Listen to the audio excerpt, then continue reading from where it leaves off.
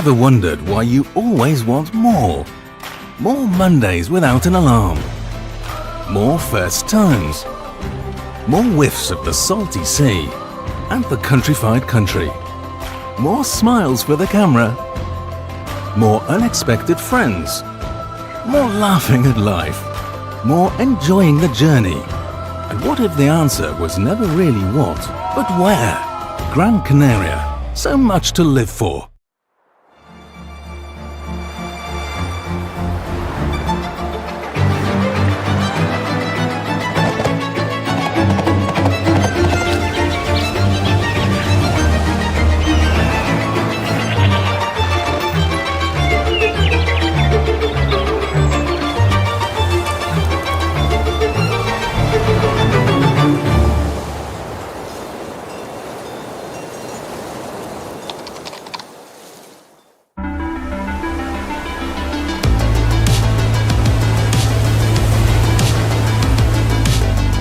We are windsurfing. We are windsurfing. My roots, my forever passion. My first love. We are Windsurf Sanctuary. Passion, my love. Changed my life. The endless possibilities on the water.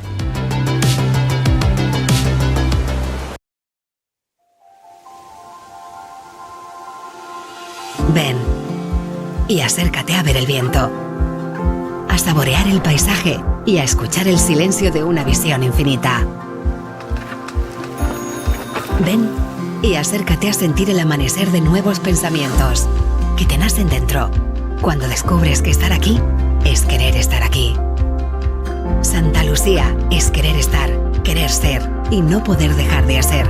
Hoy, las cosas que ayer quedaron para mañana.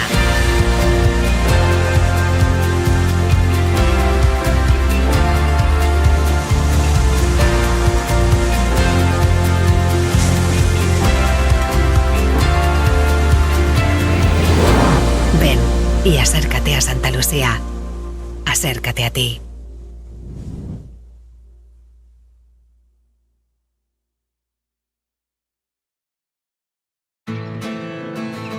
Have you ever wondered why you always want more?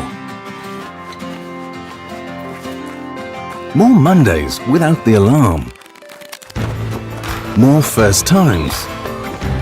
More leaps into the unknown. More breakfasts in bed. More whiffs of the salty sea and the countrified country. More smiles for the camera. More heartbeats per minute. More enjoying the journey. More dreams almost fulfilled. More unexpected friends. More races to anywhere. More flavors to discover. More being at a loss for words. More time. Time to lose yourself and find yourself again. In short, more moments like this. And this. And this. And what if the answer was never really what, but where? Gran Canaria. So much to live for.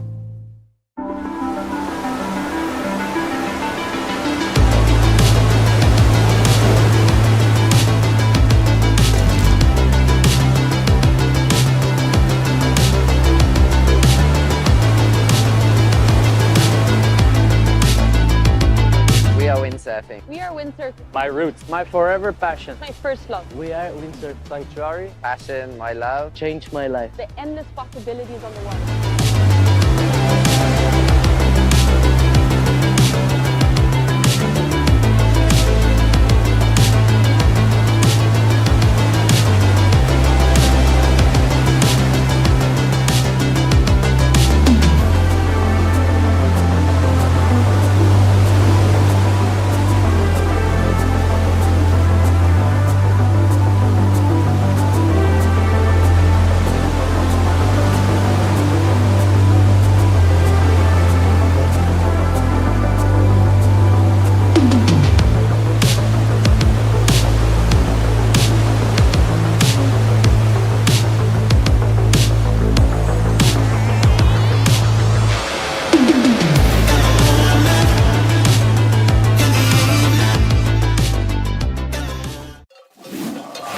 the beach? When was the last time you tried something new? Could I do this every day? Yep, Could I cross the island hiking? yep, or riding if you want. Hello, how can I help you, sir? Oui, bonjour madame. Cancel my flight, please. What is this? This is our unique nature, Oh. and there is more. A lot more. Could that be why we smile so much? Or is it because of this? Because every day is a new discovery. Start your vital movement.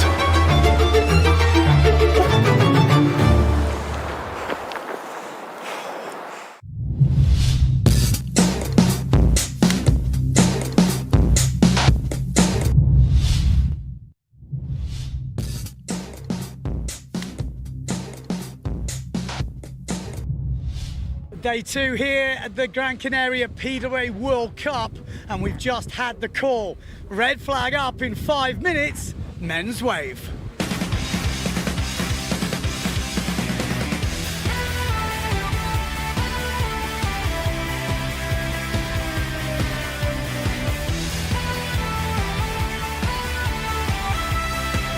Are you up in one of the early heats? Yeah, I'm in Heat 2, so it was a bit early for me. Also a bit of a surprise, but I'm ready now and ready to compete. Do you know who you're up against?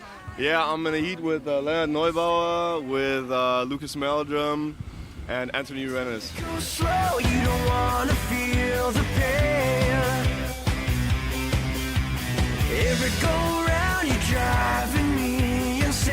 Yeah, I mean it's freestyle conditions, so it's nice. A couple of shifties, what are you going to do out there?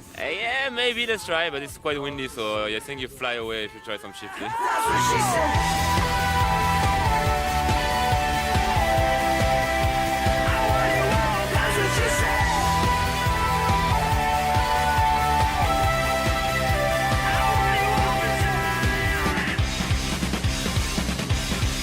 I already have my sails rigged. I was having a coffee and watching a little bit. Conditions seems to be improving actually. Everyone thought it was gonna get worse, so looking forward for some good action. So first heat in the main fleet, first run out, double. Yes, first run out double. That's my style, that's how I do it, that's how I like it. I like to start with a jump, it's the best I can do, and then I just relax myself a little bit because I know I have a good jump. I can't resist when you act that way. It's getting harder every day. That's what she said.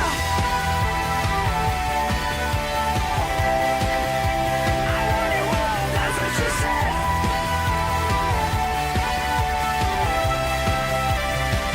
I've just seen Carlos. Is it going to be up against you next? Yeah, so I get Carlos, he's been ripping on the first round. And yeah, I mean, first time competing for him with the main fleet. He wants to give it all. I'm feeling I'm sailing great, so I'm also gonna give it all. So it's gonna be a great one, I think.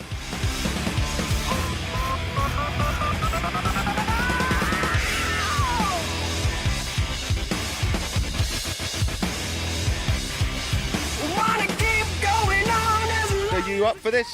Yeah, I'm ready. Like I'm feeling super ready. I really want to go. I've been waiting for this moment the whole summer, so let's do it.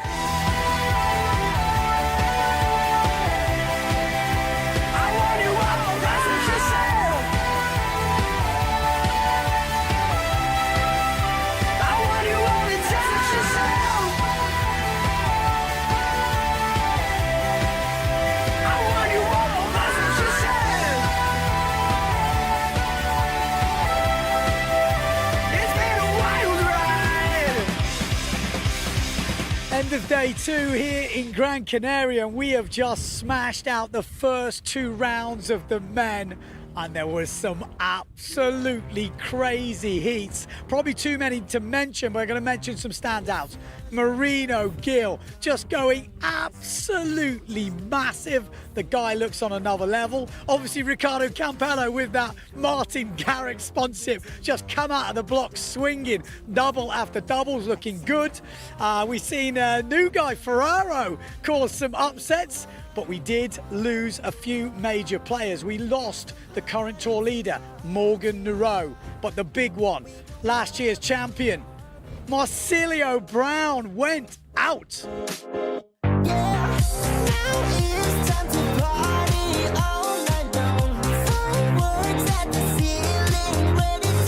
Yes, taken down in Heat 16. It did look the hardest matchup on paper. We had Chapuis in there, Salmon, and Alessio Stilrich. Alessio Stilrich was just absolutely on fire. And then it was the battle for second place. Brown had a stalled double to take the win in the last minute, but his sail came down, touched the water, too many points got knocked off, and it was Julian Salmon that took the second place. What an amazing heat. Take a seat and make a room for your entertainment. And then in the women, we got through the early rounds of that. So far, all the seeds getting through, but Justina Schnadi with that broken foot tried to sail through the pain, but in the end, it was Julia Pasquale that had the wave rides that took the second place, and Sol de Griet taking the win with an absolutely flawless performance.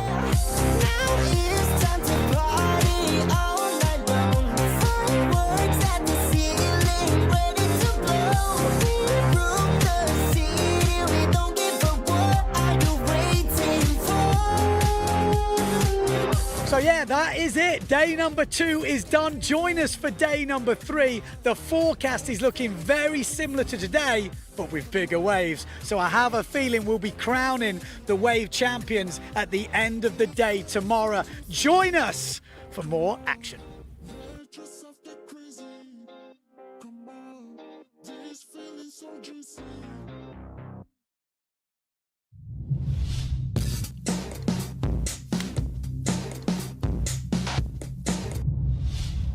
Day 3 here in Gran Canaria for the PWA World Cup, and guess what? It's windy again. Ricardo Campello just going out on a 4-0, and we have just heard we're going to kick straight in with a men's and women's elimination.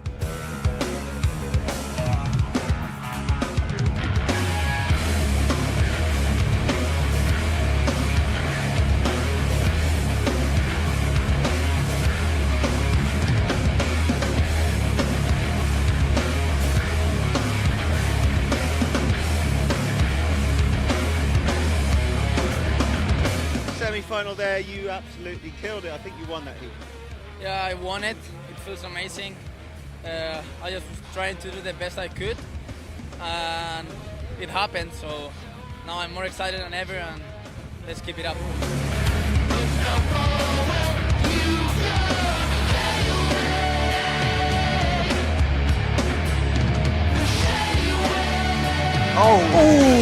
Still in second, but that's not looking good.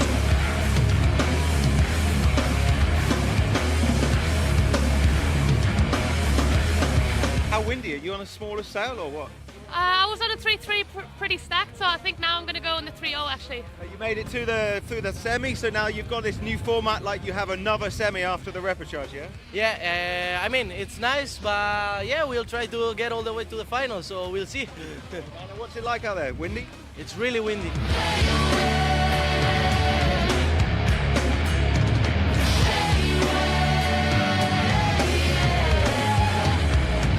Second, push Marino all the way. You were leading last minute to go. No way. Yeah, and then but you get second, so you're in the runner-up front. Amazing, insane. Will go. It could go, and it's gone. I tell you Julian what. Salmon has just took the lead with 1 minute 10 seconds to go. Julian, man, what a semi-final, dude. How was that? That was fun. Some f***ing sick waves, so it was a lot of fun.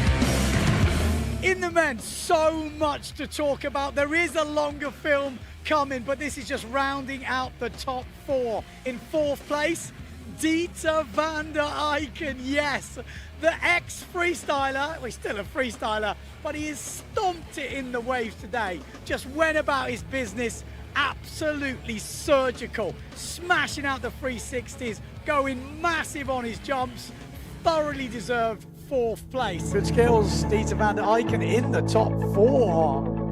3rd place, Philip Costa, yes, obviously back from injury this year. We were expecting him to see him in the final. He was sailing off the scale, but in that do or die semi-final, he just missed out in the dying seconds, which I'll talk about in a minute. But I have to say, this triple was one of the best things I've ever seen. So close to making it.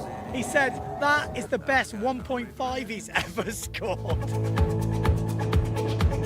Stay dreaming, believing what keeps a good heart beating, putting on a show. Listen, I will never let it go. 2nd place, Julian Salmon. Yes, he took down Costa and Dunkerbeck in that semi-final. In the last seconds of the heat, pulled out 2 massive jumps. He'd been killing it on the waves all day. This result had been loading for a couple of years. It was just a matter of time, and amazing to see him in 2nd place. Stay dreaming, believing what keeps a good heart beating. 1st place, Marino Gill. Yes, he took Marsilio Brown to the wire last year. Since then, he has stepped up a level. He's changed sponsors. He is going bigger. He's added the stall double, and everything else just looks so good. Before this event, well, before the event started, I had a sneaky bet on him. He just looked fired up. He looked into it, and he didn't disappoint.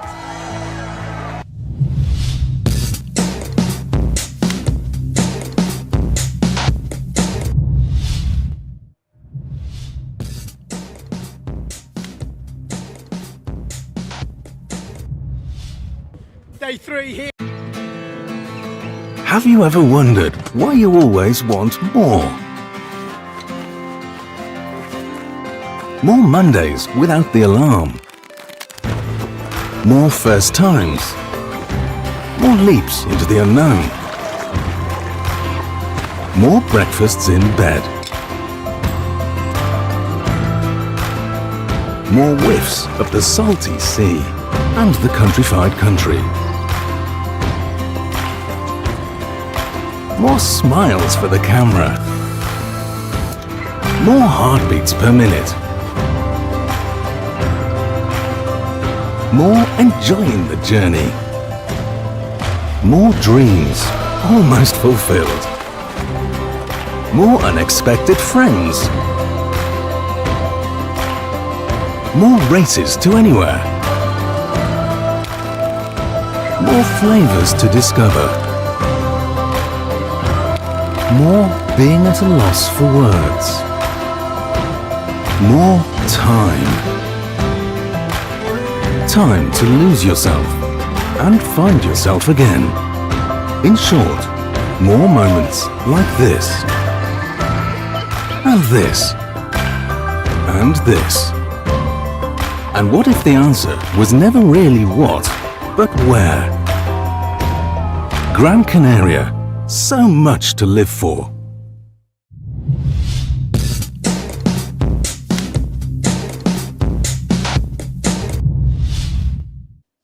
Okay, back in day number 6. Guess what? This is the light wind day. So yeah, the wind has dropped off to just 30 knots today.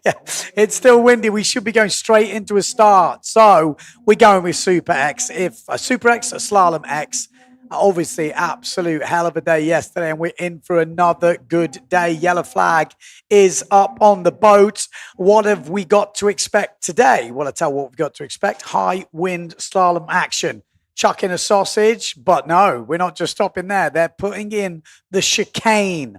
Let me know what you think about the chicane. I'm in mixed feelings at the moment. I'm hoping it doesn't detract from the flow of the race.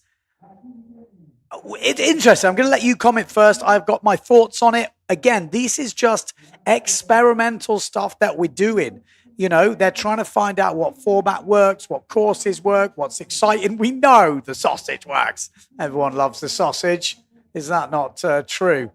Like I said, let me know in the comments what you think. And again, as soon as we race, I think what will happen now is we'll try and figure out, or the race committee will try and figure out, the sailors, is how aggressive you need that chicane. For me, I'm thinking I want to see a little slingshot. So when you're doing speed sailing, you head off down the beach and then you slingshot at the end to get the maximum speed. So like a mini speed run, but with a bit more aggression in it. That's probably where I'm at. We don't know how the race officer sees it, how it's going to be set, but it looks like we've got a green flag straight up. So I'm not seeing the drone just yet, but we are going straight in. Heat number 1, Giacchino, Franz, Rakowski, Tieme, Loho, and Pierre Bonny. That is Jimmy Tieme. And this is kind of like the old school way of viewing slalom races, you know. Oh, has there someone been over? Looks like it is. You know what I mean? That is the difference. You know, the beach shot, they look great, but to get an idea of how the guys are lining up, at what positions they are in, it isn't easy, that's for sure. So someone has pushed the gun.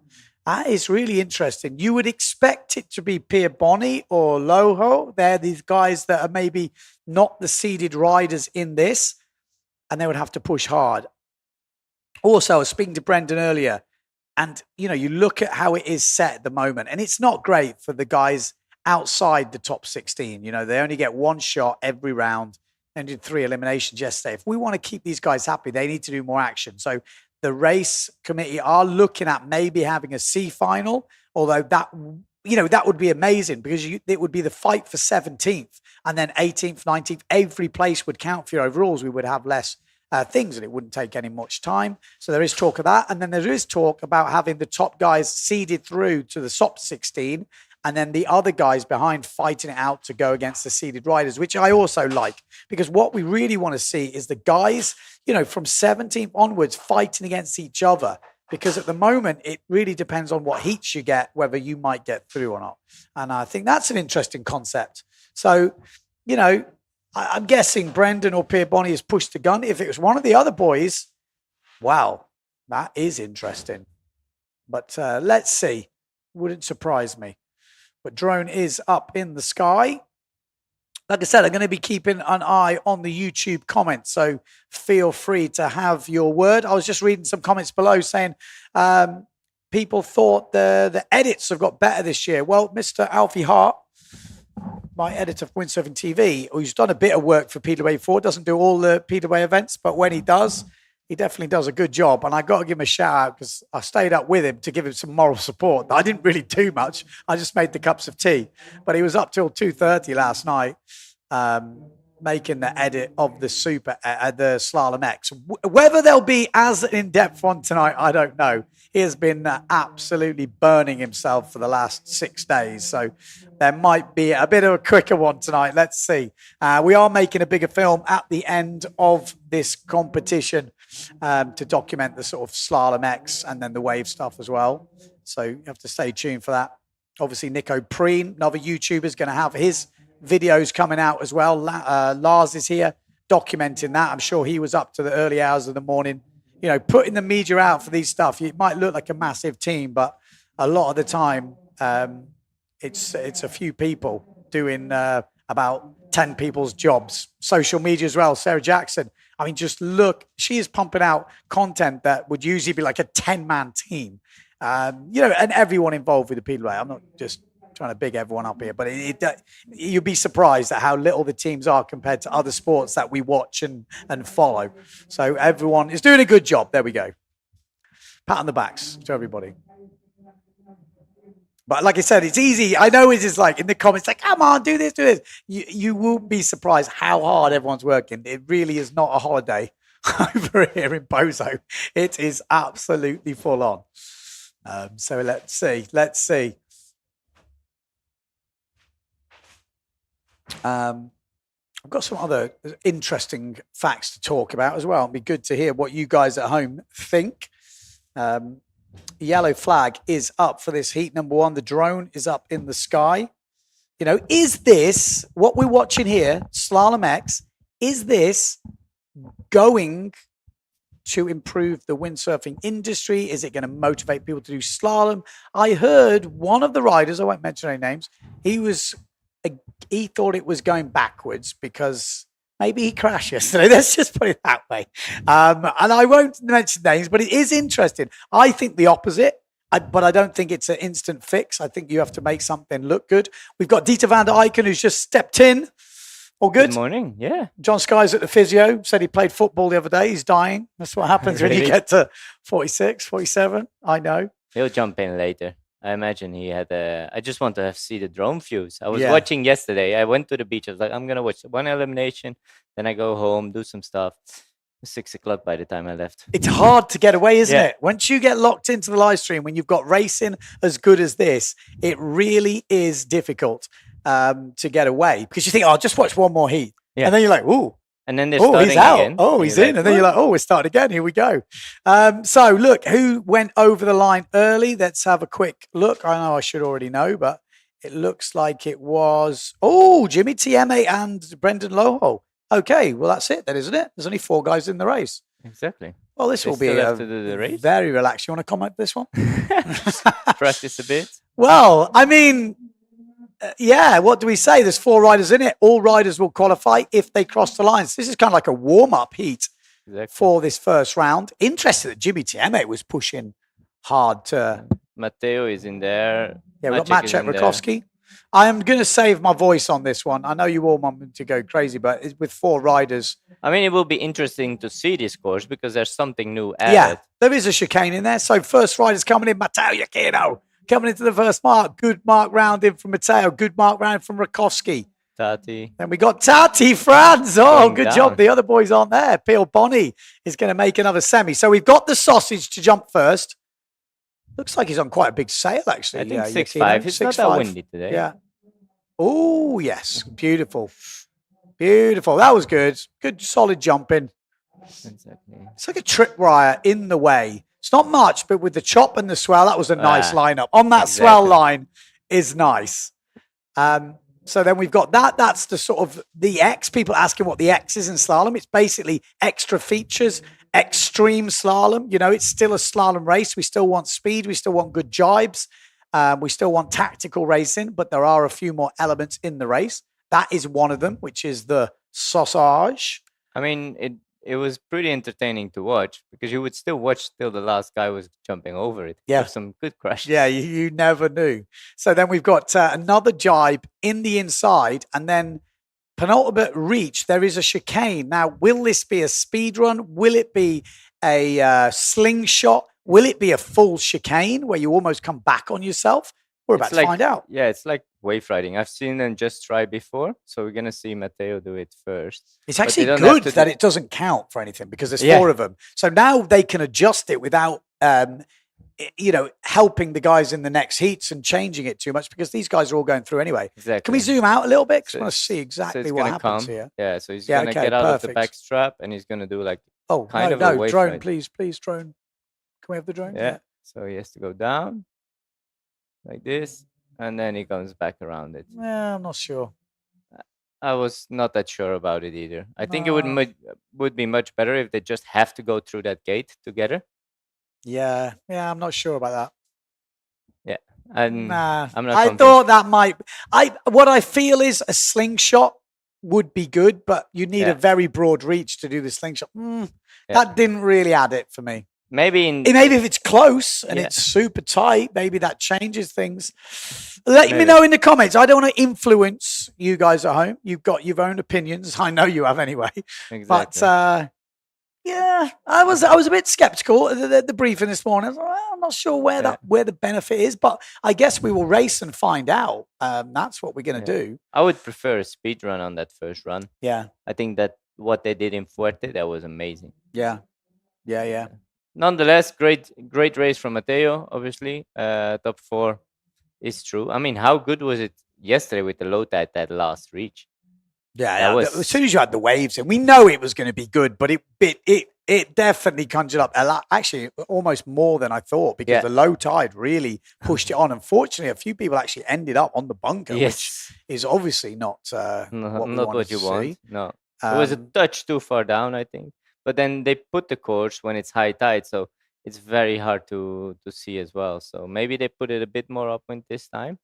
But nonetheless, let's see if they're gonna keep the chicane in. I think if you're gonna do it like that, then it has to be almost a full jibe, like a really aggressive, or maybe a short reach. I still think slalom's about full speed and those jibes. So I think the little it must be difficult, because it's not like you can just move it really easily. And I mean, it's the first time they try it, so probably they have a list of things they can do, and some stuff will stay on there, some stuff might get off there. Is this one of the things that could get off? Potentially. Maybe they keep it in, maybe they make it a bit bigger. I think it's going to be almost a lay down to come back, like a bottom turn. Yeah, like a wave ride. Yeah, I think it's got to be that. But even that, I like. But then, that's do you want it on the way in or on the way out? Well, that's been one of my favourite reaches to watch. That was, fast. Yes. And I enjoyed that right before the last mark. It really added to the race. So you could have a small gate where you squeeze people into a little space. I thought that it was that. I thought it was that, and then I saw how they were doing it, and I was like, maybe it's a small one where you squeeze. Again, nothing is taken. It's all trials. This is the first time they're doing it, so they're seeing what effect it has, getting feedback, looking at footage, looking at races. So don't think it's like, oh no, this is going to ruin it. It's going to change. Everything's going to change. Talking about a half fleet race at the end of the day today, so. Okay. Half the fleet in each one, which is a big fleet, massive long first reach coming down. And if they do the long first reach, they need to do maybe some shorter legs for the not so massively fast guys. Yeah. So that's what I see. Interesting. Let's have a look at the comments. Not loving the new course. I want inflatable banana. They have to shift the sail in the chicane. What the hell? Move the boys closer. The chicane is a limp sausage. We will see if it works after the first final. Paul is right, because at that stage, there's nothing on it. We don't know. I would love to live speeds of the riders. Most amateur surfers face obstacles. The live speeds, I mean, Jordi Vonk yesterday was getting up to 37 knots on that first reach, which is insane. Some of the other riders, 34, high 34s, 35s. Jordi Vonk's top 10-second speed yesterday, 36. Amazing, huh? That is insane, man. That is insane.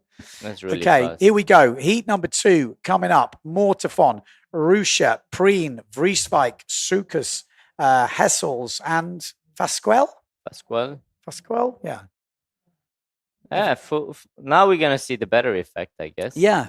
Obviously, 4 guys in a heat, there's no pressure, there's no nothing. Will it make a difference if they're flat out and they're close? Maybe it will, Ooh, they're pushing early.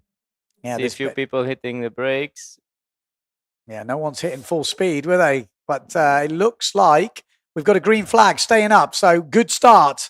Expect to see Mortifon up there. He's leading this competition at the moment. Expect to see Rusha, Nico Preen. Sukas had a bad day yesterday. He's going to be pushing hard on the RRD. Looking in the middle, that's Amado Vrieswijk finally with a good start after yesterday's horrendous ones. Down the bottom end, though, it is Pierre Mortifon. Amado Vrieswijk just above him. Then Sukas coming down on the RRD. The Patrick just dropping back. Oh, when I say dropping back, he really is dropping back now. Wow. Nico Preen inside the top 4 and we've lost Malta Rusha as well. He's been having such a good day yesterday. But it's not over yet. We have still got the sausage to jump. And we have seen some guys stack it on this sausage. It looks like, great jump from Mortifon. Great jump from Amado just though. Nico Preen's over. Sukas over. That's your top 4 at the moment. Who did we lose then on the... Malta. We lost at the jibe and then on the... so Fasquelle maybe on the Patrick. Patrick. Okay, that's who it was. Coming down. He was going up. He was going well though. Yeah, that was one of his better races. Mortifon round. Vrieswijk round. I think most of them may be on bigger sails today. Some of them still on the same sails. You can see there is a bit lighter wind.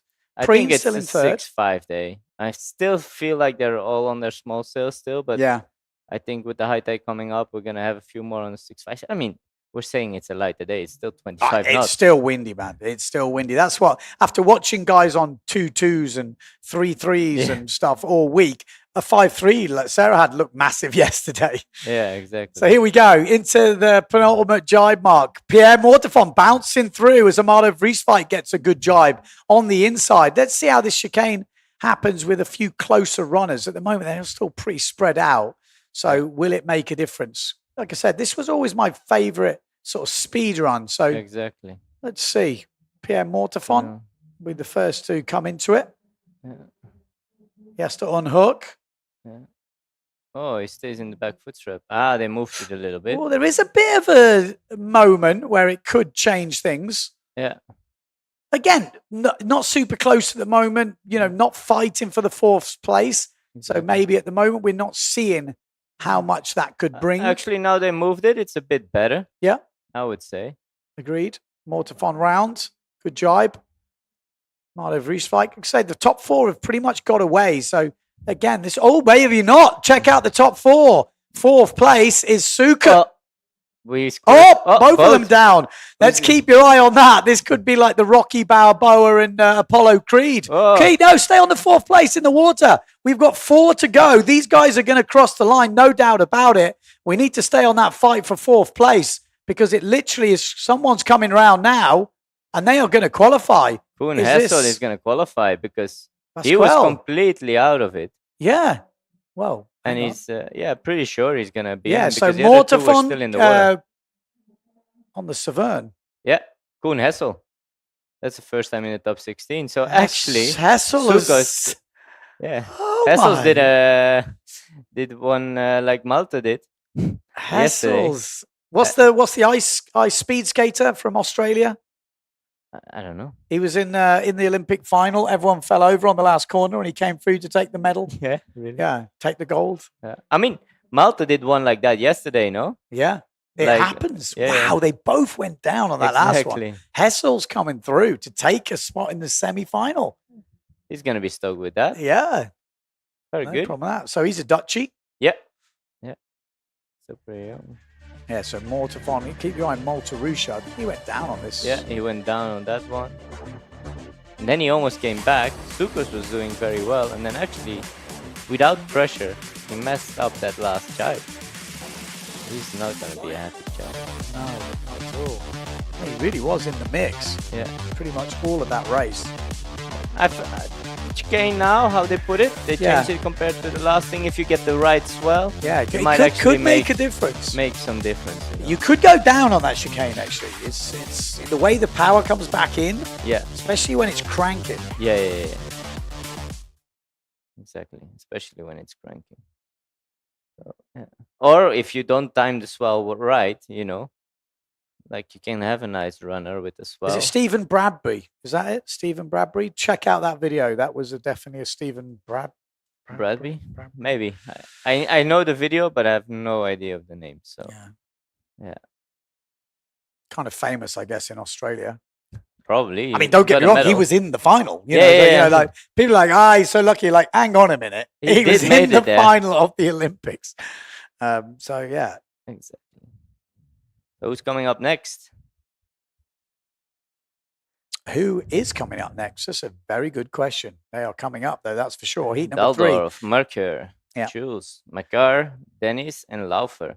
Daldorf been second at the moment. Yeah, second after 3 eliminations. Ingmar Daldorf, again, not been a fan of the foil, not really taken to that discipline.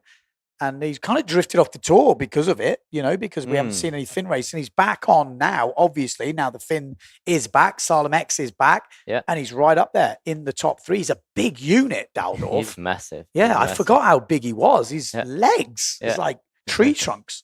And actually, we have Merkur in it as well, who's currently third. Yeah, interesting. Merkur in third, Daldorf in second. Here we go. Let's get rid of that graphic. Ooh, good start by the looks of it. Good from the Pride boys down here. We got Macker going well. Also got Andy Laufer. Andy Laufer, was he pushing 54, something like that? Years old. Wow. Still going with the young boys. Come on, Andy Laufer. He's probably got his helmet cam on as well. So hopefully he has, because that would be epic. I might have to give him the waterproof mic. Yeah. But Macker going well in the front at the moment. Daldorf going well. Mercure going well. We've got Dennis behind him, I think, on the RRD. And Jules on the S2 Maui sails. But it is Macker jibing first. Then Mercer going round with Daldorf. And Andy Laufer goes to the inside. Go on, Andy. That was a very wide jibe. Wow. The boys are in pressure here. The guys that are in the podium overall at the moment are in about 5th and 6th place, but we still have the sausage to jump. Macker, great jump from him. Then we've got Jules. He had a bad one yesterday, and he's had a bad one today. Oh, Jules is not finding the love for the sausage. No. Oh, no. He is going to be having nightmares about that sausage. Just mistimed it. Just like a little Wasn't bit. much in it, was it? But he says, he's bad day at the office yesterday, but that's not the way he wanted to start today. Oh, yeah. And the more that happens, the more fear, the more everything just sets up for it. I mean, both Daldorf and Mercure are fighting for 4th spot now. So that's very tight. They're in 2nd and 3rd place. So this is a massive. Interestingly, though, there was a bit of light wind on that outside jibe mark, and they've all bunched up again. Yeah. But Macker out in front, looking good from France on the Neil Pride JP. But the real fight, remember, in these qualifying rounds is for 4th place. That doesn't mean that the first guy can't go down and the other guys come through. But remember, last jibe mark, we need to keep an eye on that 4th place. Macker around. Daldorf up into 2nd place now. Then we've got, on the RRD, is that Dennis up into 3rd place? Then Macker, then Laufer. Laufer looking a little bit underpowered at the moment, but it's going to be close for 4th as we come into the chicane. Macker first to approach the upwind buoy of the chicane. First go at doing it. Will it change things? A little bit more of a speed run. Oh, now in the back, it's a bit more tight. Keep your eye on that 4th place and the last jibe mark. Laufer coming in. It has bunched up a little bit. It's actually making it lighter winds there. Yeah. Almost. Ooh, and it just dropped to 5th now at the moment, Mercure. It really has dropped to the wind. Yeah. I mean, we're getting to the high tide, so I think the guys will be... Okay, Macker round. Daldorf round. Battle for 4th is on between Andy Laufer and Macker. Dennis, he'll be quite stressful now because he'll be making the semi-finals. It's not a good jibe from Dennis. Macker coming through. Laufer coming through. Jules is back up as well. This is really not over, but it is now. I was just about to say it's not over because the other guys ahead of him is looking light. I think we might see them choose bigger sails. Yeah. It's getting up to the high tide. So if I would be out there, I would rig a bigger sail. It is a bit more north today as well. So it's going to be patchy a little bit more. So maybe they're going to take the medium boards and bigger sails, which is still fine. We're talking bigger sails. We're talking about a 6.5. Yeah, exactly. I mean, they're on the small side. It's windy. It was 30 knots gusting earlier. Yeah. So, the last reach. Yeah, so when you're on the edge, that chicane makes it a bit more difficult. Yeah, at the moment, too, like Alan Hoping says, yes, it was Steve Bradbury watching from Perth, Australia. I knew the Aussies would help me out there. Australia, when has it been? It's been a while now since we've been there. It has been. It's been a while. 5 years? Pretty average. Pretty average. Oh, look at that wide jibe. Mercure kind of missed his strap. It was a bit late, maybe. And almost took down Daldorf with it. Daldorf still got 2nd. Yeah, Laufer was in it there. Look, it's here. Yeah. Oh, Jules. Yeah, just didn't come out, did it? He is getting it. Yeah, it's not having it his own way here. Yeah, he's like that. Oh, he went down. Yeah, he had that dip. Yeah. It's one of the worst ones. And I guess maybe yesterday he had a few where he was like, I have the swell line, I'm going to make it. And then like one of the Pride guys did, like you jump and you just land on the sausage. I think that's horrible as well. Yeah, definitely cost him. Yeah, he was straight up there. And he almost came back, so... Because the thing is, when you do this, if you haven't got a swell, you can actually lose a lot of speed. Because you're actually jibing onto the top of one, exactly. Like a not going over it, which can actually kill all your speed. Yeah, exactly. if it's a bit more luck or... Yeah, or you've got to slow down to not do that, because you can't just aimlessly jibe onto the back of the top of the swell. You'll slow down, and then if it's windy, you'll power Maybe you have up. to go a bit wider and then make it narrower. So it could be quite a tactical thing. I do worst ramps, so if any of the slalom guys wants to join, I can explain this very well. I'd like to see the guys fully stacked on the medium kit. It's probably going to happen, because it's going to be a gamble, though, because they don't want to be absolutely hanging on. But obviously, it is dropping, so you will see them take some bigger gear. Yeah, I'm pretty sure some will take some bigger gear. I mean, in the beginning, they will be stacked, but they can handle it. Oh, that's a... Yeah. Next heat on the water is not that one. Sorry. Exactly. Heat number 4 is next. So it's Martini, Cousin, Vonk, Struismar, Stallman, Mattis, and Board. That is actually a pretty stacked heat. Obviously, Board crashed out yesterday, so he's unseeded, apparently, according to this, which he's obviously not. We know how good he is. Mattis, maybe we're used to seeing Mattis in the foil, not having his best event at the moment, but Stallman definitely good on the fin. Struismar making his way into the semis yesterday, runners-up final. So, and then Cousin, Vonk, and Martini. Yeah. Obviously, Martini, we've seen the speed from him. Had a nasty crash on the sausage yesterday, but then actually towards the end of the day, he had one of the best, won the last event. Best jumps. I think he went past Mortifon exactly on the sausage. On the jump. He just went full speed. He didn't back down. Yeah, which I like, because I was hoping it wouldn't be sitting in his head, as we've seen with Lohan Jewel there. Exactly. So in slalom, the elimination is always based on the elimination before, not on the overall of the event, correct? Like if it's the elimination 4 is based on the seeding of elimination 3. And that's why Bordes is so low ranked at the moment. Yeah. Because he did an over early, I believe. Yeah. So up to the start line, the new Pride is sticking out a little bit. Okay, here we go. Mowing in at the top. They were pretty confident at the top, but I think maybe a bit too confident. Over early. Yeah. Who is that at the top on the Neil Pride? They looked like they were hitting it full chat. Martini, don't do it, Martini. Where was he? On the top. Was he? Yeah. Oh dear. He looked very confident. Like he hit the line full speed, but he looked like maybe that a second over. We'll have another look at that. Oh my God. Yeah. Are you sure that's Martini? Maybe not. No, can't be. Maybe Struismar? What's he on? Yeah, he's also on. I know Martini is downwind. Yeah, I think that could be Mr. Struismar. Yeah, it probably was like, this is a hard heat. Yeah, either I push it at the start or I have to do over early. He was nearly down the first mark by the time the gun went. Paul says Antoine Bow would be a force still. This would be right up his alley. Definitely. How are the fins holding up if you snag the sausage? Good point. I actually don't know. I spoke to Lohan earlier, Jewel, and he said his fin did hit the rope yesterday and he damaged it. Oh. These fins are not cheap, so you really don't want to hit that thing. No. But yeah, I'm sure the boxes should be okay. I mean, they could take quite a lot of force, a trim box. Yeah.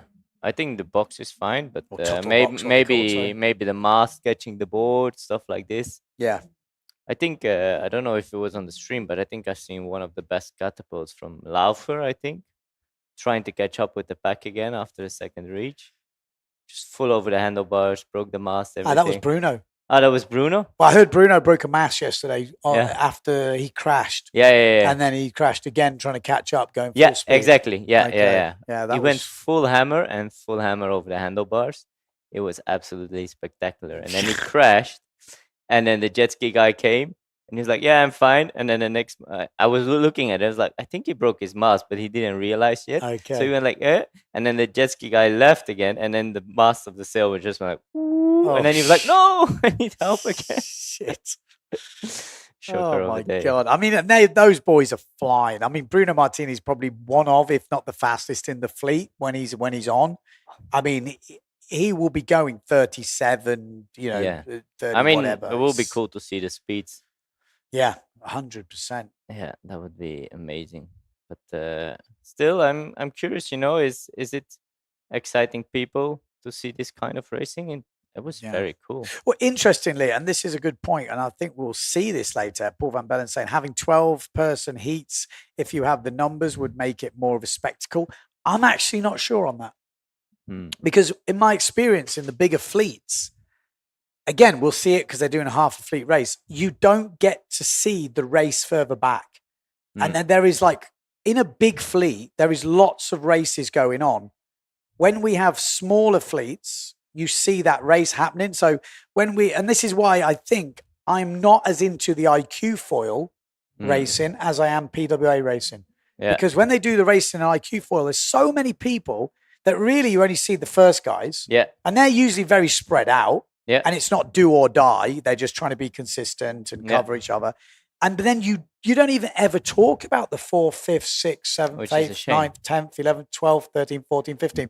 With the PWA, what you find is every race from even the early rounds when we've got the normal amount of people and whatever, you're seeing the first guy, 100%, second guy, third guy. Then you're talking about the 4th guy, also the 5th guy because he could make it, and sometimes the 6th guy. So out of 8 people, 6 people are getting basic coverage and action, and they're all part of the mix. But as soon as you add to bigger fleet, you don't see those guys. You only see the bit at the front, and that I think that's not as good for the viewer personally, because you don't get to see the guys, you don't need to hear the names. The young guys don't get to get their moments, and that's what I really like with the other system we have in the PWA when there's more people, where we have the early round, then we have a second seeded round, then we have a third seeded round. So the guys at the back get to go against each other and win finals without the Mortafons, the Yakinos, the Bruno Martinis just steamrolling them. Yeah. And, so I think this is interesting. It'd be interesting to see what you guys at home think of it. Again, if it's a very even fleet, yes, but it's very rare, even in the slalom, even if they're all dead even in sort of level. Yeah. If you have 12 guys, you won't have 12 guys fighting out first. You'll always have just a few guys Let's see the start. Are they hitting the brakes already? Yeah, here we go. Back up to the start of heat number 4. There a drone view. I hear you asking who was over, and it was Struismart. Yeah. Green flag stays up. Yeah, good start. Bruno Martini in the middle, looking good. It looks like we've got Mattis in there on the Gastra. We've got also the cousin on the red Patrick sail.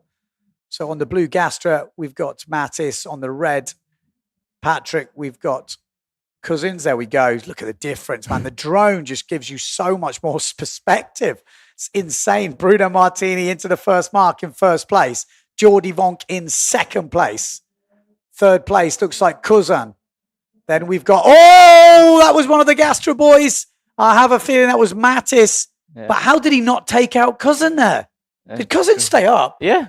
Wow. He saw it coming, maybe. Okay, wait for the replay on that, because Alexander Cousin, that was a huge jump from Bruno Martini there.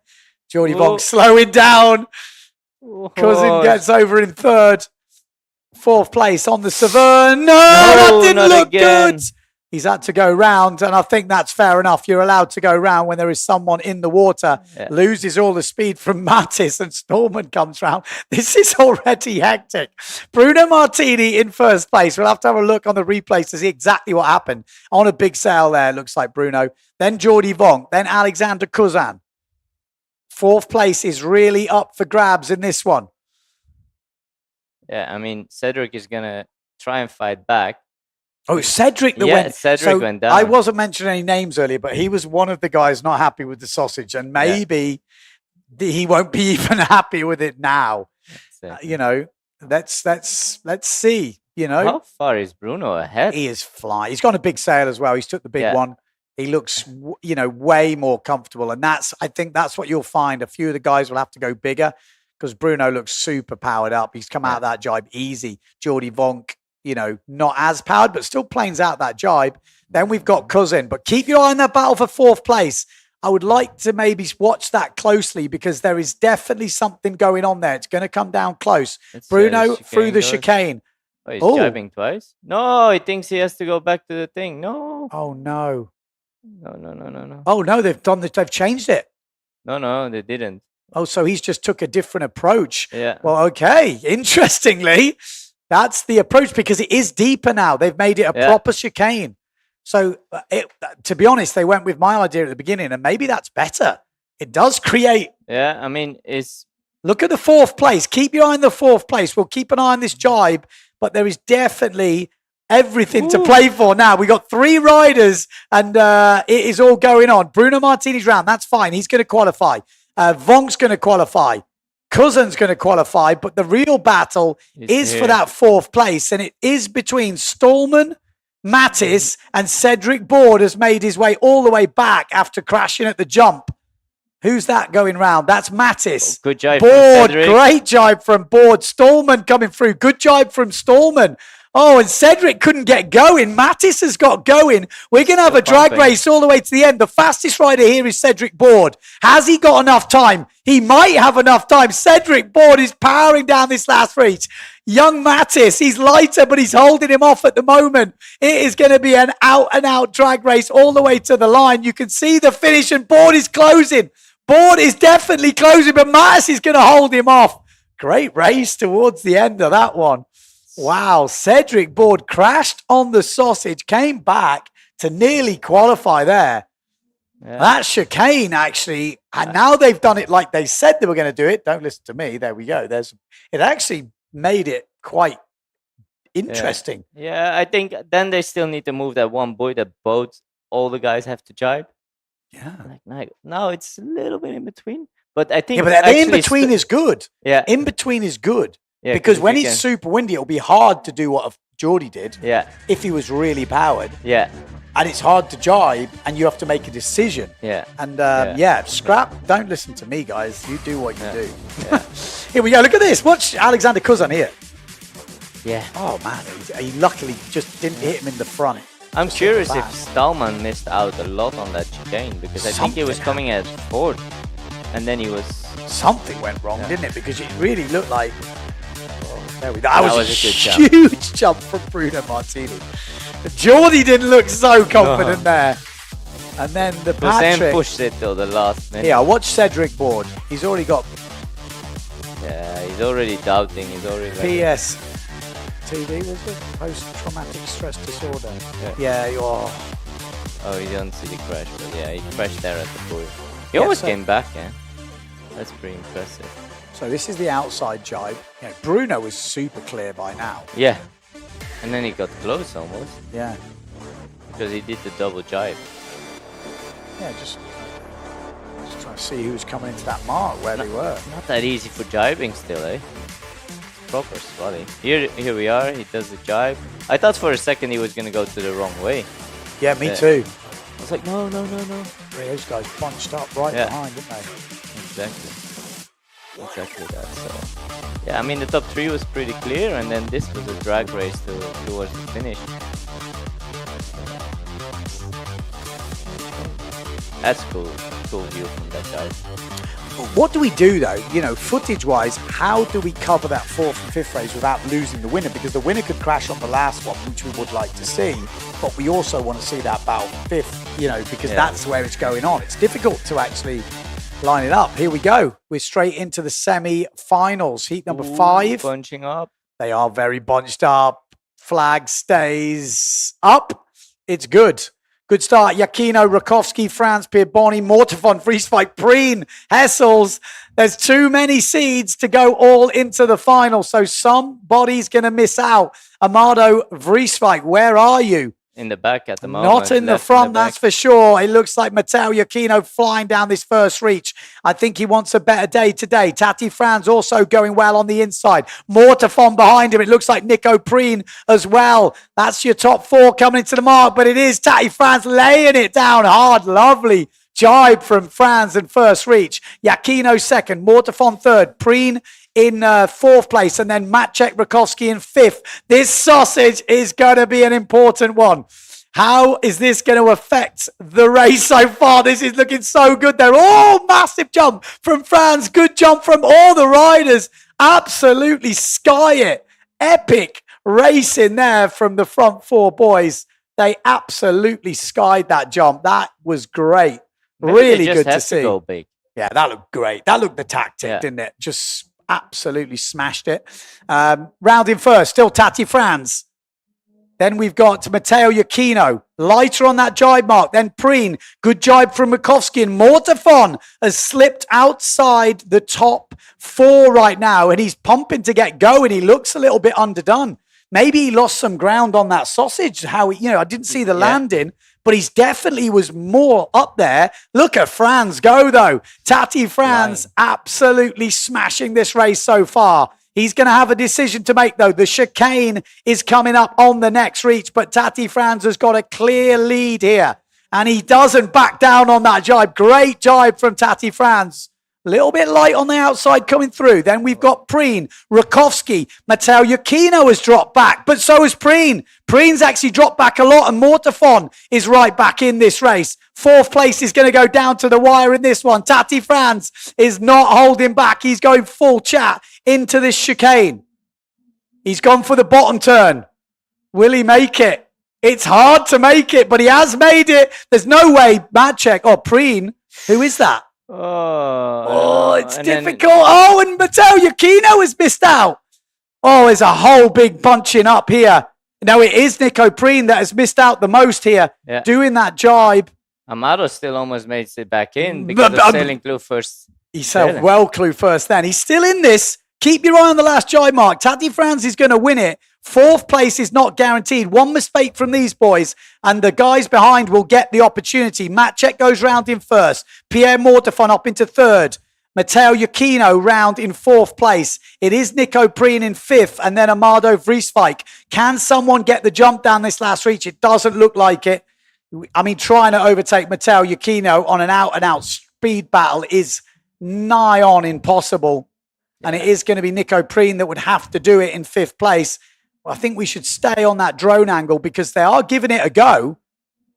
Yeah, but he's not, surely. No, it's not going to make a difference, I don't think. Oh, it's maybe closer than you think, depending on the finishes. Yeah. But Tati Franz absolutely dominated it. 2nd place looked like Maciek in the end, and then Tati's Pierre on the beach Mortafon already. and Iachino. Wow, Tati killed that thing. Smashed it. It's hard to. I'm not sure about the chicane. I feel like it slows and makes the race not. It bunched them up, especially because it's on the edge of wind. I think But it if doesn't it's really look windy, cool, does it? Maybe if cool. it's very windy. The problem is they start, and I think where they start is a lot more windy than down at the bunker. And down at the bunker you have that chicane, and it just slows them down a little bit too much. Here we go.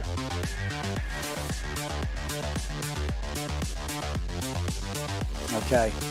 But amazing race from Tati in the meantime. I mean, it's a great race. And the jumps, how good were the jumps? I mean, you can look. How good were the jumps? Yeah, that was great. That was as good as it gets. All bunched up. You know, you can't quite see who got the advantage there, but I know Mortafon was already in 4th there. Okay, yeah. I thought maybe he lost a bit of ground. Yeah. Interesting, though. I really want to hear your comments about the chicane. I think the chicane is going to be a mixed bag. I think some people still like it. I'm not sure if it should just be a little reach, like a little. But then you lose the speed. But we like people who are good at jibing to do well as well. Yeah, exactly. I would make that it's 2 jibes, full planing jibes, and that it's amazing. I think if it's 2 planing jibes, then it puts that in. Now it's like on the edge. Actually, let's see in the back. I think Amado almost came back because. Well, look how far Amado is back. Yeah, I mean Amado Matteo got a little bit bunched up because of Maciek, but Amado almost came back because he sailed a little bit through first. I mean, he can do some freestyle, so I guess it helps. Yeah. But they're still on small sails. I think Amado is still on the 5.5, so let's see if some are going to take a bigger sail or if they're going to prefer the control. I'm going to take a look at the comments just for now. Epic race course. What a jibe from Maciek. We got another great jibe. You wanted now for all the protests and complaints about the riders of the chicane. Not a fan of the chicane. Chicane messed it up. Rather, the chicane just has a short leg. Maybe the chicane is a bit too wide. Nevertheless, I think it's going in the right direction, says Thomas. motocross on the water, bring the boys closer on the chicane. You know, there's a mix of yeah, bag. mixed bag. I think that's good. Maybe also they never practiced it, so they're practicing as they're getting along. Phil says, not convinced by the chicane is no good. It's like on the racetrack. They are only there to slow the bikes and cars down. The chicanes need more work. Again, it's early days, so chicane is too wide. Nice mat check, as others mentioned, 2 jibes or a slingshot. More sausages. Mario Crumples on there says, let's go. Yeah. 2 jibes is a good plan. How many people are watching at the moment? We have quite some people watching. 1,315. That's pretty good for a weekday. Yeah. You should guys be are made to working, you work. lot. Why are you working? I mean, that's the amazing thing, you know. It's very addictive. It's pretty nice back to back. This drone footage is absolutely making it amazing.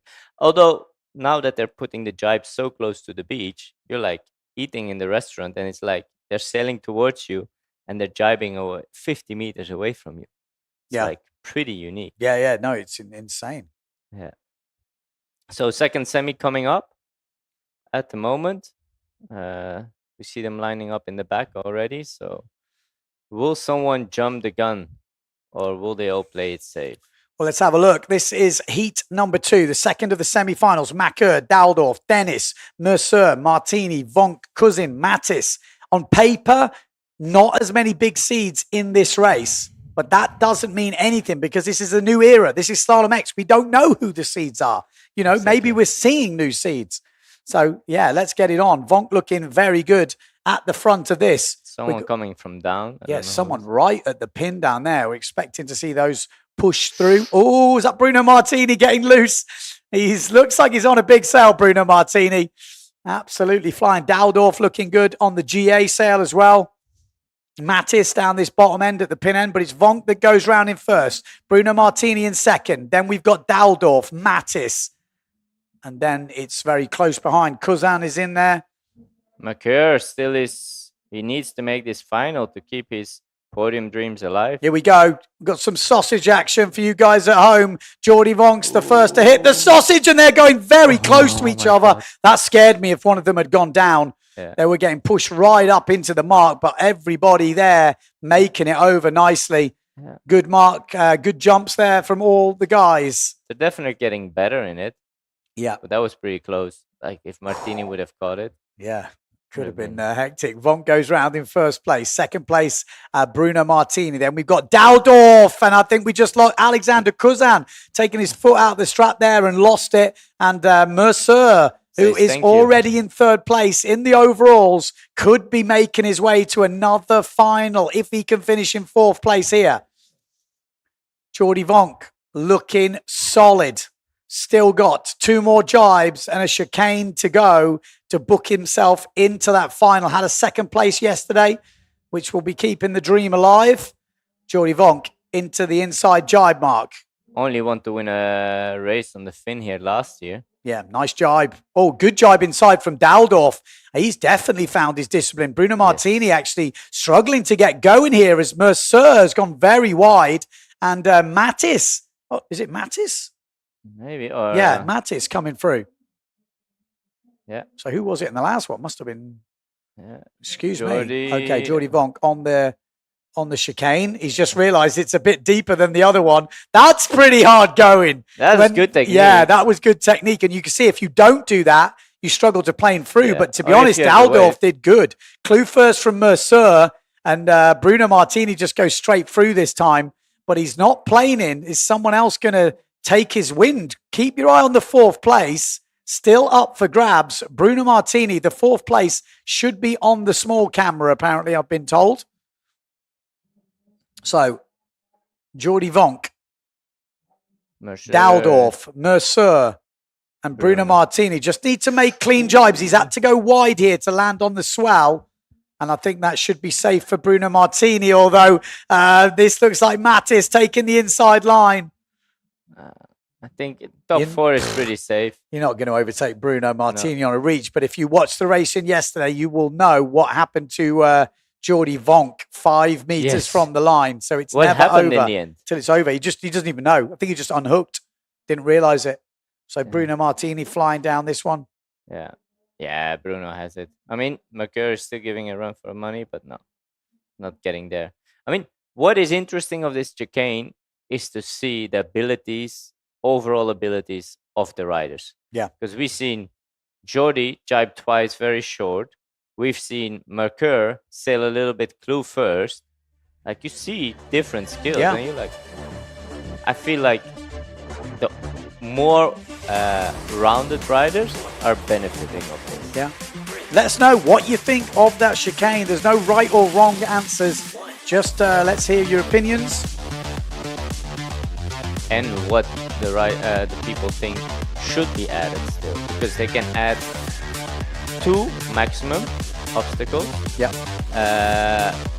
And yesterday, for example, they did Maximum? Are you sure it's a maximum? Yeah, I think okay. 2. Yeah, 2 is max.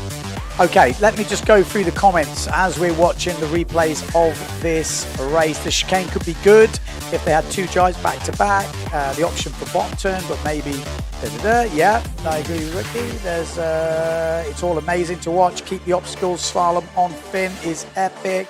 I was annoyed it took a few extra days to get Slalom X going, but now I get it. No waves today. Exactly, Matt. I'm glad you're saying that, because sometimes these guys who make the comments shrink away when actually it's right. Again, there's some big calls these guys have got to make. The race officers, the head judge of the waves. It really isn't easy, but this is exactly, I mean, it's played out. I mean, they've made some amazing calls. It's so far, it's been perfect. Yeah. I think you couldn't really argue with what happened.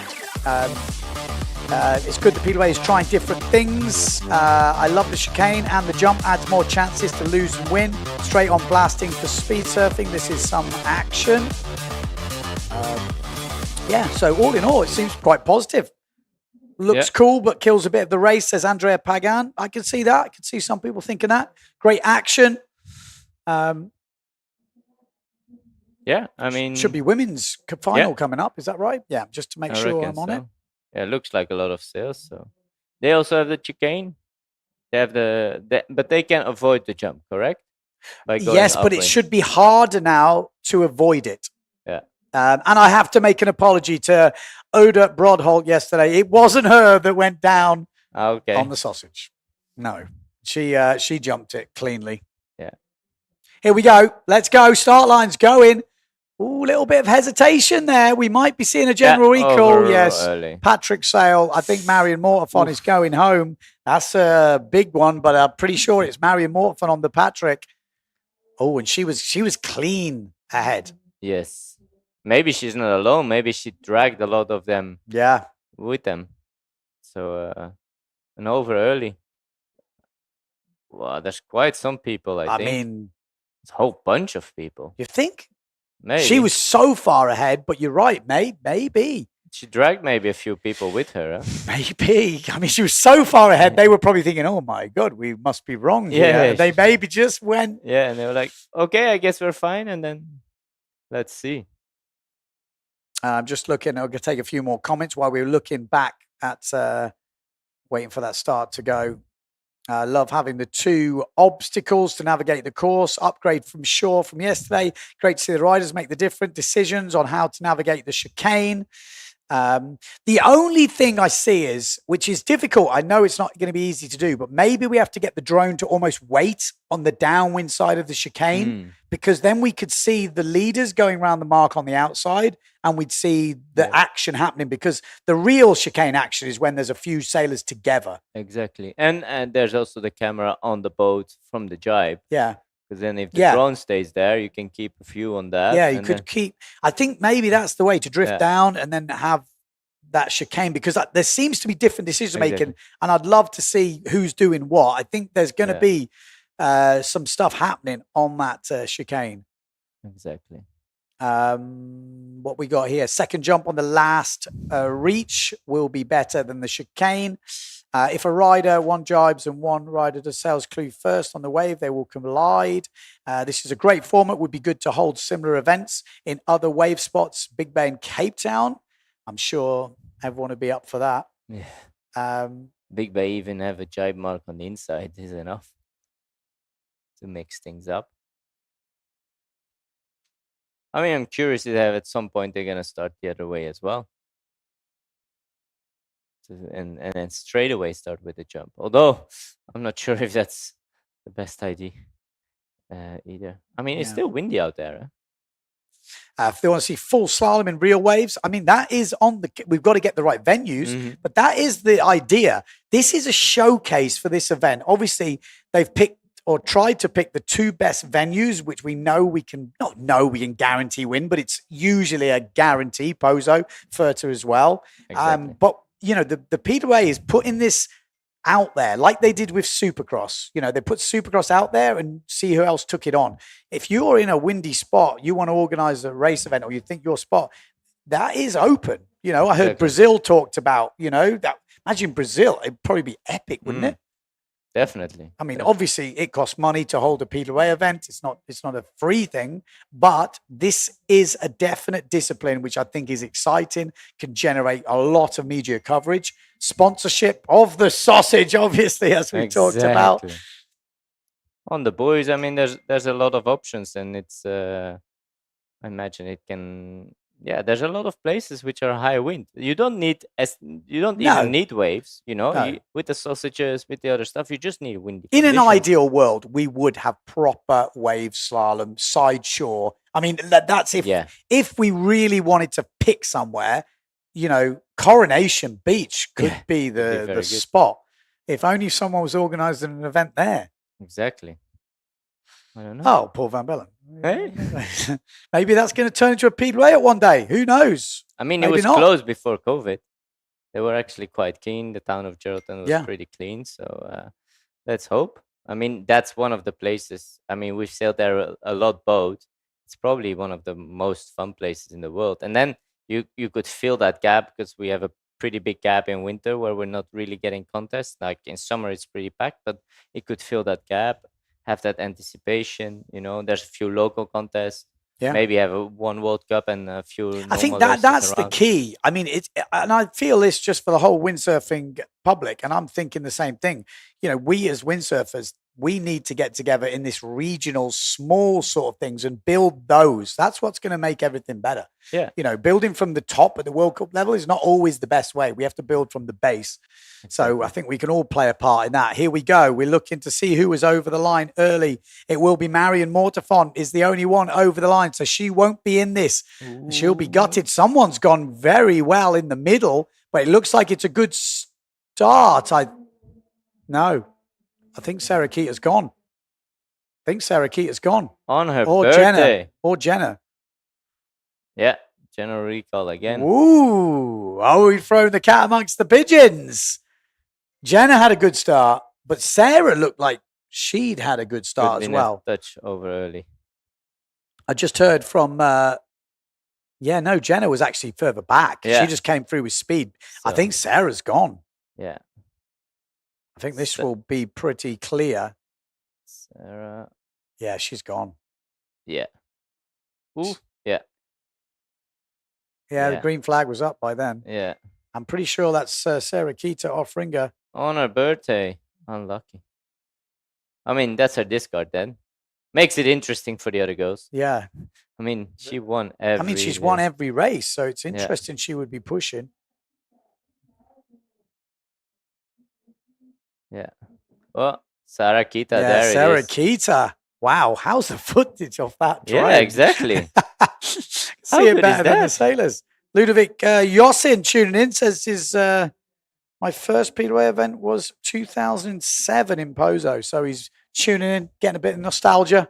Does it bring How you back the many memories? past competitors are here Yeah. watching on the live stream? And what kind of sails you guys were using? What was your smallest quiver? Yeah, no, it's You an know? interesting one. Because from of one was production gear. I in remember seeing slalom. people competing on wave sails. Yeah. But there was a while that they could use custom gear as Yeah. well. 55 wide boards, I was hearing. Yeah, exactly. I mean, I remember watching footage of that. It was insane. You know, but then back then, all the guys were doing everything. Sorry, a lot of guys saying these guys need a bigger boat. I mean, it is hardcore that. When you go to these sailing events, most of the guys are on a pretty decent sized boat, they're whatever. Yeah. These guys are in that rib all day Yeah. yesterday, all day, like all day. eating. Ridiculous. I mean, it is mad when you look at it. You think, Yeah. wow. And they've just been judging for 4 days. Exactly. All All day. I mean, if they say like, "Oh, it's a great job to be a judge," I think Yeah. those guys who are judging us and doing this, they have a big passion for windsurfing. Yeah, 100%. Because you have to talk the whole time, but them to sit there in the booth the whole time, I think very hard. And then, there's impossible places like here, there's no day off. In Silt, you get maybe a day off, 2 days off to reset. But here it's 9 days. That's mad. Full on. I can tell you now, from just doing the commentary and the media and stuff, it's full on here. We got a lot of work to do. That's for sure. Like I was saying, I don't know if you were here then, but it's like everyone is busting their balls. No one is resting. It's not like No. everyone's on a jolly. No. It's I mean, everyone they get here involved 9 is- in the morning and Yeah. they leave 8 in the evening. Well, And then they still have to do stuff. till Alfie the was night. working till 2:30 in the Yeah, morning. exactly. Kind of mad. Exactly. It's kind of mad. It's not the best paid job when you add up the hours. No, hourly rate isn't. But the that's best. it. That's what we've got to do to make this stuff happen. You know what I mean? Otherwise, it just doesn't happen. We were hearing in 1996, they were measuring 60 knots on the beach and they ran a figure of 8 with no boats, Anders and Bjorn on wave sails, 4 meter wave sails. Can they still do figure of 8? I don't know. It's a question. I don't know if we'd need to, I think that was just, Back in the couldn't day, even get on that was the only way water. they could do a race. Yeah. So we have had 2 over earlys. We've lost. 2 of the big players. Exactly. 2 of the top 3. Why are they pushing? I don't know. I mean, they obviously got to push because, it's still not an easy one, but it does seem that they're pushing extensively hard. I know Jenna Gibson is scaring them a bit. She's got some speed. So they're probably thinking, you know what? We can't be just cruising trying to catch up. We're going to have to go from the off. Yeah. Exactly. So, yeah, we are getting down to it. Johannes is going to try and film this chicane differently. So it might go good. It might go bad. Let's see. I think you got to drift to the bottom. It might not be as apparent in the women's to do that, but when there's close racing, it will be very interesting to see how that looks. But here we go, lining up for the Everyone start. breaking off again. Nobody wants to go over early. Yeah, you really don't want to. With 2 of the big guns out, you'd be they're going brave. very slow. Look at Jenna coming in with speed from the back. Even if she's behind, she's going to power through. Great was start. spot I on. think that was the safe way to do it. Come in with speed, not risk the line, but just come in with a lot of speed. So Jenna Gibson is going to be powering down. Would be surprised if she goes first round this first mark. Also, Justine Lemetier is on the top end on And the in the S2 middle? Maui sails. In the middle, it Oda? could be Oda. I've got her wrong a few times. Could be Alabao. We'll have to work out which sail it I is. The think it's Saverns are Oda. very difficult. Yeah, Oda's and been going great. Exactly. And she's quite tall. Yeah. So it might be Oda. Both have a lot of stickers in their sail. They're actually Yeah, very Jenna good without Gibson, this good pool. jibe from her. Then we've Wide got jibe. Justine Lemetier. Then it is. Femke coming in. How Very do you short time. see that? Okay. Because she has a 5.5 as only. Okay. And Blanca in 5th at the moment. But Jenna Gibson, she's going to take the jump this time. She is. Ooh. Just got over. Wow. Justine Lemetier has just gone down as well. I mean, Jenna hit that at relatively high speeds. Yeah. All the rest kind of made it through. No. Oh, As I say that. Hunter going down. Exactly. Wow. Hunter's been going good though. But it looks like Oda Johanna got over it. Yeah. And I think And Femke maybe? Femke. For Van der Veen? Yeah. So Jenna Gibson has made it round. There is a big detour today. Yeah. That looks like it is Oda. And Blanca coming back good. And then Femke is on the bigger sail. She might actually today have control for a change because she has a 5.5 as smallest. Okay. So I think you need to get those Savern cells with a bit more difference. It's really difficult to see. Very tricky. Exactly. But out in front, she survived. A little scare there on the sausage, but she is back in the race now. Jenna Gibson with a huge lead over the rest of the women, but she's gone down, and that's not a good way to go down. No. She's going to have to water start towards the beach. Oh, she's going to get back up. She's got such a lead. Who's in second place then? Is that That's Oda? Femke. Femke. So Femke van der Veen Oh. is in front. Then we've got Oda coming through in second. Now losing back into Jenna Gibson is now third. We know she's got the speed, but there is the chicane coming up. Could Van der Veen get a second win on tour? I think she won a race back in Lake Garda. This could be going for a second win. What will she choose to do? Will she just go downwind? She is a bit of a wave sailor. She was over in Cape Town. She's choosing to do 2 jibes, maybe? No, she's riding the wave and she's going to make it. She's Very going to well make done. it. Really nice. Oda, a bit of clue first. Getting on the back of that wave. That's the hard part. Jenna Gibson's going to come carry a bit of speed here. Yeah. Oh, no. Tight. Just slowed up. No, but comes up into third place. Blanca just went down, just got covered a bit by Gibson, and that put her So behind. Femke van der Veen coming into the last jibe mark. She Just needs to the make jibe. it round. Look at the small screen if you're wondering where she is. She makes it cleanly round. Oda, second. Oh, very wide jibe. Is that going to open the door for Gibson to come in? Okay, this is the Much final. tighter. So Femke van der Veen could be winning her first elimination of 2024. Her first ever elimination. Look at Jenna Gibson go, though. Jenna Gibson is powering up into second place. And Jenna Gibson has not given up the fight here. She'd had a couple of problems in that race, but she's going good. Hope she hasn't damaged a fin on the sausage. But Femke van der Veen wins the 5th elimination for the women. Second place is Jenna Gibson. Third place, Uda Johanna Brodholt. Wow, there was quite a lot of movement. Yeah. A lot of movements. I mean, Jenna on her own crashed. That kind of bunched it up. And yeah, Femke came back very well.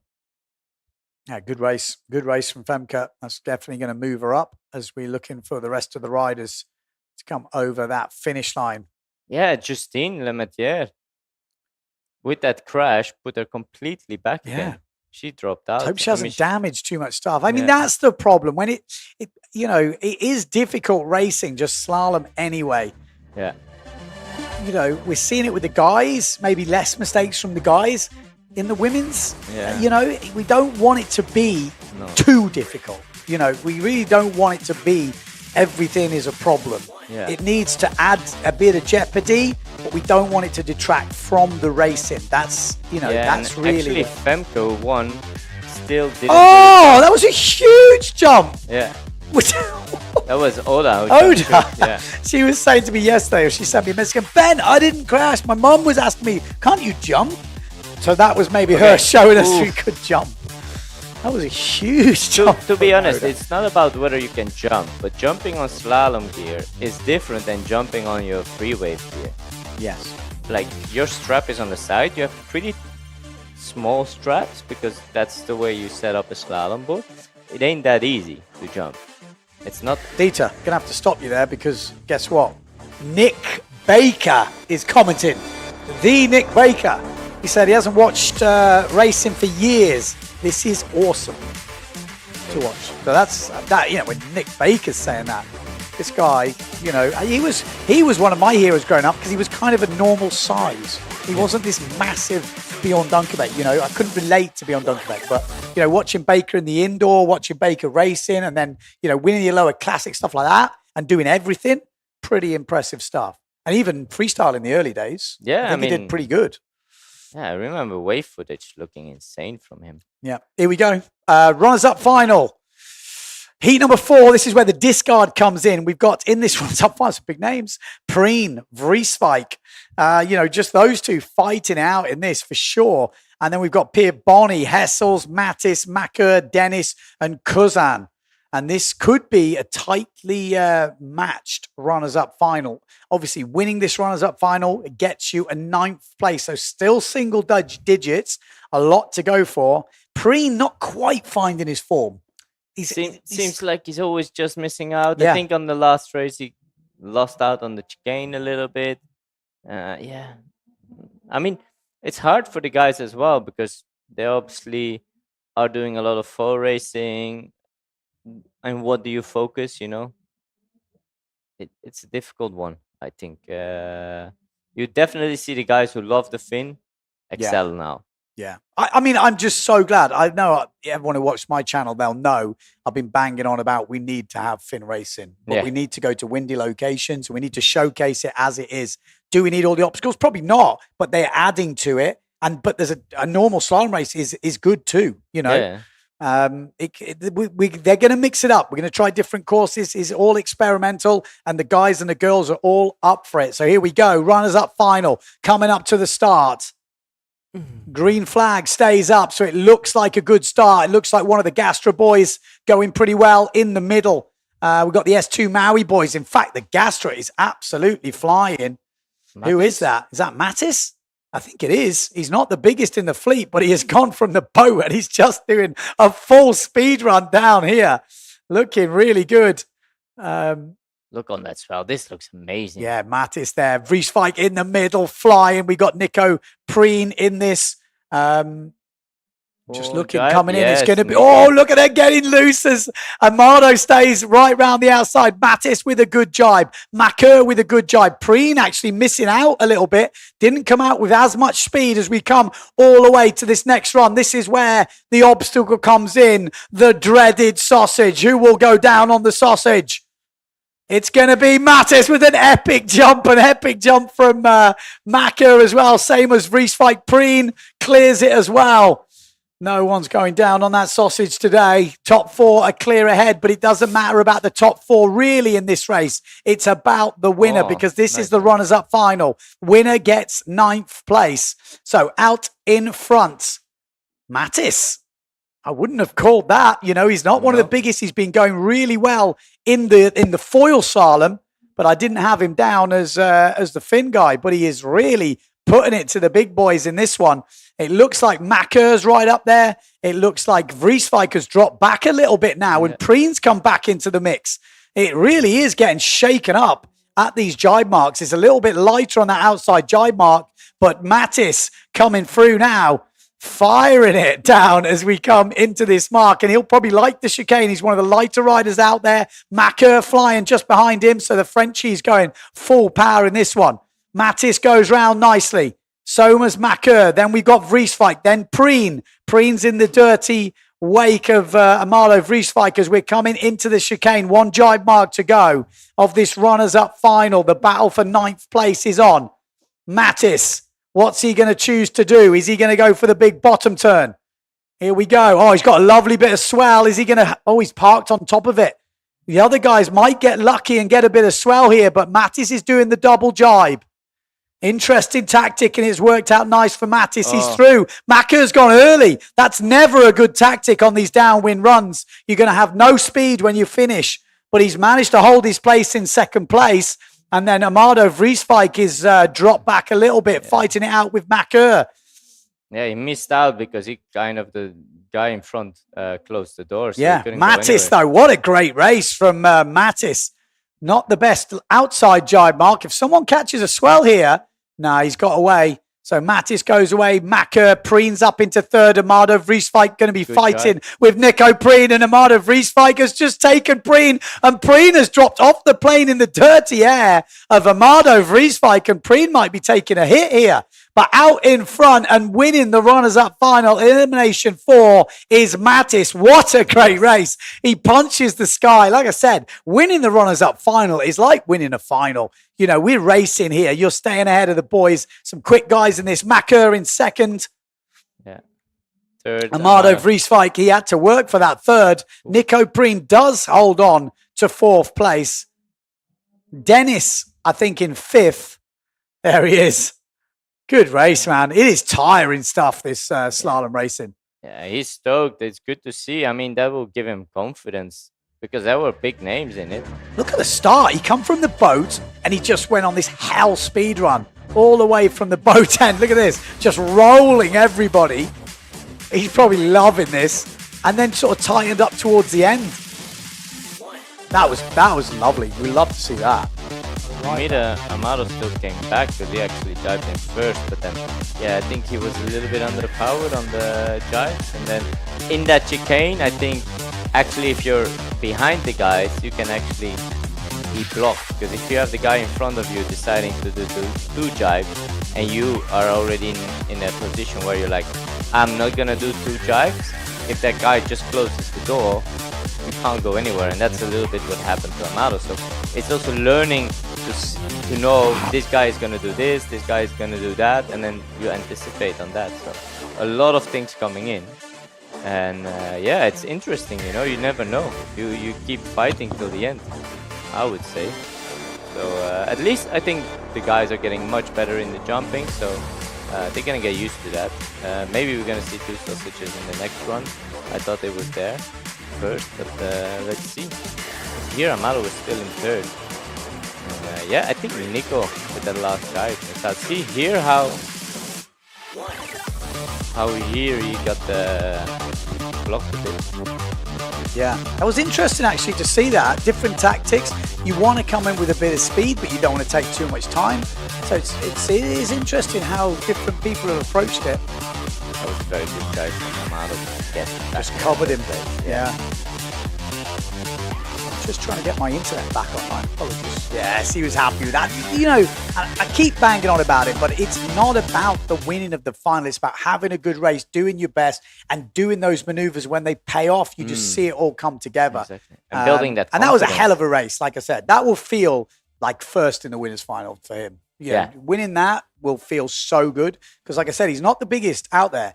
You know, he's not got that devastating board speed of Bruno Martini or Jordi Vonk or someone like this. He's fast. No, of course he's fast, but he hasn't got that big guy board speed. So he's got to push even harder than everyone else. I mean, I know what that's like to go anywhere near those top big boys. You're on the limit the whole time. Some of them can cruise and still go 35 knots, which is insane, but it's true. Okay, winners final: Franz, Rakowski, Mortefon, Giacchino, Daldorf, Vonk, Mercer, Martini. Interesting to see Daldorf and Mercer in the top three at the moment, once again in the final. It's not a fluke. You know, people saying, oh yeah, we only had 3 eliminations, no discard. They're still here. So, you know, it is definitely not a fluke. They did have to fight for it in the semi-final, but they're there consistently. Means they don't have a result yet. No matter what happens here, that's bad for when the discard comes in.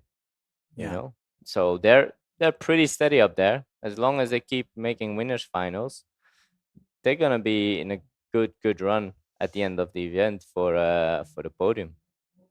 Yes. I think for Mercure would be amazing, for Daldorf as well. So yeah, let's see. At the moment, Pierre Mortefon has a clear lead, and he's just sneaked into this final. Okay, final coming up. Here we go. Let's see if we can pick him out. Franz, second from the right-hand side. He's looking good. He wants a win. 100%. He maybe wants it too much because there was a lot of riders surely over the line there. Maybe not. They're still going. Maybe they saved themselves. Yeah, okay. It did look like that. A lot of people went over early. There was a lot. Yeah. That flag didn't go up for a while. Yeah. I've lost my internet, so I apologize. I'm not quite sure. Yeah, I mean, there's a lot of people. Let's see who's gonna get ridden up. Maybe the drone can zoom in like the other time again. That was amazing. Because who's in the boat? Ben van der Steen? I think he's one of the guys in the boat, calling the shots. So I'm just sorry. I'm just trying to understand why I've got no internet here. As we wait for this, a few names are gonna be written down. Yeah, if anyone could come and try and sort the internet out in here, it's would be useful. As we wait for this general recall to be decided, but it looked like there could be a lot of guys over. Yeah. One of the new brides completely went on the break. Maybe it's magic. Maybe it's a one-person race. Yeah. Apparently we haven't got the replay, so unfortunately we can't look back at it. But yeah, the numbers go up. I don't know if the drone can see it like last time, but let's see what the live ticker says at the moment. General recall. We're just trying to look who actually went over early. Can't see it yet, but it seems like a few numbers on there. sure there is. Tati seems to already so back. Tati was slowing down. There we go. Stop. Right up there. Look like Bruno, Bonk, Tati. I mean, okay, stop there. So, for me, Almost everyone. It was right at the back. But that looked like Vonk, Tati, Franz, Bruno, maybe even Mortifon. Was he in the middle bit? He wasn't quite far back from the boys, but... So, Franz, Vonk, and Martini are disqualified. Yeah, okay. That did look like they were the clear ones. Wow. Martini, winner from the last elimination. Just goes to show how much they need that good start, you know? Yeah. Makes a big difference. Tati flying in that semi-final. There's been a lot of Tati fans out there going, Tati, come on, just give us something to watch. We want you in the race. We like you at the front of the race, but we want you in the race more than not. Front. Yeah.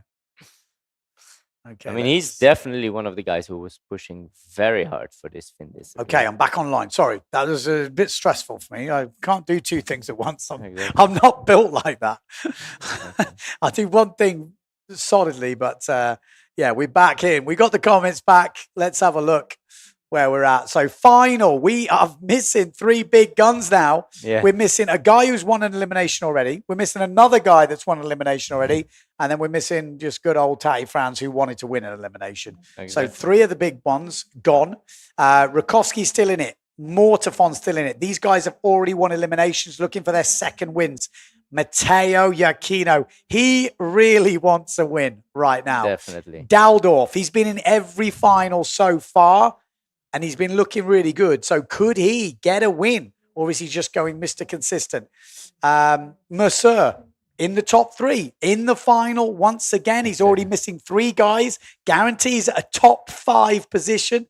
Insane. Exactly. He has kicked off this event absolutely Firing. epically. So Benoit Mercer, he's got a 10th, a 3rd, and a 5th. So he's going to discard the 10th. Guarantees a 5th. He'll have 2 5s and a 3.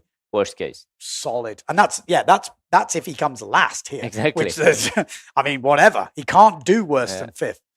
Interesting. So I think Ingmar Daldorf, 3rd, 6th, and a 4th. He's going to discard a 6th place, whatever happens in this final. So Amazing. it's getting hard. I mean, Matteo and Maciek, they're going to be pushing this start because they need to get wins.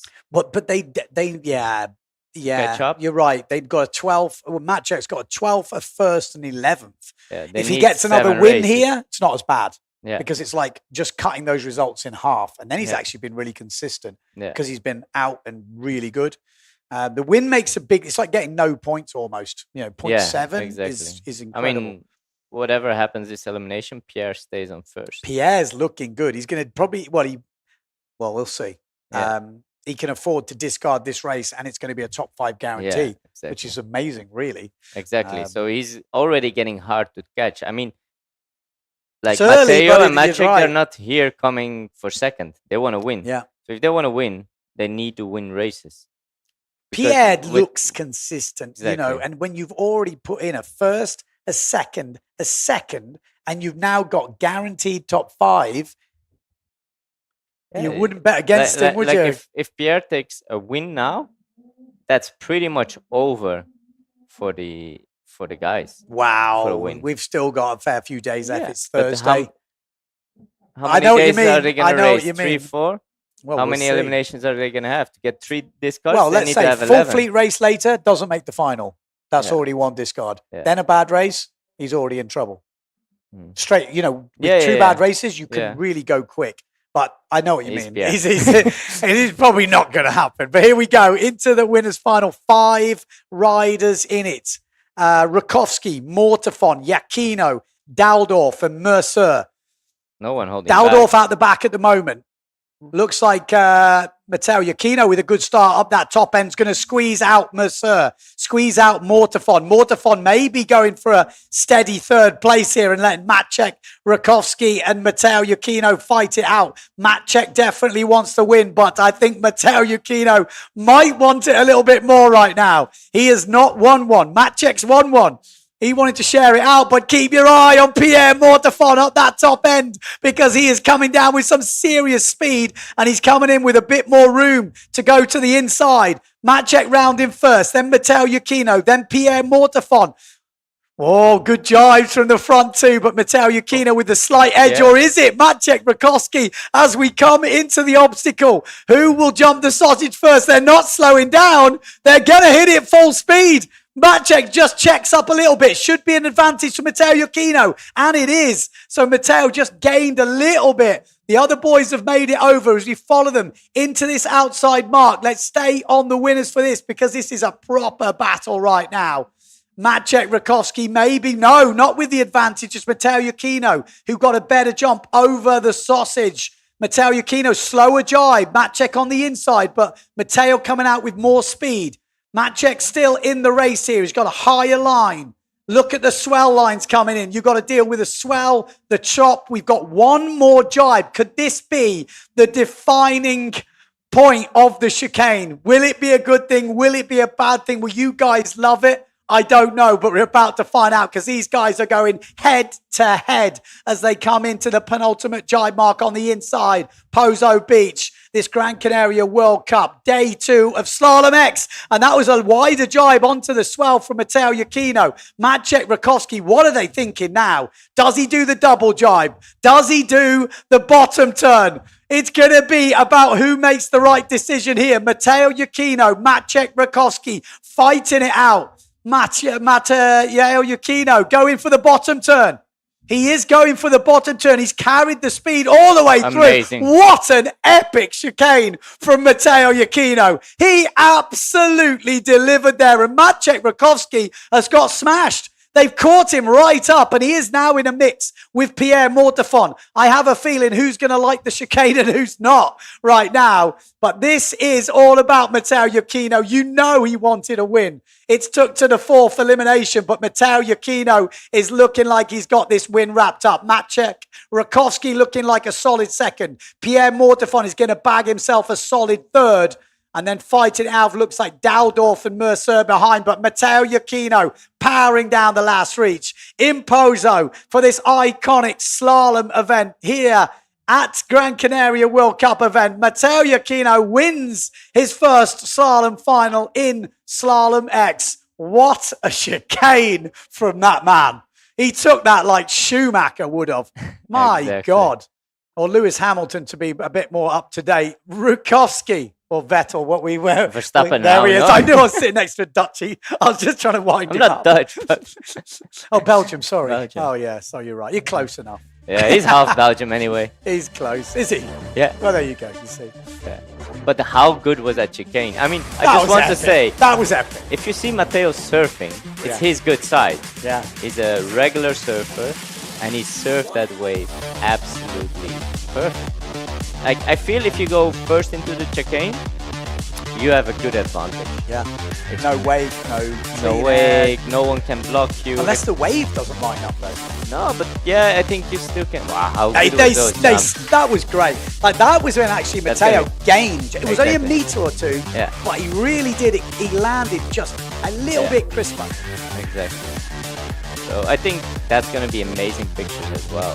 Them too. And yeah, the guys who had to go for the win were going for the win. Pierre messed up one jibe a little bit and then just tried to get in 3rd, which he did. Interestingly, I'm just going to think here, Paul Van Bellen said the chicane killed the battle. And, you know, there's something to be said for that because it does make you concertina up and the leader maybe gets the advantage. But can be the other way around again as well. I mean, a speed run there. Yeah. Bunch together. Yeah, would have also it's been- interesting. We have to analyse it. Yeah. You've got to look at it. Okay, if you're a Mateo Yukino fan and you're in awe of that chicane, which I was watching the race, I'm like, Yeah. wow. But then if you're like the battle coming into the last jibe, there's different angles because you're Yeah. actually having to jibe. Maybe that would have been even more interesting. We don't know. It could have took the battle down to the last reach and on the last wave. Again, let us know in the comments. This is all an experiment, basically. Exactly. I mean, still, Mateo with a win. He's Do we gonna need be- like 2 boys and 2 boys so they can both do a chicane together without having to take the same line? that they can choose which chicane they take. Well, maybe, yeah, because then they can stay away from each other and it would not ruin the flow. Because with that chicane, you have to go on the same line as the other rider. So if you're slightly ahead or slightly upwind, one of you is going to get behind straight away. Yeah. But then if Matteo had crashed or had had to do the double jibe and Maciek had done it in one, we might be saying something totally different. Exactly. I think Matteo, in a way, did it to perfection. Like, he found the best. Let's have a look at the comments. This is the best way to solve this. We got Callie saying, we had a great race until the chicane. We need 2 sausages, says Adrian. He's a big sausage lover, Adrian, I hear. Who will bring home the golden sausage? Okay. I've got to read these before I read them out because you never know. Both fin and foil racing are awesome. Foil is less dependent on howling winds. Both have merit. I think that's answering some other questions. Blah, blah, blah, blah, blah. Indeed, it killed the battle too much, says Ron. Fin is the greatest. Focus on the chicane is epic. Classic heat from start to finish from a Yacchino. Should the beach start to avoid the false starts? Well, yeah, one day we will be doing that. Not here in How Pozo. far they pulled away. Stylish jumps. Yeah, going back to the jump. I mean, the jump was pretty. I mean, the most interesting part would be to look from that not the last buoy, but the buoy before. I felt like Matteo was starting to pull away there already. And then it just accelerated at the chicane. I just want to check. There's no other women's final. No. Now we're in a break. Okay, so we're going to let the guys in the TV crew have a break because they need a break. We got half an hour probably until the next race. Discuss in the comments, work out what you think about the chicane. We're going to go down the beach. I'm going to chat to the riders, get like a feel for what is happening out there, get the sail sizes. Obviously, in the edits, the highlights, we're going to be answering a few more of these questions and have the riders' input. So don't go too far away. Stay tuned. Thanks for Dieter for joining me. See you in half an hour.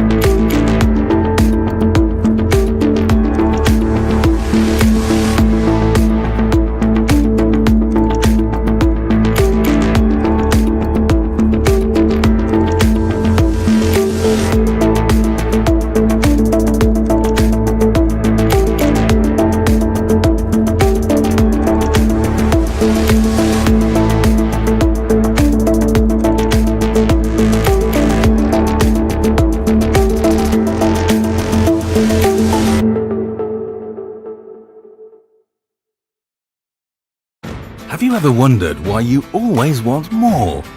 More Mondays without an alarm. More first tones.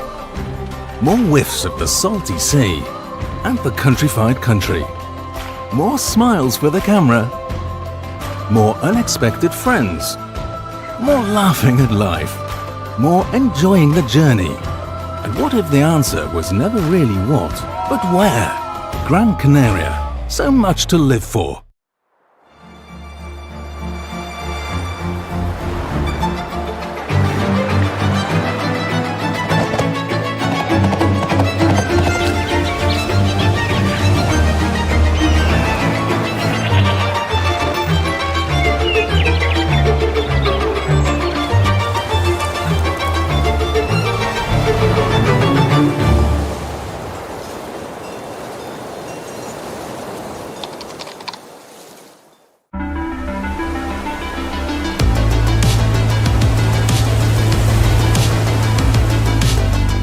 We are windsurfing. We are windsurfing. My roots, my forever passion. My first love. We are Windsurf Sanctuary. Passion, my love. Changed my life. The endless possibilities on the water.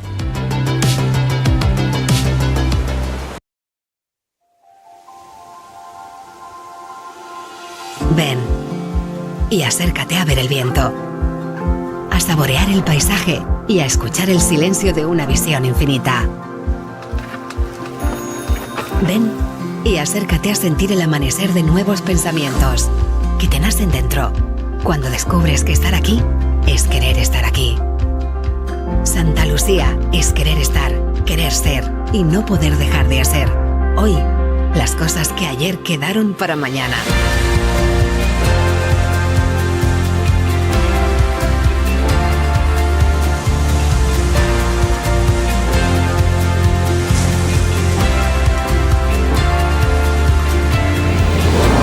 Ven y acércate a Santa Lucía.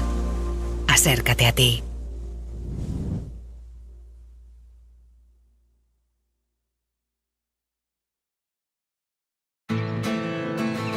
Have you ever wondered why you always want more? More Mondays without the alarm. More first times. More leaps into the unknown. More breakfasts in bed. More whiffs of the salty sea and the countrified country. More smiles for the camera. More heartbeats per minute. More enjoying the journey. More dreams almost fulfilled. More unexpected friends. More races to anywhere. More flavors to discover. More being at a loss for words. More time. Time to lose yourself and find yourself again. In short, more moments like this. And this. And this. And what if the answer was never really what, but where? Gran Canaria. So much to live for.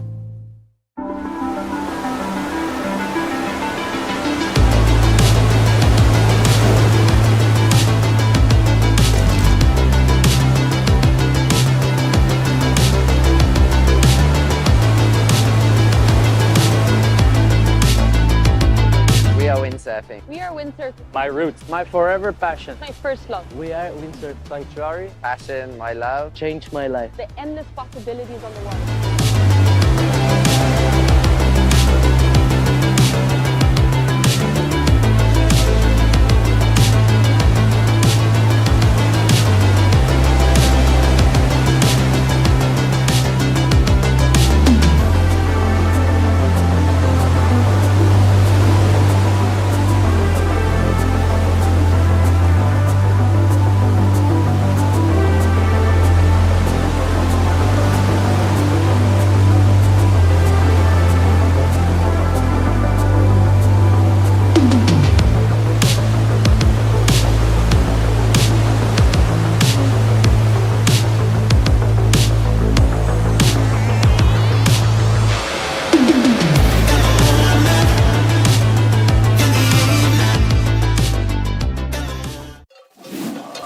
The beach? When was the last time you tried something new? Could I do this every day? Yep. Could I cross the island hiking? Yep. Or riding, if you want. Hello, how can I help you, sir? Oui, bonjour madame. Cancel my flight, please. What is this? This is our unique nature. Oh. And there is more. A lot more. Could that be why we smile so much? Or is it because of this? Because every day is a new discovery. Start your vital movement.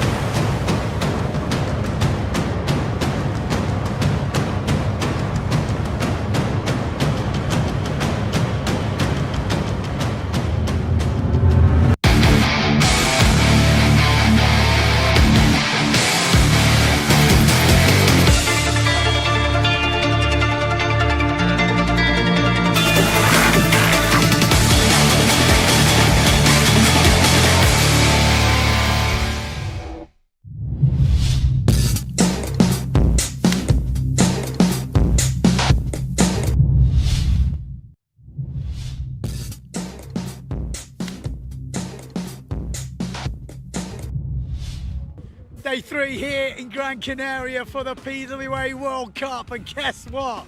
It's windy again. Ricardo Campello just going out on a 4-0, and we have just heard we're going to kick straight in with a men's and women's elimination.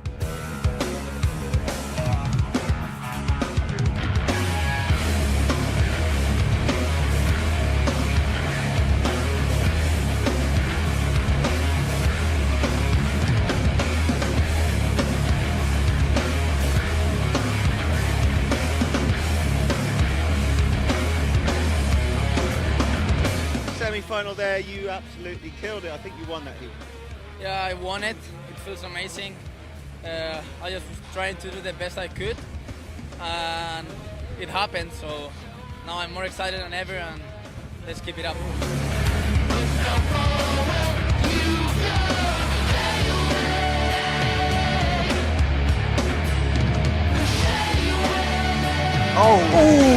Still in second, but that's not looking good.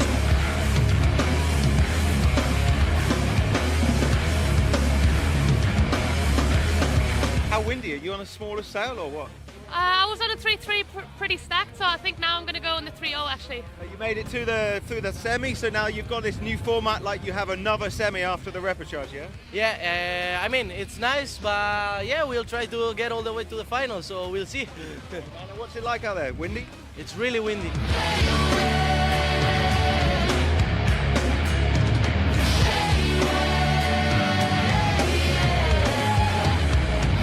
Second, push Marino all the way. You were leading last minute to go. No way. Yeah, and then but you get second, so you're in the runner-up front. Amazing. Insane. Will go. It could go, and it's gone. I tell you Julian what. Salmon has just took the lead with 1 minute 10 seconds to go. Julian, man, what a semi-final, dude. How was that? That was fun. Some f***ing sick waves, so it was a lot of fun.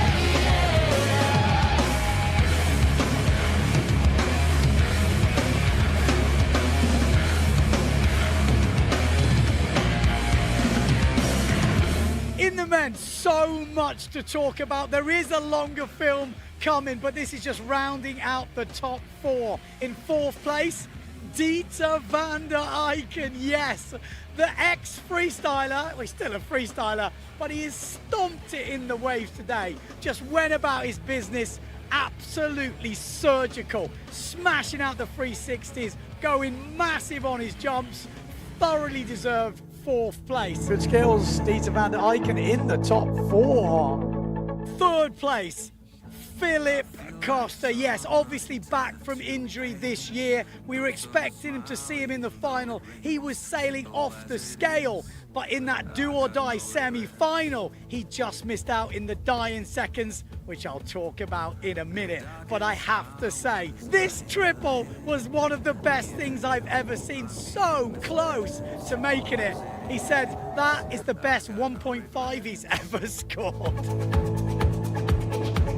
Stay dreaming, believing what keeps a good heart beating, putting on a show. Listen, I will never let it go. 2nd place, Julian Salmon. Yes, he took down Costa and Dunkerbeck in that semi-final. In the last seconds of the heat, pulled out 2 massive jumps. He'd been killing it on the waves all day. This result had been loading for a couple of years. It was just a matter of time, and amazing to see him in 2nd place. Stay dreaming, believing what keeps a good heart beating. 1st place, Marino Gill. Yes, he took Marsilio Brown to the wire last year. Since then, he has stepped up a level. He's changed sponsors. He is going bigger. He's added the stall double, and everything else just looks so good. Before this event, well, before the event started, I had a sneaky bet on him. He just looked fired up. He looked into it, and he didn't disappoint.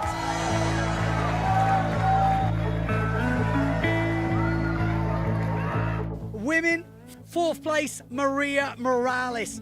Thoroughly deserved. She was pushing through the heats and she was pushing the top girls more and more. Stalled forward, just looked insane. She's been nailing the back loops and she's got a hell of a turn on her. But in this time, it was Alexia Kiefer that took the 3rd place in that runners-up final. These two have been having battles over the years since they were little kids all the way till now. I think, they're 19 years old, and we are going to be seeing more of these girls. Alexia Kiefer just missing out in a 1st place in Chile, but still on the podium here in Gran Canaria.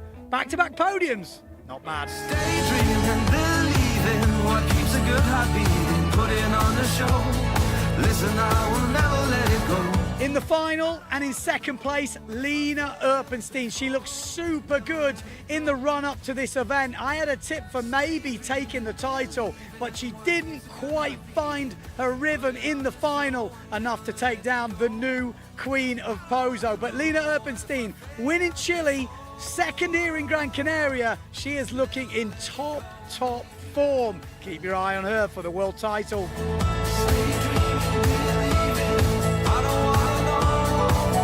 But in 1st place, she's been waiting to tick this box for a few years. Sarah Kita Offringer. She come out in the final absolutely swinging. Massive back loop, push loop, just killing the wave rides. It was a close final, but in the end, Sarah Kita just too much, and she gets her 1st ever Pozo title.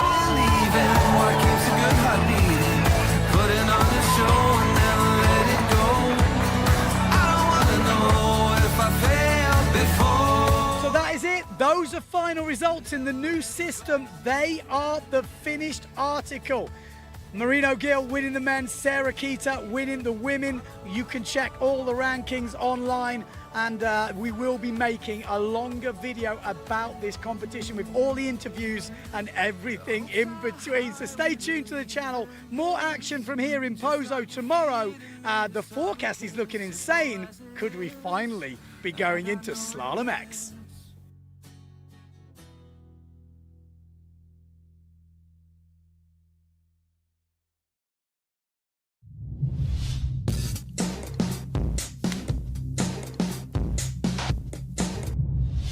Day 5 here in Gran Canaria. The wind is already cranking and the waves are up. But today we are not doing waves. We're doing the 1st ever Slalom X.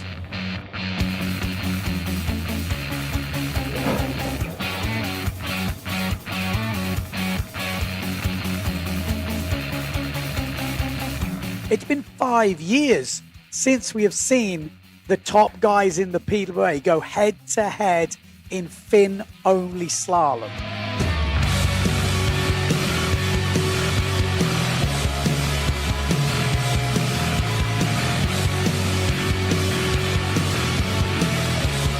I thought it was all done, but there is a comeback. Who's that challenging Cousin? And he's got him.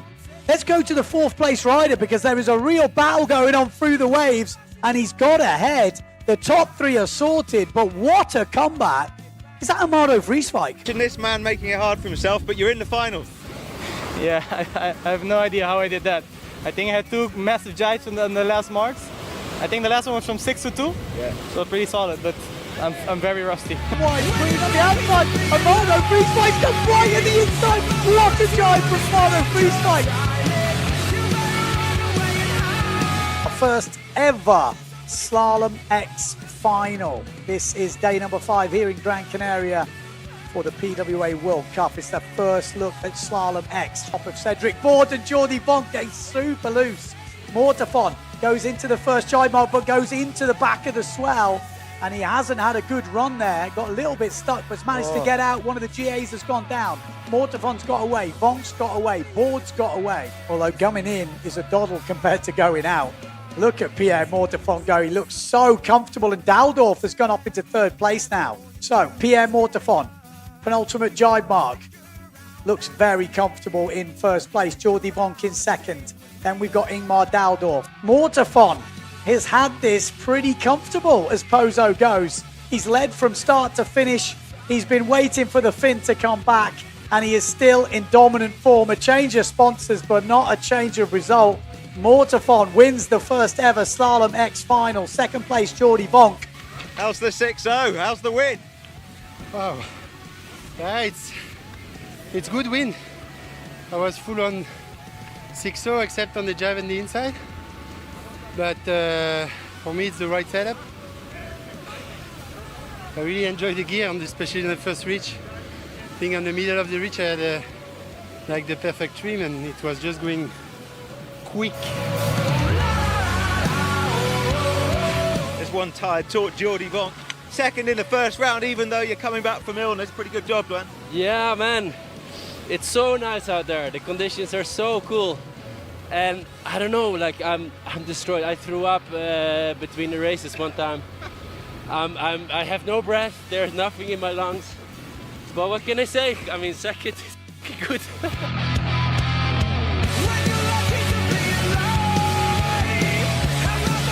See what the other girls are bringing to this first ever Slalom X elimination for the women.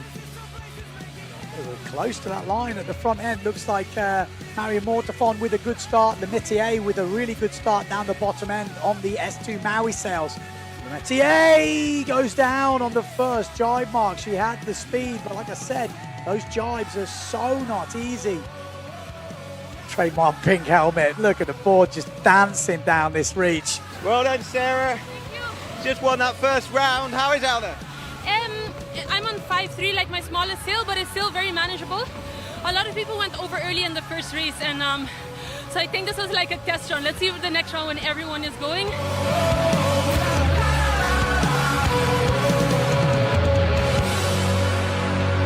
Here we go, lining up, and we will have the sausage coming into play in this race. It should be positioned between the first mark and the second mark.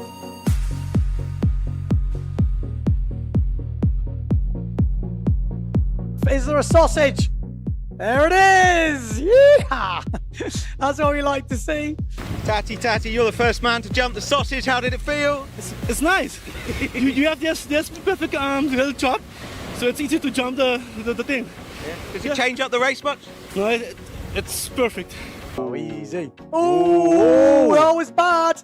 That was bad. Not terrible, but oh, shit! And that's why the sausage is there. So if someone's trying to roll you, it's going to be interesting. Definitely, yeah. Yes. We've still got the sausage to come though, so all is not lost. Jordi Vonk in the lead in this runners-up final. There's plenty of breeze out there. Slowing up and accelerating now is Patel Yakino. Oh, and Jordi Vonk's gone down. I don't know who crashed at the jump. Nico and Bruno. And then like everyone grouped up at the top of the rope, and I was like, oh, here we go. Mortefon, the sausage is coming up. Oh, he's gone early. Oh. He's gone so early. He went so early then, it was unbelievable. So maybe that early tactic does not work. And already we've had second guy going down on the sausage. Oh, we've lost the last place rider. Wow. Oh man, this is epic. It's like, the thing is, I've grown up looking at the guys racing on the fin. Then it was foil, and now it feels like back to the roots. Fin is back. Fin is back, baby.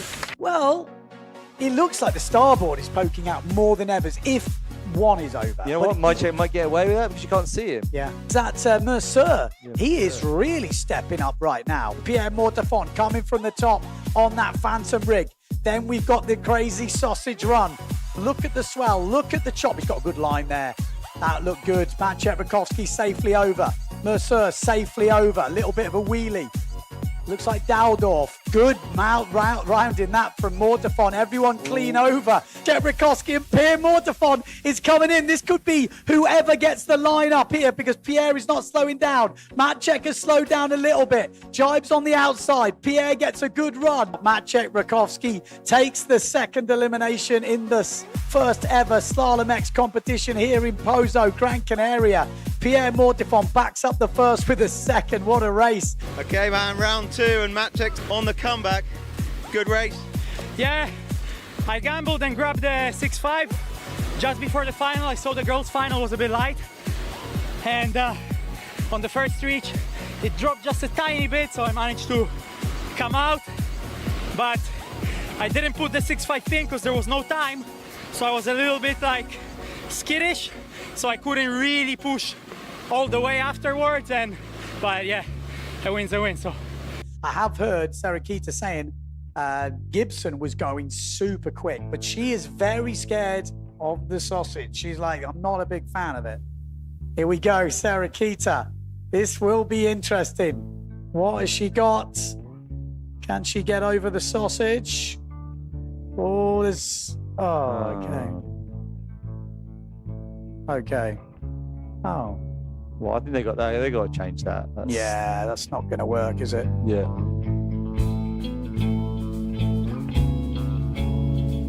Jenna's making a... Yeah, come back. Keep your eye on second and third, because there is a battle coming up. I think we can maybe even stay on this jibe a little bit. We've got Sarikita. Looks like she's going to win it. Wide jibe, but just to stay safe. Jenna Gibson having a go at Marion Mortefon here. And Marion with a terrible jibe, but it's actually helped her because it pushed Jenna Gibson wide into that swell. But Sarikita will win the second elimination for the women. Sarikita. I didn't jump. Yeah, but no one jumped. No, because it wasn't... They told you didn't have to jump. You know, you can go around it if you don't want to jump, but it's not it's a disadvantage. The way it's set, it was better to go around it. Shooting stars, so maybe I can pick up girls and bars, take them home, never phone and everyone will love me. We are getting ready for the third elimination of Slalom X so far. Amado Vriesvik was laughing at... That isn't Amado Vriesvik, that's board. Did Amado just do a double jump? I'd have to watch that again. It but looked like he jumped really early. They went, no, I'm not going to make it. Came down, jumped again. Oh my life. Vonk's going to get this. I'm pretty sure Vonk's going to get this. He's got the swell. Yeah, he's got the swell. He's had to go over the wave. He's done. He's too low. He's getting sideswiped like in the waves, and he has lost it. And there you go. That is the first casualty. No! What the hell happened then? Did you just let go of it at the end?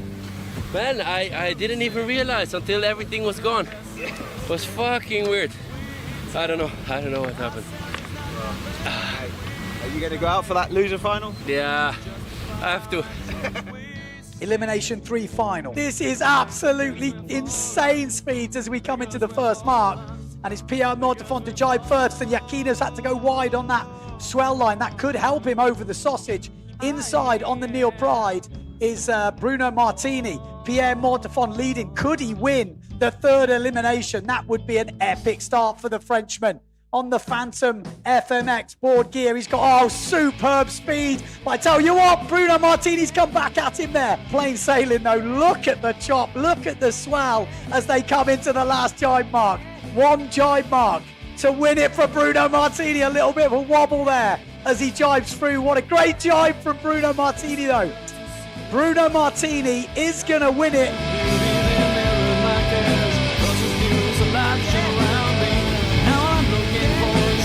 Bruno, right, you're probably the guy that's been frothing the most to do this today, and finally you get a bullet. How's that feel? Feel good. Finally I was able to put everything together. Didn't have a good start, to be honest, but was able to manage in a good jibe. And the second reach was able to push. And it's really satisfied to finally win one proper slalom elimination with my smallest gear, finally. Yeah, man, congratulations, well done. Two last reach were super hardcore, but it's great. It was a good day, and I hope I can keep it like this. Lining up women's final, but the métier going really good here.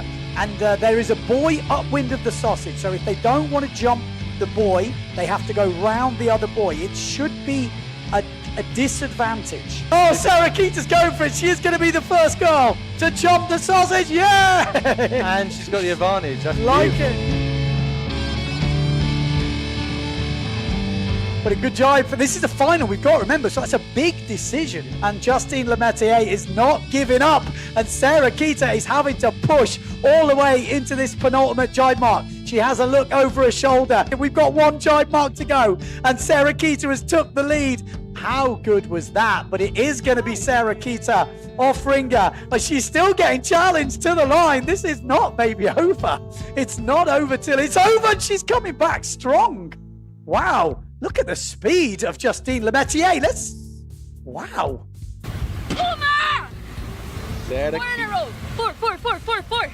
All right, here we go. Women's final. Number 4. Look at the top end. Justine Lemetier looking good. Marion Mortefon. Sarah Keeter at the moment is a bit further back. Is she just going, you know what? I'm going to start a bit further back, jump the sausage, catch up? Yeah. Or do you think Jenna Gibson's going, I need to start good because I'm not going to jump the sausage? To me, like she's heading upwind. She is. So Jenna Gibson has gone for the good start to go upwind. But Justine Lemetier is not going for the same trap as last time. She is going over the sausage. Go on, Justine. Go on, Sarah Keeter off ringer. Justine Lemetier. Oh, she makes it over. It wasn't pretty, but she made it over. There we go. There's a few more riders going for it. Oda Johanna Brodal does not make it. But Jenna Gibson is powering down this reach now into the penultimate jibe mark. Sarah Keeter off ringer is in the wake behind. And Sarah Keeter has gone straight to the mark. It's going to come down to the last jibe mark. She goes inside. Jenna Gibson's got a better line. But Sarah Keeter has nailed the jibe and she has gone ahead of the Brit, and Sarah Keeter has took the lead. Jenna, you just had an amazing race and came second in that final. Proper cat and mouse with Sarah Keeter. How was it for you? Oh, it's really windy actually. Just picked up for that last race. Yeah, completely out of control. Struggling to get down to the marks, like barely low enough. But yeah, really happy. What were you on? 5-0 and yeah, everything's smallest. Yeah, okay. Look, Sarah was saying that you're quicker on the way in, she's quicker on the way out. Is that right? Yeah, I think so, yeah. I'm a bit out of control on the way out. But... Went over the sausage, right? I did the last 2 races, yeah. And how's that like? I had to. Like, I was in a position where I just had to make that choice, and I was really focused. The second jump was a bit sketchy, and I was just like, please, please, please make it.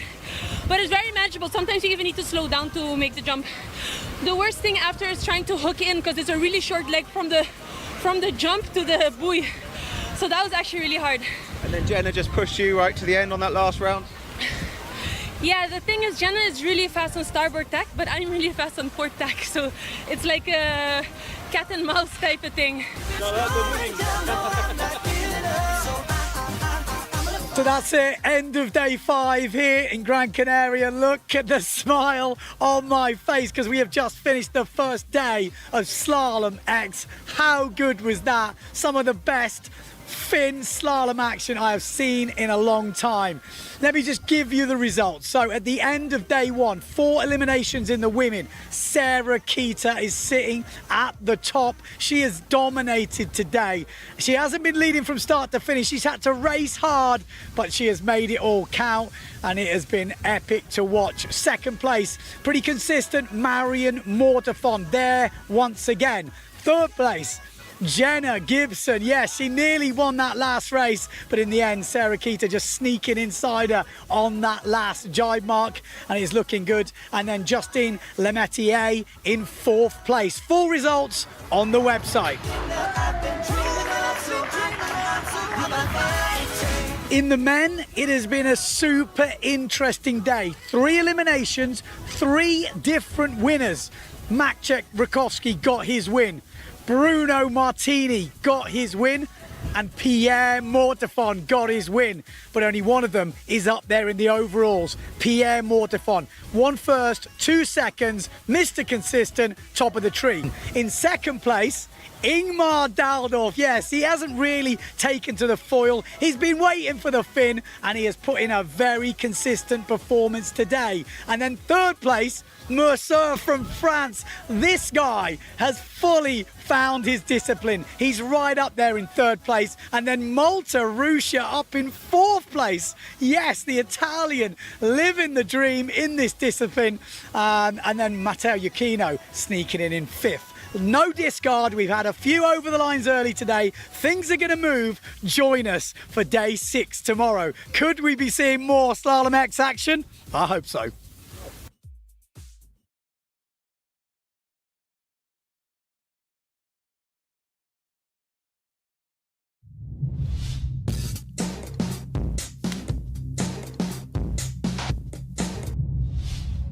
Day 3 here in Gran Canaria for the PWA World Cup, and guess what? It's windy again. Ricardo Campello just going out on a 4-0, and we have just heard we're going to kick straight in with a men's and women's elimination.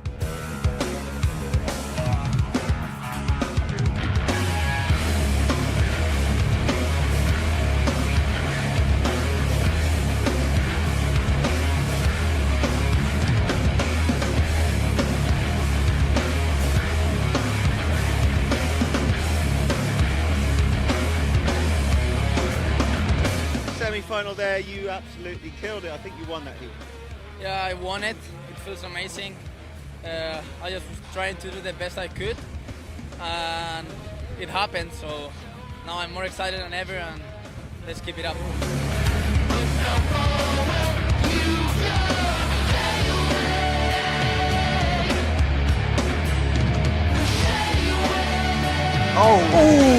Still in second, but that's not looking good.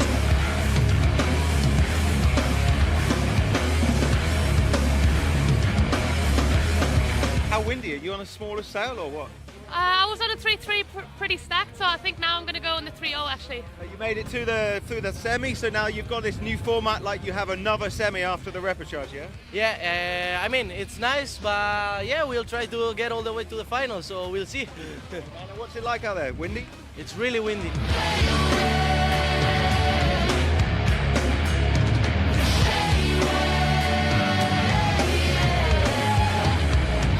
Second, push Marino all the way. You were leading last minute to go. No way. Yeah, and then but you get second, so you're in the runner-up final.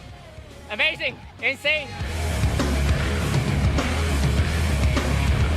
Will go. It could go, and it's gone. I tell you Julian what. Salmon has just took the lead with 1 minute 10 seconds to go. Julian, man, what a semi-final, dude. How was that? That was fun. Some f***ing sick waves, so it was a lot of fun.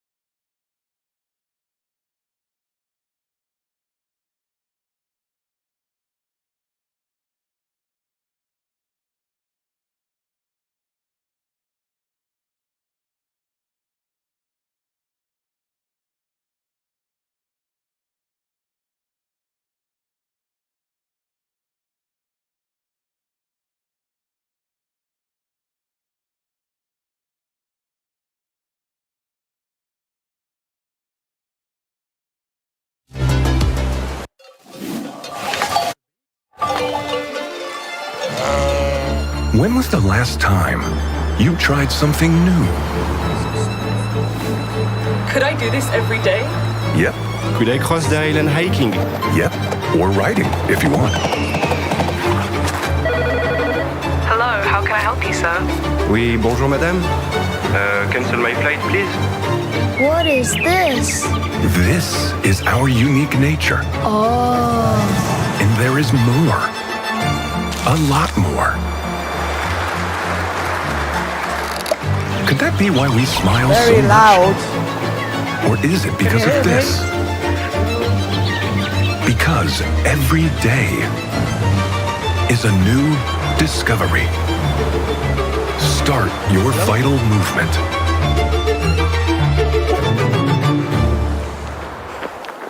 It's too loud, mate, in the ear. Hello?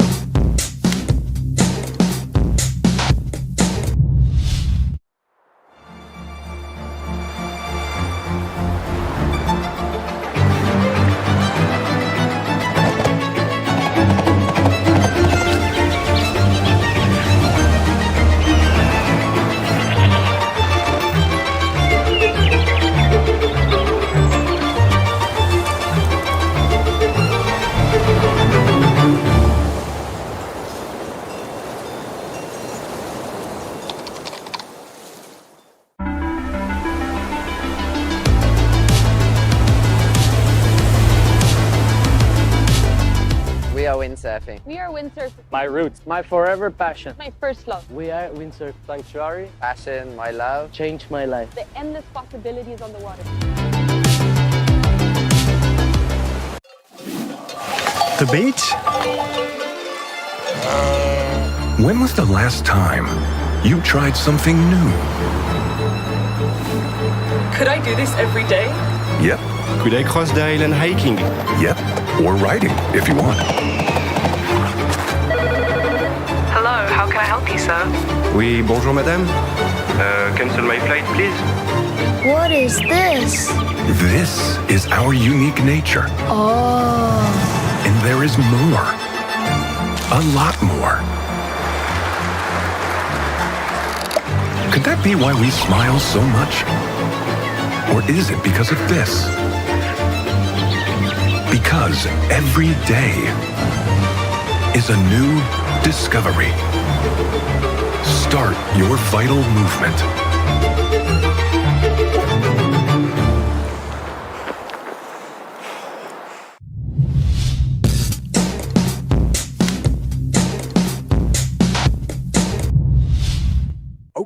Okay, so I don't know how long you've been listening to us for, but we are hopefully going into racing now. We should be having racing happening right now. Elimination 5 for the men. Got John Sky joining me back in the booth today. John, how you doing, Ben? Watched any of the racing? Yeah, well, I was getting some physio done on my knee, and I got to see the finals. Looked pretty good.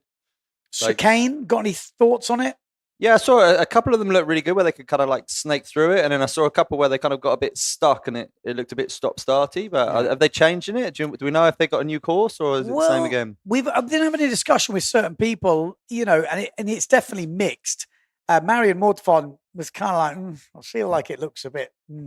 She was hoping for 2 proper jibes. Yeah. So the good jibers get that benefit. And I kind of see that, but it doesn't sound like they're going to do that yet. Okay. They're going to give it another run with it the same, as far as I understand it. So that's what we've got. Similar Looks like we're in course. the last 20 seconds of the start, it looks like. Yeah, we got Mortefon, Franz, Vrieswijk, Hessels, Sukas, Tieme in this one. Sukas up that top end, but have they already... Oh, Sukas was way early, and it's a general recall. Did he save himself? Look, that's that classic one where you think you go for the save and then you actually sail over the line, half back and come back. I hope so. I mean, he fully laid that down then. Interesting. I mean, we're seeing so many. I heard someone say something. It was about the position of the boat. It was quite far from the line, and it made it all quite hard to judge, or something. That's what a couple of the riders said. Okay. I don't really. I tell you what is interesting to do if they want to help people start. Again, I mentioned this the other day in Portugal. But put a buoy closer. Oh yeah, like 20 seconds away. But so I think in the end it's a skill, and that's I mean, typically in slalom, the start is But it's a skill. It's still a skill timing to go from you've still got to get to that buoy. Yeah. But it just gives you a little reference, which yeah. I totally agree with you. I mean, it's definitely a skill, but what we don't want to see is too many of these. So if we can aid the good starting, maybe, I don't know, maybe the sailors don't want that. But I know for me, it was really cool having that as like almost like a mini focus point. Yeah. Still 20 seconds away. Yeah. But I knew I could kind of get there and then work out a bit easier to know when to go full gas. Which, well, we'll see who was over the line. We obviously didn't have drone shots then. So we will have to wait until they are picked out. What's the ticker saying? General recall is what it's saying. So, it's going to be one of them. We saw Sukas. He was definitely thought he was close. Yeah. Tried to save himself. Did he save himself? That might be the question. He was the only one that did it, but it could have been just because he was so far over. Again, from this angle, you really don't see much. Also, to update you on the results as they stand at the moment, we have had a few movers and shakers, but not at the top. Pierre Mortefont, obviously, first, second, and third. So discarding a third at the moment, but still on top. Ingmar Daldorf, third, sixth, fourth, discarded a sixth in second place. Matteo Iuchino moves up into third place. Eighth, ninth, so not the best day yesterday, but much better today. Third and a first. Yeah, you can see I think, Actually, Matteo was definitely one of the favourites coming in from everything I saw, everything I heard. And he was a bit unlucky, I think, in the first couple of rounds. Didn't he have like 2 over earlys, wasn't it? Yeah, not his normal stuff. So, because if you look at his results, he had an 8th, which is the last in the winners' final. That was an over the line early. Yeah. Then he went over the line early in the semis and then won the losers' final. So obviously he's got the skills. Third in the last race yesterday and then won one today. So if you look at that, if you take away those things, you're like, okay. Yeah, he's right. He's right there. He's right up there. I like a lot of respect for Ingmar, who's like just been super consistent the whole way through. Look at Benoit Mercer as well. Yeah, he's another one. 10th, third, fifth.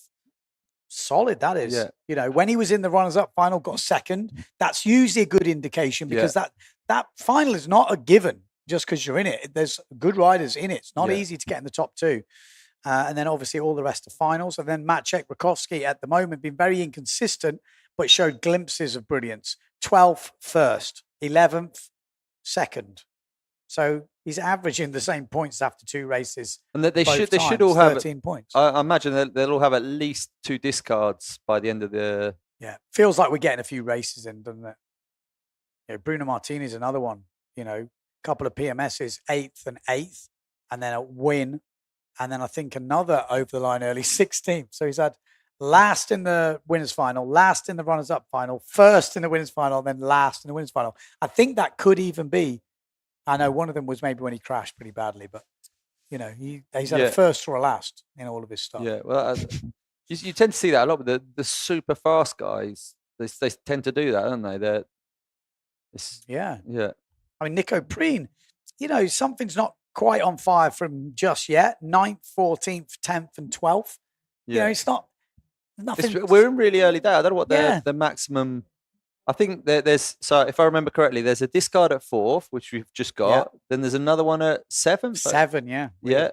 7, yeah. And then it's 11. And I think that's it, isn't it? There's 3 is the maximum. Yeah. So quite often we see in these type of events where they sort of push for that 11 to get the 3 discards, and then that'll be it. Yeah. So if you 3 is a lot of discards. Yeah.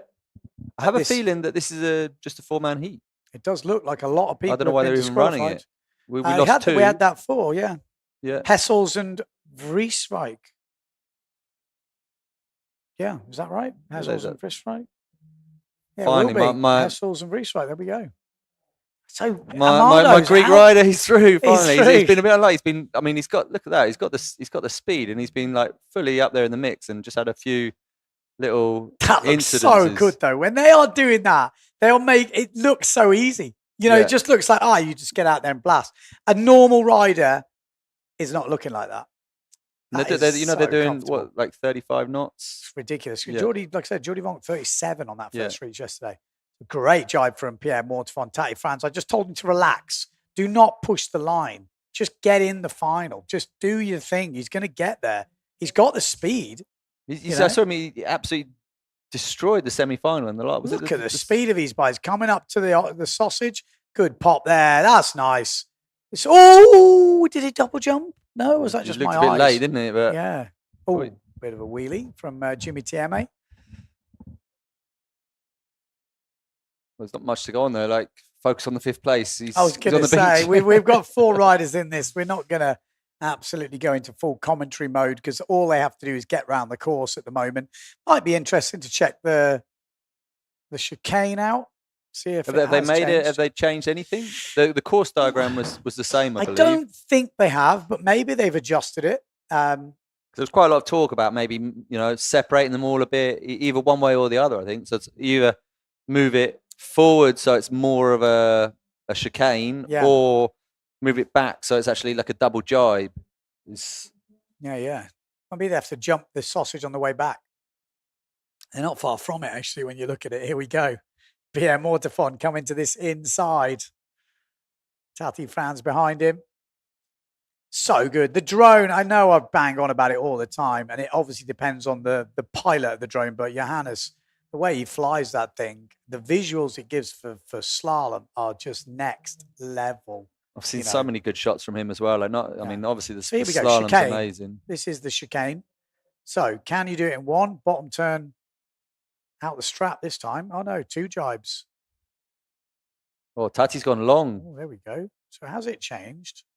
Oh no, he's jibed as well. Oh, so it is a double jibe. Okay, I like that. That's definitely you saw 2 completely different lines there. And Jimmy's just taken John there. Not that it really matters, but like that, you can really something could happen there. You could come in really low, like Tati did then. Yeah. And he kind of went past the mark full speed, did his jibe, and then came in tight on the inside. But then would struggle to come out with speed. But then you come in on the inside line on the next one, don't you? That's a good point. Yeah, that's more tactical. I do like that better. Yeah. That's what I was actually asking for. So if it's wrong, I apologize. But I feel like we've got to mix it up. We've got to try these things while we can. Because we don't know how many chances we're going to get to try this stuff. And maybe it doesn't work. It's going to work to whatever extent it will. Be the best guy who navigates that obstacle will be the best guy. And that's going to definitely favor the good jibers. Yeah. They're all good jibers, but some are better at getting acceleration out the jibe, keeping the speed, reading the swell. We'll see. It might. It's good for the lighter guys like yourself. I know you're. No, but I'm obviously. My brain works as a lighter guy. You get dominated in the speed, so you're like, well, when do I get my chance as a better jiber? Marion Mortefon was pretty much saying the same thing. And I'm guessing she's coming from that place as well. Really good jiber. She's fast as well. Everyone's got to be fast in this game, but some have got an edge on jibing and some have got an edge on speed. Some have got both, and they're the guys that are probably going to win. Yeah. That's just how slalom is. And then we've obviously added the jump in there. It's interesting. I'm loving this like experimental sort of stage. It's also, I think here in Gran Canaria where you've got basically really good wind and it's relatively constant. I mean, I'm sure out there there'll be like gusts and lulls, but overall it's fairly constant. So it's a really good place to like experiment because when the wind's really gusty or shifty, sometimes you can get, the position of the marks, like often happens in Fuerte where you end up with like one mark that's like really downwind and one's really upwind and then you're struggling to get upwind and it reduces all the tactics because it's just everyone's got to take that tight line. And here where you got like basically loads of space, we got really good wind and it's a really good opportunity to experiment and actually try different stuff and see what happens. And I think you've got a much sort of broader window of possibilities. Yeah, 100%. Without it going wrong, because the last thing you want is to set some like weird chicane and then they come out of it and they can't make the next mark because the wind shifted. And 100%. They have to cancel the heats and move. It still has to be a race, but what they're trying to do with Slalom X is add extra different elements to get the most skilled guy. And it's not going to be the same every time. So, this will maybe happen for a few races. Yeah, I think also to test different skills, isn't it? Like you were saying, like I do also think that probably like one massive long drag race would be epic. Which is going to happen, I think, this afternoon. Yeah. That's what they're thinking. Like a kilometre long race and then like 3 little jibes and then a kilometre long on the other side or something like that, Yeah.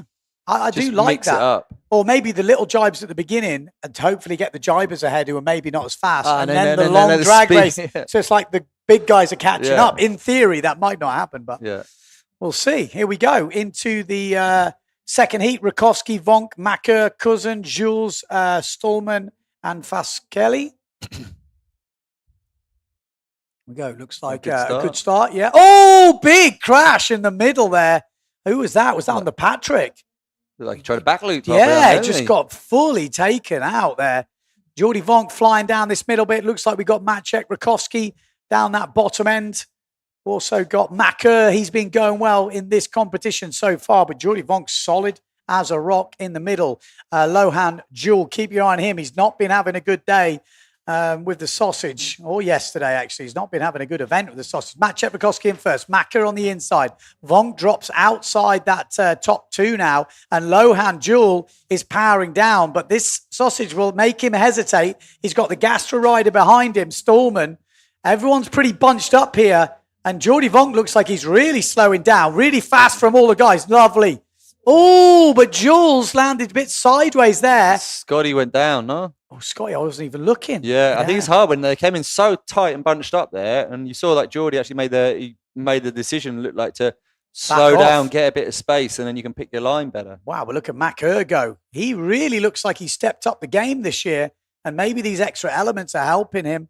But Mac going good once again in first place.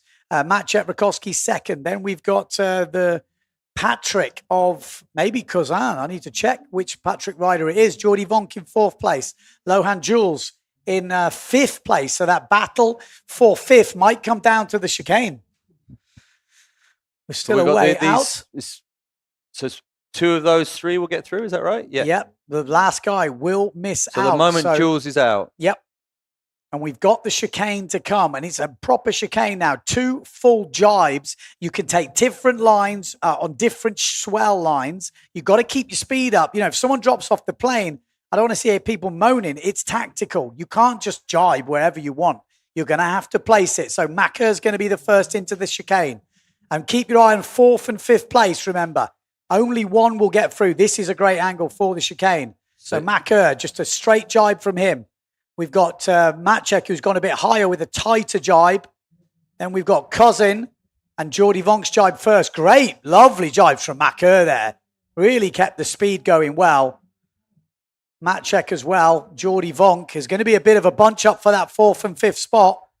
And Lohan Jewel has actually gone into that fight. Not too much change, but Lohan Jewel, I think, has gained ground there. And Jordy Vonk is struggling to get going. Jordy Vonk is the guy who's missing out, maybe on a smaller sail than the other guys, or more underpowered at least. And Jordy Vonk is outside the top 5 places now as we come into the last jibe mark.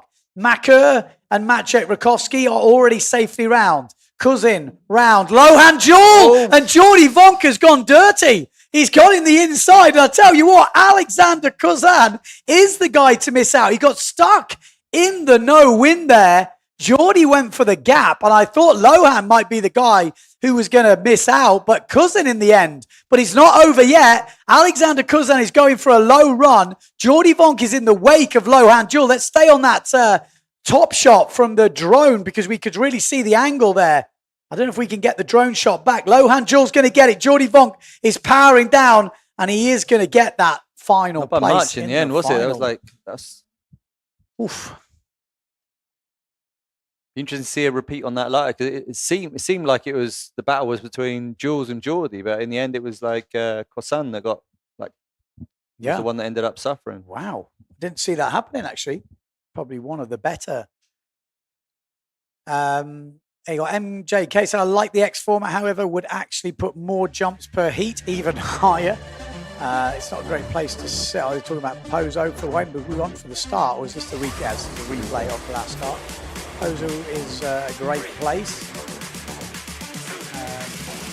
Pozo is not a great place. Actually, weirdly, here is quite a good place to sit and watch the racing. There's a restaurant on the beach, and it's not as windy on the beach as it is out there. There's just a lack of shelter. Yeah. There's a few really nice places to sit and watch. But Jules just missed that sausage, and he had to come back in that race. But he made the sausage, but I think by making it, he stamped down the tail a bit too much. So what do you make of the chicane in this one, John? Well, yeah, I definitely. I think there's going to be loads of overtaking opportunities and different lines you can take. You saw some try and jibe real wide on the first jibe, then gives you probably a nicer. It did seem like a few of them didn't have time to really get settled on the second jibe, and you sort of saw that where they all then came into the jibe half speed and got a bit stuck. Oh, Geordie there just elbowed his way in.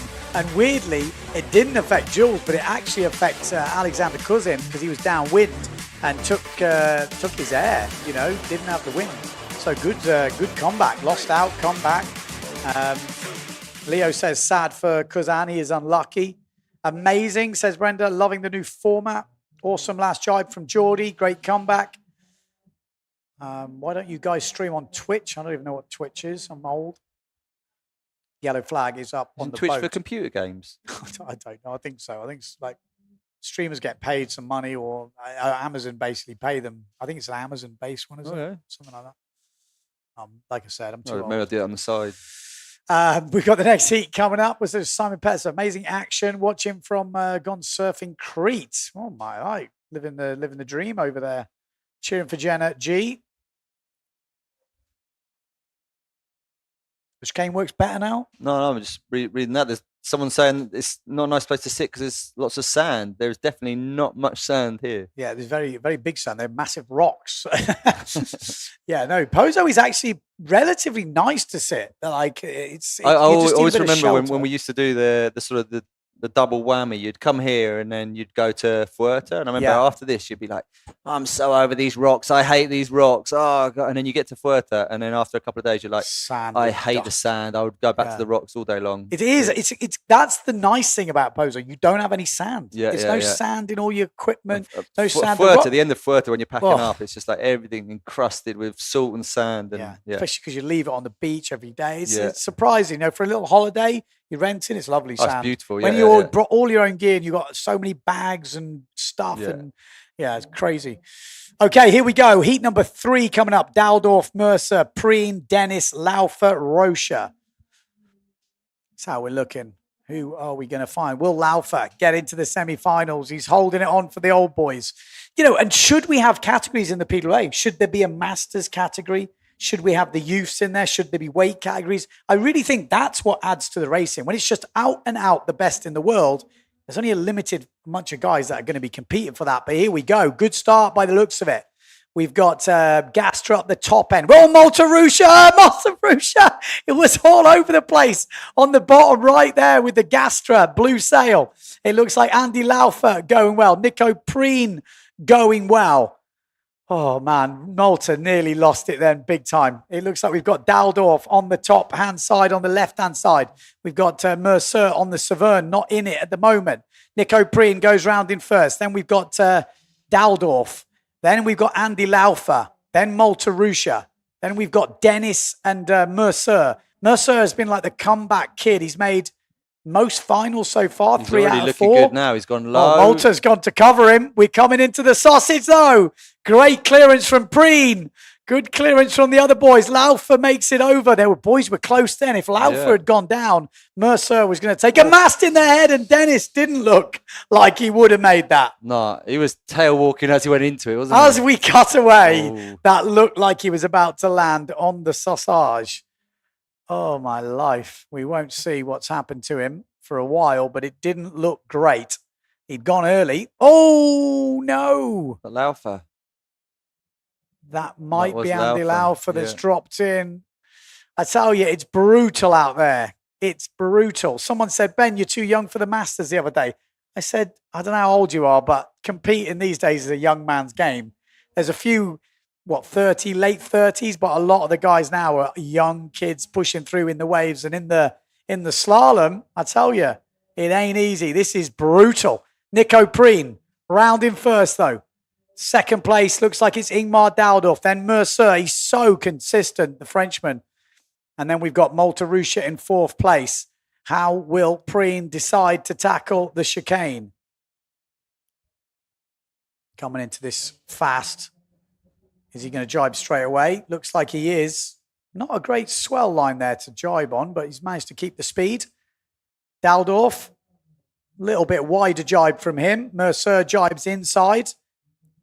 Preen, good solid jibing from Nico Preen, and really good jibing from Daldorf there, although he gets on the bottom of that swell and Mercer has made it up. That's going to be really interesting, I think, that chicane now. I like the really well filmed as well, just Yeah. for Johannes on the drone. That was what we want to see. That was actually perfect. The line that Ingmar took there was quite. He came quite low, and that meant he could like come out of the first jibe and get power in his sail to go into the next one. Because you don't, when you're going in really broad, it's quite hard sometimes. When you've You've got to line up those swells though. There's a few things that have to add up, and they might not always add up. Remember, 4th place qualifies. So Maltarusha in 4th place at the moment looks okay.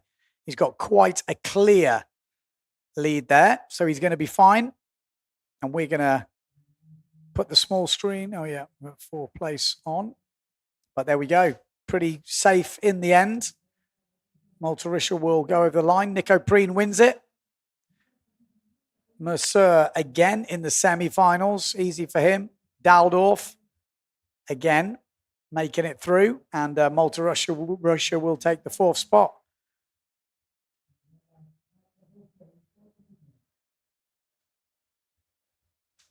He looks tired. I mean, they've got some long lines. I was speaking to a few of them. Some of them using 40 lines. Yeah, well, I think because they've all gone longer with the foiling, so a lot of them like have now foiling lines on their booms, and so now they have the option. Before you didn't really have the option. You just like somewhere like here, you just shove it on the maximum and deal with it. And now that maximum is almost infinite. So let's see if we can get. Where's the? Yeah. It really didn't look like it was going to end well for Dennis.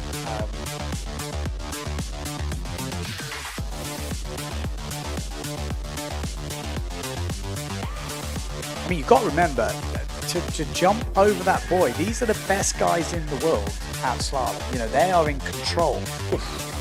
Sort of people. You know, it's not easy. This is not going to be for everyone to be jumping on a slalom kit. You know, national racing is probably not going to have something to jump over just yet.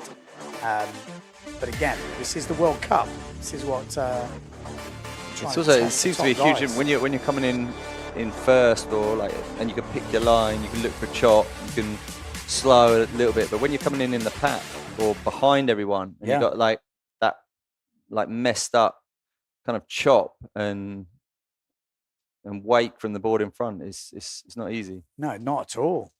I think we're going to see some interest in the later heats. Maybe we haven't seen too many mistakes, have we? Like we say, these guys are the best in the world. Interestingly, when racing in Portugal, the guys ahead of me who are really solid, they don't make many mistakes. No.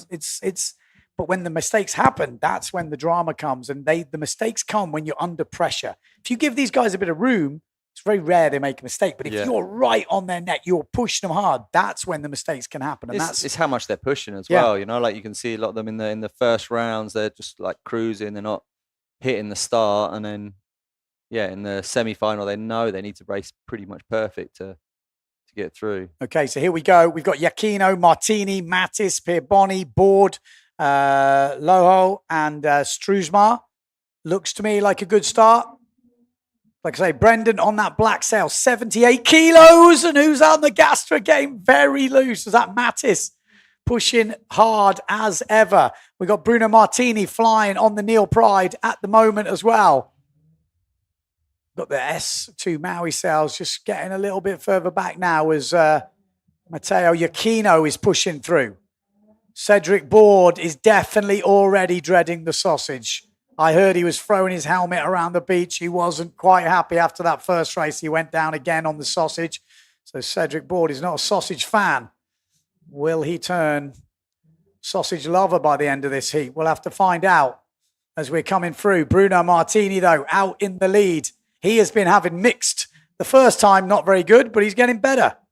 There we go. That was epic. Oh, that wasn't as easy for Matteo Giacchino. Cedric Board! Oh, no! Oh, my God. He really... Oh, no. I don't think his helmet's going to survive another beating. Oh, my God. That's brutal because the more you do it, the more fear you get. And the more, I think that sort of thing, you've just got to go for it. And me. Cedric Board... Wow. You know, he's been around a long time. He's got devastating board speed, but he is not loving the sausage. That is for sure. Let's see if we can turn him into a sausage lover by the end of the week. Is he going to make the end of the week? He's took a proper beat in the last 2 rounds. Out in front, though, Bruno Martini is totally killing it right now. Lots of speed. This is just the first round. Second place, Matteo Yukina. These guys are not pushing right now. This is them in cruise mode, which is a bit sometimes embarrassing for us lighter weight slalom guys. When you think this is cruise mode, they'd still be going past me at about 5 knots faster. Keep your eye on 4th place, though. Not over yet. These two have got this wrapped up. Let's see how they navigate the chicane. So going quite far past the boy, using the swell for Bruno Martini. Nice jibe from him. A little bit more inside from Matteo Yukino. And then another jibe coming through. Great. Yeah, that's a really nice line, couple of lines from Bruno Martini. Now, keep our eye on 4th place, remember. 4th place is right up for grabs now. So is Cedric back in it? Is that? If it is, how has he got back in it? Is there someone else on the Saverne in here? Yeah, I might have to check that. Oh, is it Cedric? Yeah. Cedric Board could be coming back into this because Matt says, and that's a bad jibe. Cedric Board is right back in the race. How has he done that? Maybe he preempted the crash and crashed in a good position. That is very, very impressive from Cedric Board. The guy who must have some most devastating board speed. Cedric Board is up into 3rd place. Is that right? Yeah, it looks like, yeah. So Bruno Martini's going to win this. Matteo Yukino in 2nd. And Cedric Board has somehow got back into 3rd place. And it looks like it's going to be Mattis that's going to take that all-important 4th spot. What? I don't even know how he did that. That's insane. So Bruno Martini, He looked like a proper crash, like did he sail miss in the wrong place and everything. It looked like. But did he miss? No, he's coming down to the finish, isn't he? Yeah, no, he did do the right course. It's that much of a comeback. You're like, how? He just missed the outside jibe. Well, we're going to have a look at this, but that was insane. I do believe that they have a boat there checking, don't they? So yeah, no. Struesmar and Loho. That just goes to show, Brendan's not slow. He won the youth junior stuff. Yeah. But the top boys, Cedric Board is one of the faster ones in the fleet. A lot of people mentioned him. And that just goes to show how much distance they can pull back. Yeah. Because he had no right to be in that after a crash like that. You were thinking, there's no way. What a comeback. So, yeah, Cedric Board, you can see there, goes around in about 3rd place. Yeah, at this point France it's looking pretty 91. comfortable, isn't it? Those 3. So there's Bruno, there's Matteo Yukino. He's coming downwind to it, though. Really hard to jump like that. I would have thought just go... I'm in here in the commentary booth. I know it's easier. But surely going super low and then aiming upwind into it just to get the wind under the board. You get the long float. Yeah, then you get that float. As well, yeah. I would have thought that's the safest. It's not the fastest, but it's definitely the safest way to maybe attempt. See if we can get a flash of where Cedric is. What a comeback. We've seen quite a few, haven't we? Where is he at this point? Okay, so there you got the top 3. Yeah, but then we jumped into that. But, wow. Can only say wow. That was insane.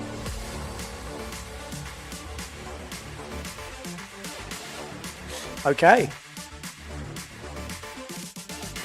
So are we straight into the semi-final, or normally it's pretty quick into the semi-final? Yeah, right? pretty much straight in semi-final.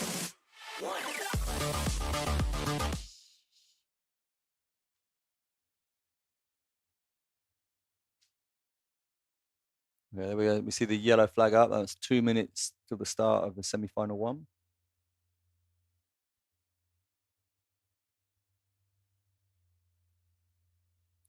Right, yep, yellow flag up. Let's have a look who is in this first semi-final. This is the big one. Obviously, all the top boys, or everyone wants to make this final.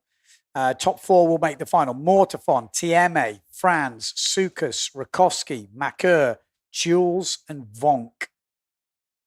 Tried and tested names that you would expect to see there. You expect to see Vonk there. You expect to see Rakowski there. Franz, Mortefon. But as we've seen already, with this discipline, with the added elements, we're seeing more guys breaking in and breaking up those seeded riders. Obviously, Vonk's been very ill the last week. He's lost a bit of weight. He's not the 100% strength. He's still going quick. But, you know, these little jibes and all this extra energy used is going to drain really quickly. Tati Franz, I had a word with him. So let's see if my mental coaching has helped him. Oh, yeah? Were you straight over the line early now? What were your tips? Can't tell you until it works. If it works, I'll tell you. Let's see. Tati Franz. I'm going to root for Tati Franz in this one.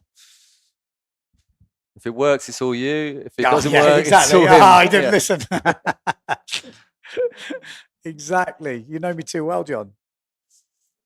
Mortafon's in this. We're expecting to see another final for him. Or, you know, we haven't seen many of the top guys, you know, having problems with the jump. Let's see. Will we have people pushing the line? I'm thinking Tati doesn't need to push the line here, you know. He's got the speed, and here we go. Few people slowing up as we come in. And it did look like there was a few people jumping. It looked like Mr. Sukas. I think it was him, wasn't it? Well, we'll have to have a look. Like everyone was pretty early. Mm.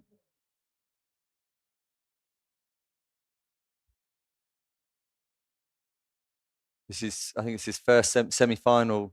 Johnny's been having a bit. Okay, let's have it. Yeah, he's gone. Yeah, I mean, it looked like one man and one man only. Mr. Sukas is, he wanted the glory run. Yeah, well, you know, also like this, I mean, if you see this heat, it's his first semi-final he's got through. So, you know, it's kind of, and also because you got the runners-up final, it's almost a free hit to a degree. To try and get there. To, you know, fair, you know, you can go for it, and you know that better to go for it, and in the end, he's still in the runners-up it's true. final. It's like to get into the final against these boys, you've got to get a good start. Yeah. You know, unless you're extremely lucky and things go your way. But essentially, to give yourself that best opportunity, you need to nail the start. Yeah. And yeah, that's what he was going for. Is there a few names on that sheet? Does look like just one. Yeah, just one. There we go. Greece 198. He's gone. What's goodbye in Greece? Dunno. I only know a few words in Greece, and they're probably not repeatable on here. How's your Portuguese getting on, actually? Muito bom. Terrible. Actually, your Spanish is pretty good, so I can't even take the piss out of you. But it's nice. Yeah. It sounds good if you don't understand. Yeah, if you that's understand fine. That's it, fine. like, Yeah, that's fine. Yeah. That's fine. I would quite like to just go caveman Portuguese, where you just blurt out words but no sentences. Just drink, food. That'd do me. Even just having the knowledge of some words would probably be useful. What have we got? 411. That would be sick. Imagine 30 wave sailors on the start. We actually just did speak to them, to the wave sailors about doing it. I think it could be really cool.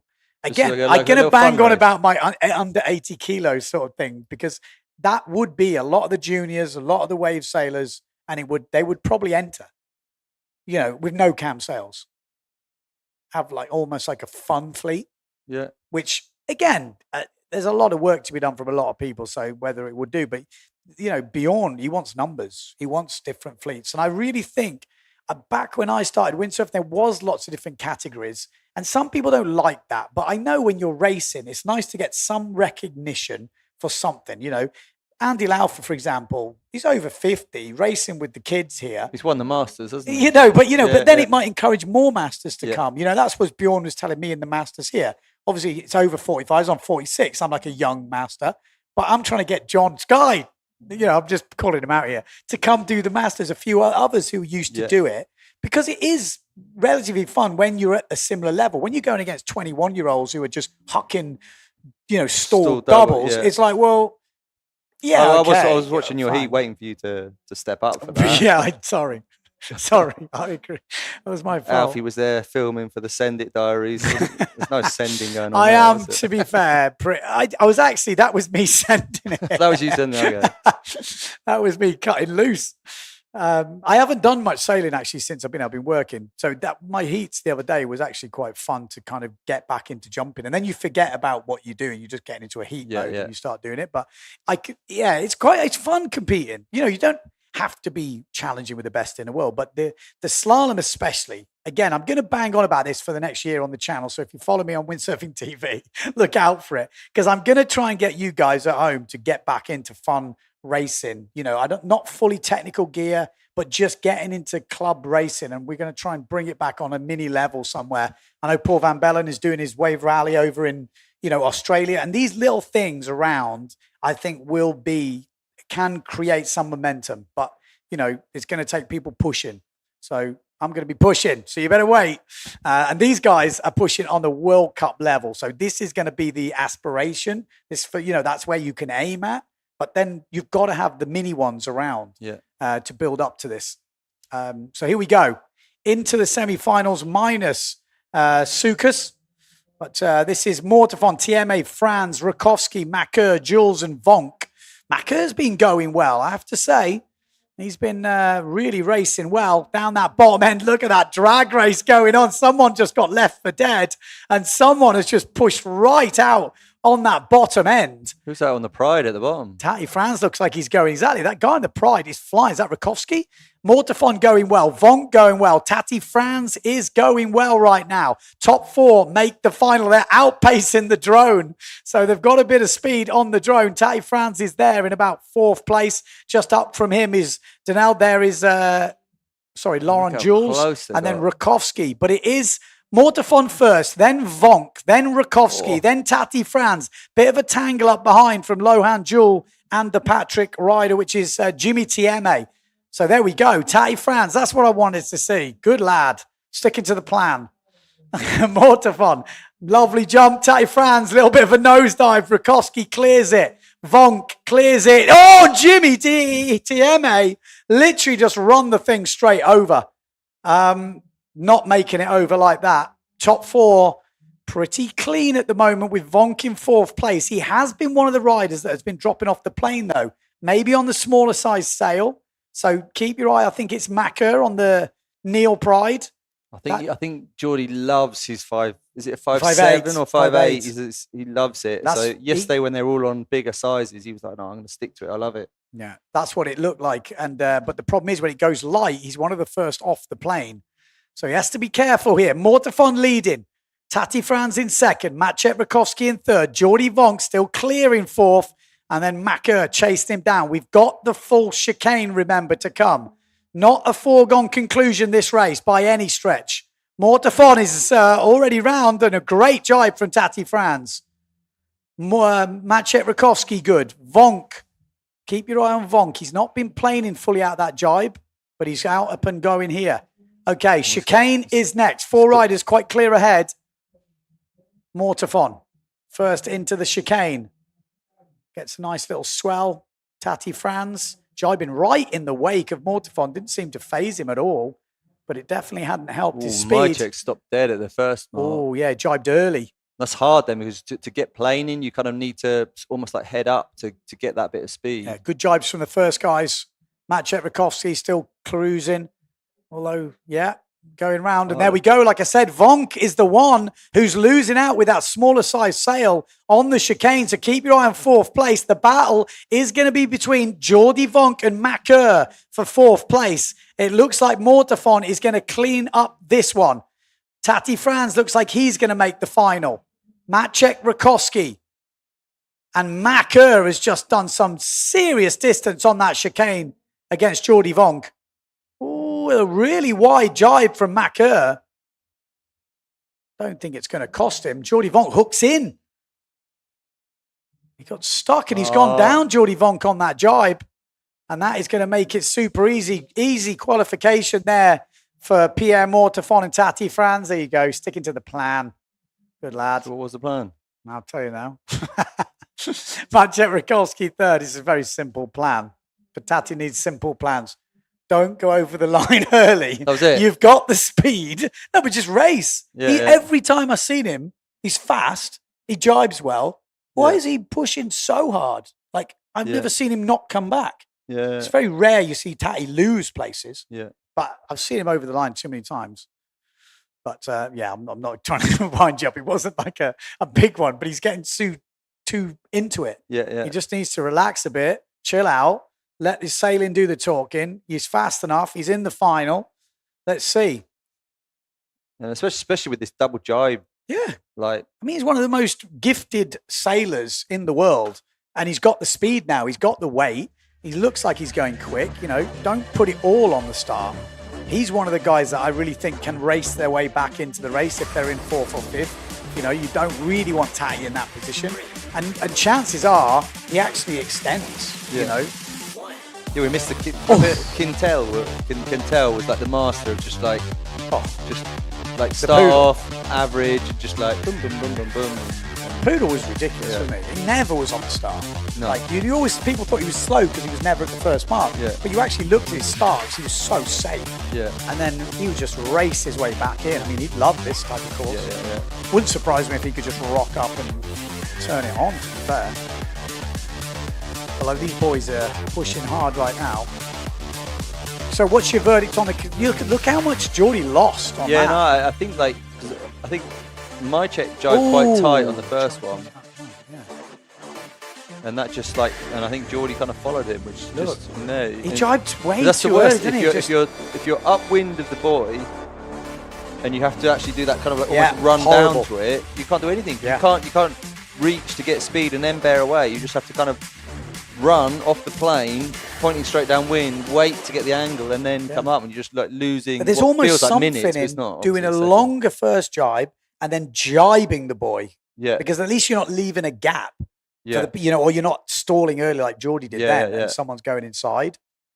I mean, if you jibe high on that second one and come out with speed, then yeah, great, you can come out. But it's going to be hard because you're not going to go into it with a lot of speed either, because you've just had that pre-jibe. So if you do a bad first jibe and then try the second one and come in high, then you just end up stuck there a bit like. Paul Van Bellen, one solution to eliminate over early is the jet ski rabbit start like the Deafy.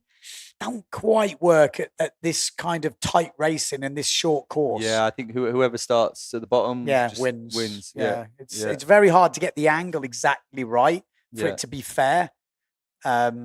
This is the fairest way. It really is. I think the easiest way is to, like I said, you put a sausage on the start.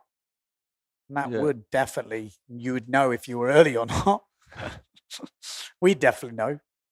At least it'd be carnage if you were over early. The line goes, maybe the line stays up, and on the go it goes down. That's proper that's proper motocross, isn't it? And that's how they start the motocross. It is actually, yeah. If they go early, they just go over the front.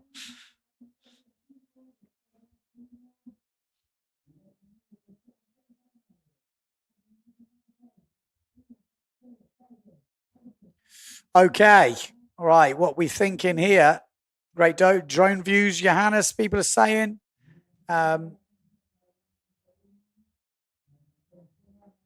We got Simon Petfer saying we have a fun slalom event in the UK in October. Do you remember a few years back in Rosseniga, they had we had a wave and a slalom contest at the same time. Epic. And it was really, really windy. I remember doing that on my wave gear. I think on my freestyle board and a wave sail.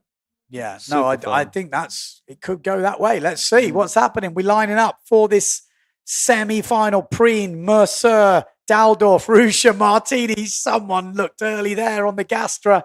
They were pushing. They're all up high on this one, aren't they? They look like they're slowing down already. I think we lost the Gastra. I do feel like we lost the Gastra. Which one exactly? We've got Daldorf, Ruscia, and Mattis in this. Let's have another look at that start. I mean, it's frustrating, but he looks quickly on the board to write that down, doesn't he? He's not even looking at the iPad. He's like, well, I'm pretty sure we got this one.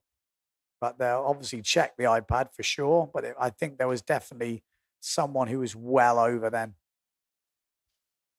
That is a small boat for that amount of people, isn't it? I don't know. That's not a nice place to be all day, is it? The things these guys do for you guys at home and the good. Here we go. Yeah, there's some Gastras early there in the one. Or maybe just one. Could be just a yellow helmet one. I think that's Mattis. Mattis, I think. Yeah, Malta's down the bottom. Or maybe not. It's the red helm was Malta. black helmet is Daldorf, and white and sort of yellow is Mattis. Can we get in on that bit of paper? Yeah, where's our drone guy? You could just like hover about a foot above him, can't he? Yeah, it was actually super clear before. Let's hear what they're saying on the radio. General recall looks at least like one of the Gastras. Mattis jumps the gun in the semis and is out. So it is Mattis. Oh, there we go. Right. No, he's moved it.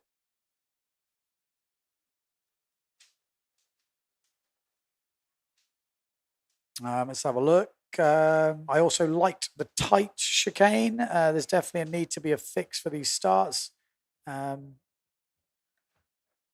agree. You could have gates and a qualifying runs.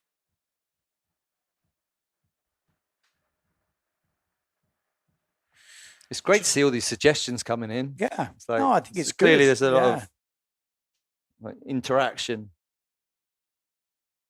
I'm just trying to look. Chicane should be much shorter and more like a quick bottom turn and a cutback. The problem is with that, and we saw it in the other one, if you've got two racers racing, so we saw Maciej Rakowski, Mateo Yukino, they're both racing. The first into the chicane just gets ahead because Yeah. it's one It's single like in Formula line. One, the same happens, isn't it? So They'll be neck and neck, but once they hit that, they go it's into gone, an order. and then the race is kind of gone. Yeah. So that's I really like this one. Yeah. I've got to say, like, because you've got multiple different lines that you can take, and like go tight at the first one, go past it, and then come in full power. Yeah. You can go wide, what we saw Tati doing on the last one, and then come in tight on the second. And we've seen 2 or 3 good overtaking moves, and they're not the sort of, and we haven't seen that kind of final where two guys are neck and yeah, neck. yeah, yeah. We haven't seen that yet. At the moment, it's just qualifying. So they're going, well, I'll just take it easy. They're just doing the jibes, and we're already seeing it's interesting. You know, you can also like do the offset. You know, like in Formula One, if someone comes in early for a tire change, the other one stays out to try and get an offset. Yeah. So you know, if you're coming in tight and you see them go long, you can maybe jibe in tight and hope you get a swell on the other side. And yeah, I just think it opens up a lot of more interesting lines the better. options. You've got to be able Yeah. to take different lines. Otherwise, it does just squeeze the pack into a single file. Yeah. And then that obviously just kills the race.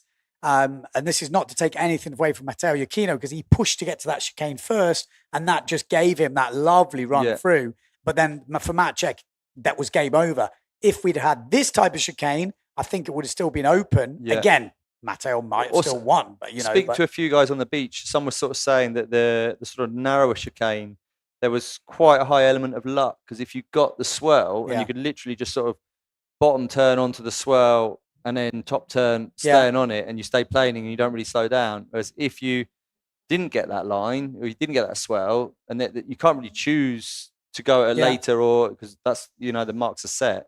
So if you didn't get that swell, then you were kind of ended up in that sort of clue first position and it was a huge disadvantage. So you kind of want it to be something that mixes up the pack, but at the same time gives everyone an equal sort of advantage or opportunity to take advantage of it. 100%. Not that it's just like, you know, pure luck, like, this happens, you get through. Like motocross racing, wider tracks and more different lines gives better racing. Just the new chicane format, just like Skyboy. As I was about to type, here we go, straight in. Looks like, good run as he comes down this swell here. That looks like Matteo Yukino flying on this opening reach. Down the bottom end on the Neil Pride, going well though. Looks like to be in a very good position. Is that Nico Preen down there? I'm calling Bruno. Okay, Bruno Martini is in this one, is he? Yes, he is. There we go. It is Bruno Martini. Did he just take his hand off then? I don't know. Matteo Yukino goes round in first, though. Bruno Martini second. Then we got Nico Preen. Oh, Bruno's gone down and took Preen with him. Both Neil Pride riders taking each other out. And that's left the door wide open for that fourth place right now. Matteo Yukino out in the lead on the Severn, trying to make another final. He's going up the podium. Oh, lovely rounding or jump there from Matteo Yukino. Little bit of a get the tail up. Safe jump from board, but not for the second rider. That was Malta Ruscia going down pretty hard. Bruno Martini makes it over. Oh, and another one through the gap. Is that Was that Cedric Board? Cedric. Oh no, he is about to have a meltdown. Someone ring Well, Alfie. last time he was in the same position, he somehow made it back, but Bloody hell, you can't write that. He's gone down. I am not laughing. I honestly, that it's just I feel what's going to happen on the beach. Just get the cameras ready because Cedric Board is not going to be a happy chappy right now. Out in front, Matteo Kino flying second place. Looks like, is it Daldorf? It is Daldorf. Daldorf's turned into the Slalom X machine right now. Mr. Consistent's going to make another final if he just keeps it together. Matteo Iachino looking good. Third place is Mercer, is it? Yes, again. Daldorf and Mercer just keep making these finals. Still a good way to go, but they're looking pretty clean and dry at the moment. Matteo Iachino rounding first. Second place, Daldorf. Then we've got Mercer from France. All these guys are in the top 4 in the rankings at the moment. The big battle is for the 4th place between Bruno Martini and Nico Preen. Could Nico Preen just miss out again? If it is, he's going to be one of the ones who's been the closest, but he's left a big wide gap there, Bruno Martini. This battle for 4th is on. Don't take your eyes off the battle for 4th because this is going to come down to the wire. Matteo Iachino is rounding first place. Second place, Daldorf. You can check them out on the small screen. But this battle for 4th is where it's at. Mercer's just gone round and gets away. Bruno Martini, great jibe from Bruno on the swell. What a jibe. Under pressure from the Italian. Nico Preen was probably like, well, maybe I'm going to get a chance here. Maybe I'm going to get a chance. Bruno just slapped that door shot on him. Nico had a top jibe there as well. Yeah. And I actually spoke to my check was saying how difficult that jibe was. Like, it doesn't quite look it because it sort of looks like you can line up on a swell, but no, it's not easy. Matteo Iachino gets it. Daldorf in another final. Wow. Mercer in another final. And Bruno Martini makes the final. Preen missing out once again. Oh, he's going to be feeling that. You know, he's been so And it wasn't even his close. fault. He got taken down, didn't he? Yeah. The first jibe, he was By Bruno. Yeah. Oh, you got a feel for Cedric Board right now.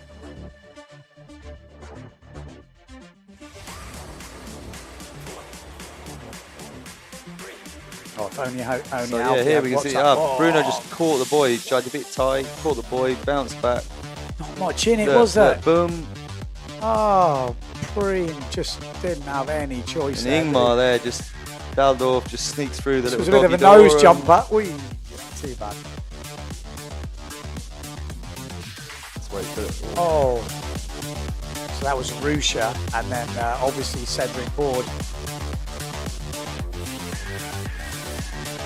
Well, this is and then Cedric's coming Mercer, in. Yeah, okay, so Mercer was the one who jumped in. Okay, and Cedric.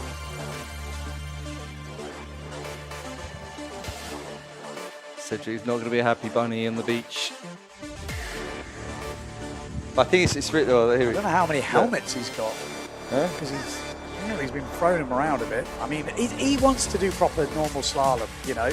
And I'm sure there's a few of out there that will feel that, you know, that's the thing. It's not just normal slalom. This is Slalom X. There is the extra elements.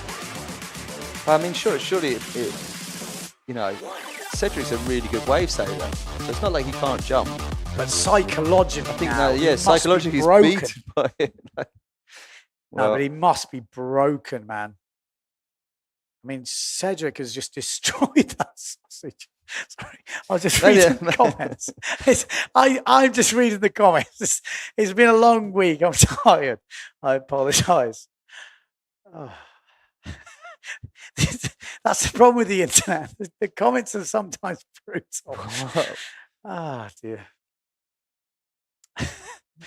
Right, let's get maybe he is trying to destroy them. Maybe his tactic is actually if he just keeps whacking into it, eventually it'll be destroyed, and then they could take it away, and he'll be free of the sausage.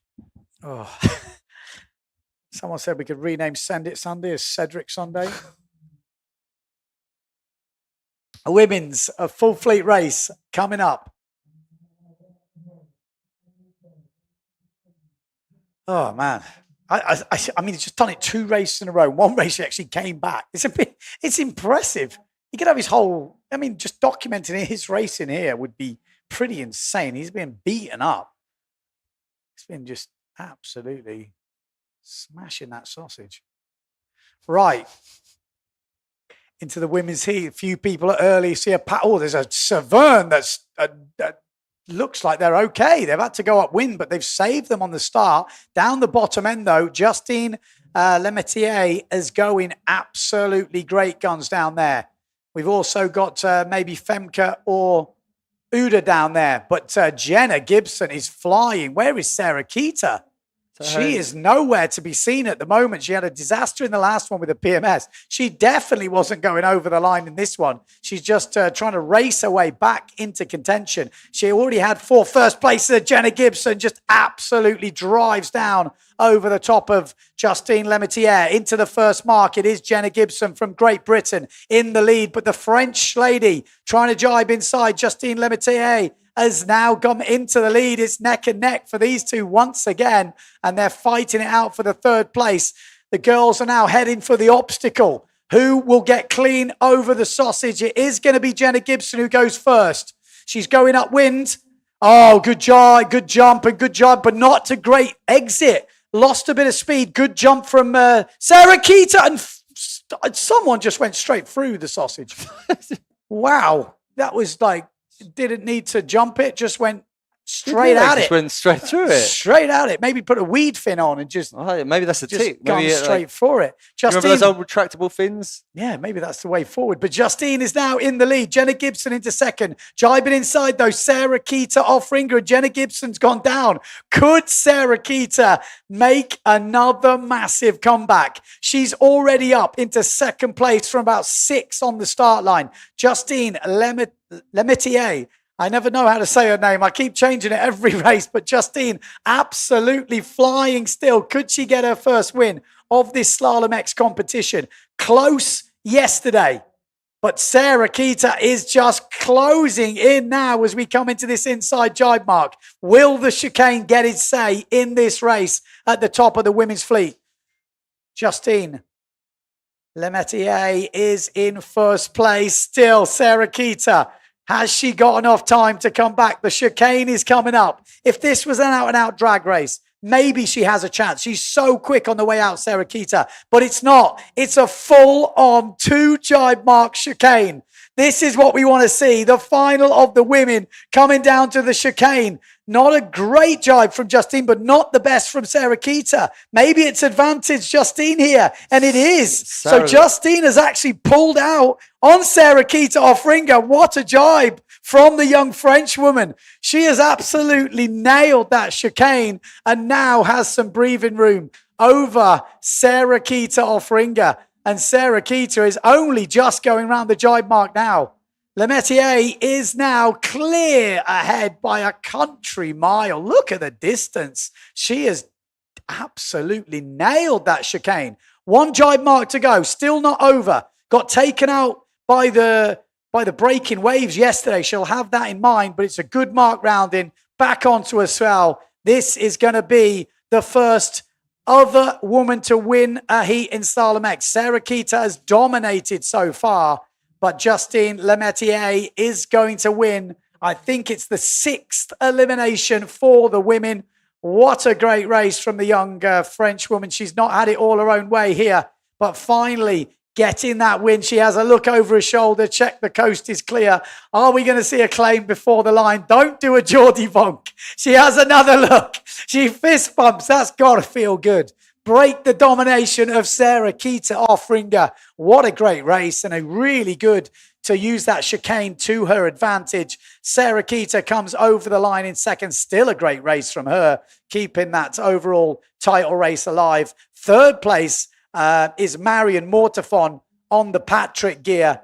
And then there's a big fight behind that. It looks like Van der Veen, but we can't see down the other side of that finish line.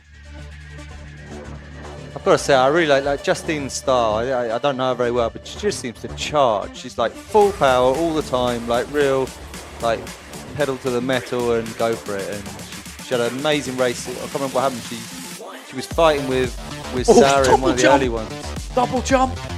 Did you see that? I missed that, no. Oh, she landed. Wow. She landed with the nose on. Look. She lands nose on, like over a bit chop, and then flips up. That was impressive. Is that Blanca? Yeah, Blanca. Seeing the replay here. Blanca looked like she just sailed straight through it. Maybe that's the tactic. Although Cedric's tried that a few times. It's not worked just yet. Well, no, because he always tries to jump it. Maybe the trick is to not jump it.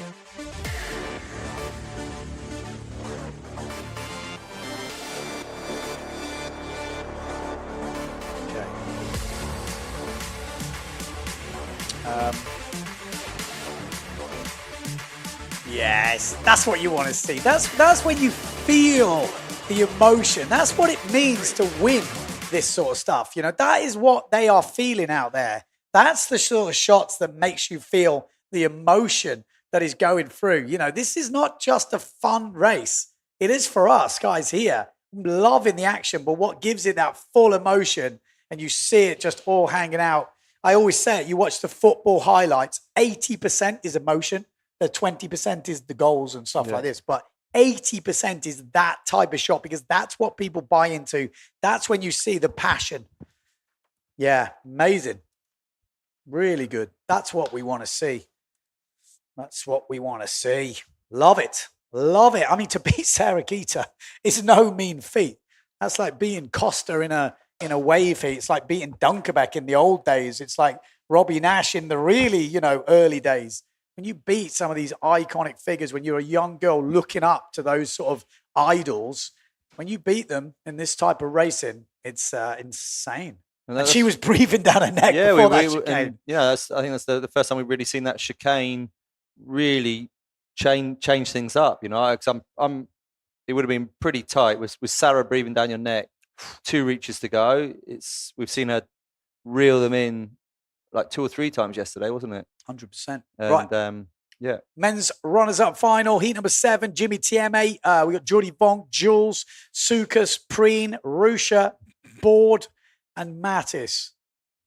I honestly just want this to be a clean race. We don't want any drama on the obstacle. Please, I don't know if I can take it. I am so scared for him because I'm already nervous. Imagine how he's feeling. And again, don't get me wrong. Cedric is an amazing sailor, but now he's lost the confidence. And that loss of confidence, you see strikers in front of goals. When you lose your confidence, you can be smashing it all over the bloody shop. These are world-class athletes. But when you lose, you especially lose your I think confidence. with that sausage, I mean, in the end, it's what? It's not even. It's about 30 centimeters high maximum. Like a lot of people can easily jump 37. But going at 15 meters a second, you've only got with other people around you. miss- I think it's the main thing is you've got to have confidence to just go for it. And once you've, like you say, once you've lost that, That's why I was impressed with Bruno Martini. First race, just smashed it. I was like, oh no, it could be a Cedric Board kind of episode. Yeah. But he just came back like, he sent it on the other one. He overtook someone on the next one. Yeah. He just smashed it, No, that sounds wrong. Right, here we go. Smashed his sausage. Oh, I've got such an immature mind. I can't believe it. Let's go. Here we go. Let's get to the drone. If hopefully when we get the drone back up there in the sky, we'll be bringing action from this runners-up final. And the green flag is go. So Nico Preen over the line. Down this bottom end, Jordy Vonk looking very good. We got Jimmy Tieme in this on the Patrick looking good as well. Malta Rusha with the red helmet, GA sail. Nico Preen, though, looks like he wants a win here. Him and Jordy Vonk going head-to-head down this first race. Look at the battle going on. If Nico Preen can take Jordy Vonk, he's going quick. But Jordy at the moment holding him off, and he's going to have to jibe in the dirty wake of Jordy Vonk. So it's Jordy Vonk round in first. Great jibe from Jordy. Great jibe from Nico Preen. Then we've got the Gastra of, I think it's Malta Rusha. Oh, we've lost the Patrick of Jimmy Tieme. And here we go towards the obstacle. It is going to be Jordi Vonk upwind, Nico Preen downwind. Good jump from Nico Preen. Really nice from Nico Preen there. The Gastra's over. Over on. Cedric Board makes it clean over this time. That's good for the confidence. Jimmy Tieme, again, he's not been actually getting many good jumps over the You really see that the guys that send it and they land well. It's the landing as much as the jump. It's the landing, isn't it? Really good race at the front from Nico Preen and Jordi Vonk right now. We got Maltarusha, I think, in third place. Then we've got Jules from Guadeloupe. And then it is Cedric Board fighting it out with Sukas, I think, there. Nico Preen having a great race against Jordi Vonk here, though, pushing hard. Could he get a win in this runners-up final? Neck since the start, they are going for this. The chicane could sort this battle out. We know Jordi had a bit of a nightmare on the chicane last time, and he's lost a bit of ground on that jibe mark as Nico Preen accelerates away. Jordi Vonk in second. This is to see who will get 9th place in this 5th elimination for the men. So, Nico Preen, first into the chicane. What's he going to do? Doing quite a long jibe to kick off with. Looked like he had loads of speed on that jibe. I think that was this is going to be a good chicane for Nico Preen. Different tactic from what we've seen before. And I think that worked well. Really good chicane from Nico Preen. Jordi Vonk still in second place. We've got one of the other Gastras in third. Could be Maltarusha. Could be Mattis. And then we'll think a bit further back, we've got Lohan Jules. But out in front, it's going to be Nico Preen winning this runners-up final. Good jibe on the swell. Yeah, looks like he's home and dry from there. So Nico Preen, there we go. Finally, he's been looking really good the whole time. Just had a few little unlucky incidences and just missing out a couple of times. He's been racing good, but he's been a lot of the time in this runners-up final. He wants to be in the winners' final, but this will give him confidence. Beating Jordi in a real head-to-head battle there. That's the ones that give you the confidence. Jordi looks a little bit wasted. You can tell he's been a bit ill for the few days, just body language. Maltarusha is in third place. And it looks like Lohan Jewel in fourth, Jimmy Tieme, then Cedric Board, Sokus, and then Mattis at the back. The difference is when Mattis won that race, I mean, that is the difference. Same rider, it just goes to show good start does make a difference, but for some riders, they can come back from a bad start. And that's really the true test of the guys that are going to be up there in the overalls. Just look at that. They were like, so close.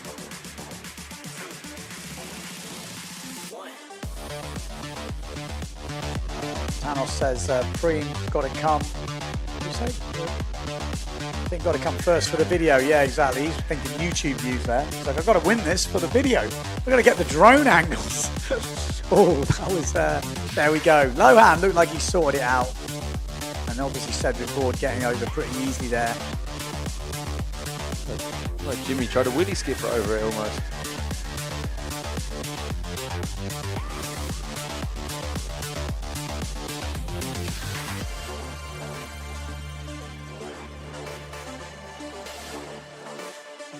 Great. I mean, just so good to see these angles. This is, think how many years ago it is now since we've had the drone. It's just got better and better. But in the old days, to get these views, you literally have to have a helicopter. Yeah. Full helicopter. And they did it back in the day. Yeah. Apart from the downdraft from a helicopter is a little bit more disturbing. I mean, I think we've all got stories of being taken out by helicopters. Have you been that? Where you get that downdraft? Yeah. It's just ridiculous. Yeah, I can remember countless times in Hukipa, and you're in the channel trying to survive it and get out, and then some helicopter will be like filming Polokau upwind, like ripping the grab out of the wave, and the helicopter just punishes you at the worst moment. You get pounded onto the rocks. And the helicopter's just thinking, wow, just got a great shot there. All right, we go back up to the winners' final, and Oshin van Gelden, I think it is, got some good advice. He says, don't fear the sausage, Cedric. Be the sausage. Be the sausage. I think that's off a film. Be the sausage. Was I shin was I shinning Tyree when we were jumping the mega sausage? That wasn't meter high. All right, here we go. Into the winners' final. Elimination 5. Mortafon, Franz, Rakowski, Macker, Yakino, Daldov, Mercer, Martini. Most of the top seeds in this, and the guys that have stepped up in this competition so far. It's the top seeds plus the 3 or 4 that we've seen really doing well this week. So this is a really solid heat. We're going to get to see the chicane in full effect. Will it change any results near the top of this? Obviously, keep your eye on Pierre Mortafon dominating this event so far. Tati Franz has told me he's not going to be over the line. There we go. Green flag. Tati Franz has had a good start, but people are over. And I have a feeling he might have just jumped the gun. Should have listened to you, shouldn't he? Just race. Like I say. Just race. You won't be outside and you might surprise yourself. Let's see. You never know. We'll have another look.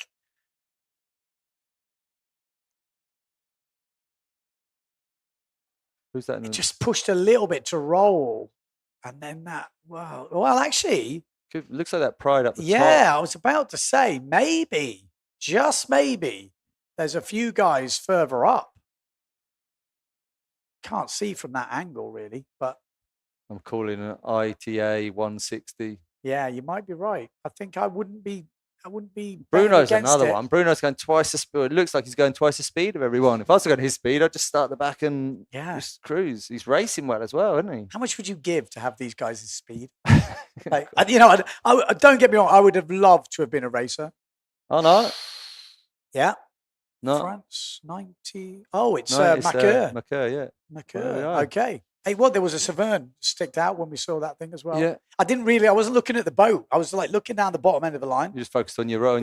Seeing as how tight he was getting on. And then I was like, actually, when we watched it back, there was a big bunch. The big group, yeah. And he was kind of the leading man there. So, Macker, another final. That's impressive, wasn't it? He's obviously 8th now. Will be. He'll probably have to count that, which is unlucky. But when you look at the results, other than there's not many that are not counting kind of like an 8th. Even Matteo's got an 8th and a 9th, hasn't he? And yeah, let's have a look. Results. It's only really waiting here. Pierre, Ingmar. So far we've had 4 eliminations, and the results as they stand are Pierre Mortafon 1st, 2nd, 3rd. Ingmar Daldov 3rd, 6th, 4th, 4th. Matteo Iachino 8, 9, 3, 1st. Mercer 10th, 3rd, 5th, 5th. It's going to be an 8th now, which is still a solid string of results. But if you'd obviously, well, we don't know because he needs to push. There's some big guns in this. Maciej Rakowski 12th, 1st, 11th, 2nd. He needs to break that bad one, good one, bad one, good one, which he probably will now because he's in the final. Bruno Martini 8, 16, 1st, 8. You wouldn't count against him, would you? Malta Russia, again, been very consistent. 6, 5, 7, but 22 this morning. And he's going to add a slower one to that as well. Jordi Vonk, 2nd, 13, 9, 8. Martin Freestrike, 5, 7, 15. He was out first round now. Tati Franz, 11, 16, 6, 8. Just needs, just a race in this one. Yeah, and because you'd have to put your money, even if Tati started last. That's what I said. You'd have to put your money on him coming around 4th or 5th without doing it because there'd be a couple especially of crashes, with a jump, especially with a chicane, Yeah. especially with the way this is set. Like, to me, that's exactly what I said to him. Like, even if I put you as last on the start, I'm not saying you're going to finish last. I'm calling you'd probably finish 5th or 4th. Yeah. You know, because of what's happening. So if you just have a decent start without being crazy, I'm thinking he's. But it is quite hard if you actually study it. They're so on it on the start. Does make that a big difference. It is literally like, the difference. You say take it easy, but you you either get it or you don't get it, really. But not necessarily take it easy, but he's always ahead. I mean, yeah. Even that, he was on it, but he wasn't over. But he was ahead, pushing it. He pushed over the Neil Pride, who obviously thought someone was early because he didn't push. But that's what we like him. because he is all or nothing. Yeah. He doesn't care. Even in the qualifying rounds back in New Caledonia, he's doing duck jibes around the mark and pushing as hard as he can to win them. And that's why probably he has a lot of support out there, because he does race like that. Definitely a fan favourite, isn't he? Yeah. He's not someone to go, oh, just bank in some average results. He's like, I want to win. Well, I don't mind if I'm last, but I want to at least have a go for it. So fair enough. He's in the final now, at least. Guaranteed 7th. And then the other side of you goes, well, if I push and get a good start, maybe I could win it. We'll get an 8th. Yeah, you know, whatever. All right, here we go. Let's try and get this 5th elimination final done and dusted. We've got Mortefon, Franz, Rakowski, Macker, Giacchino, Daldorf, and Martini. So quite a few prides in this. Bruno Martini, Matchek, Rakowski, and Macker, but I don't see Macker.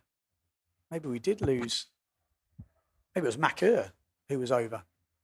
Okay, still going. Here we go. First reach. Looks like Pierre Mortefon. Daddy Franz shouldn't have listened to me. He's had a terrible start.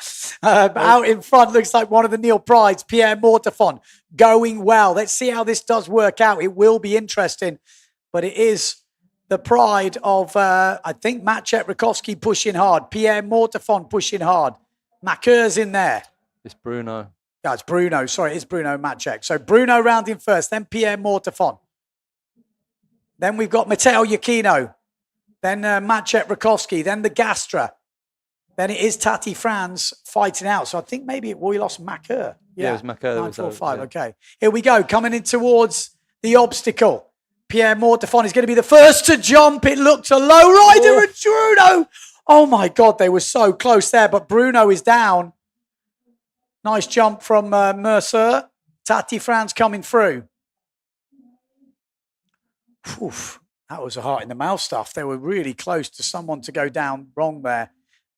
Look at Mortefon. He is looking in such good form. He's in the lead again. Matteo Giacchino in second. Matchek Rakowski in third. Then we've got Ingmar Daldorf in fourth. Then Mercer. Then Tati Franz.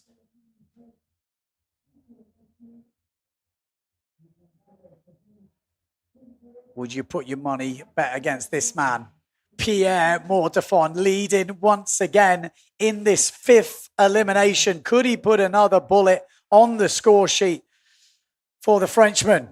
Inside jibe mark, Mortefon rounding first. Then Matteo Giacchino. Could he make it back-to-back wins? Then we've got Matchek Rakowski, Daldorf, Mercer, Tati Franz coming up to the chicane. We did see this make a huge difference before. What will happen this time around? Pierre Mortefon, Matteo Giacchino absolutely smashed it, but it is a bit different now. A wide jibe actually from Pierre Mortefon opens the door for Matteo Giacchino to come inside here, and Pierre Mortefon has lost ground here. It's a great jibe down the last bit of swell, but Matteo Giacchino has caught him, took some meters out of him. Rakowski as well. Daldorf right there, then Mercer. Actually, Tati Franz has lost ground a lot on that chicane.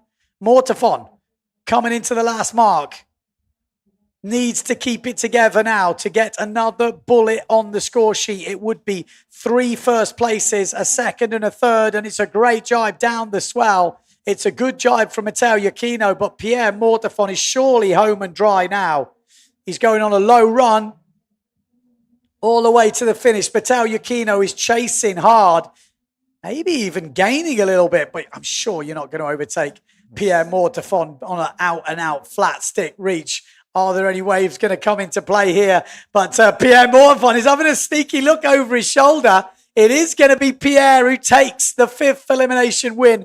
Matteo Giacchino in second place. Matchek Rakowski is going to get the 3rd place.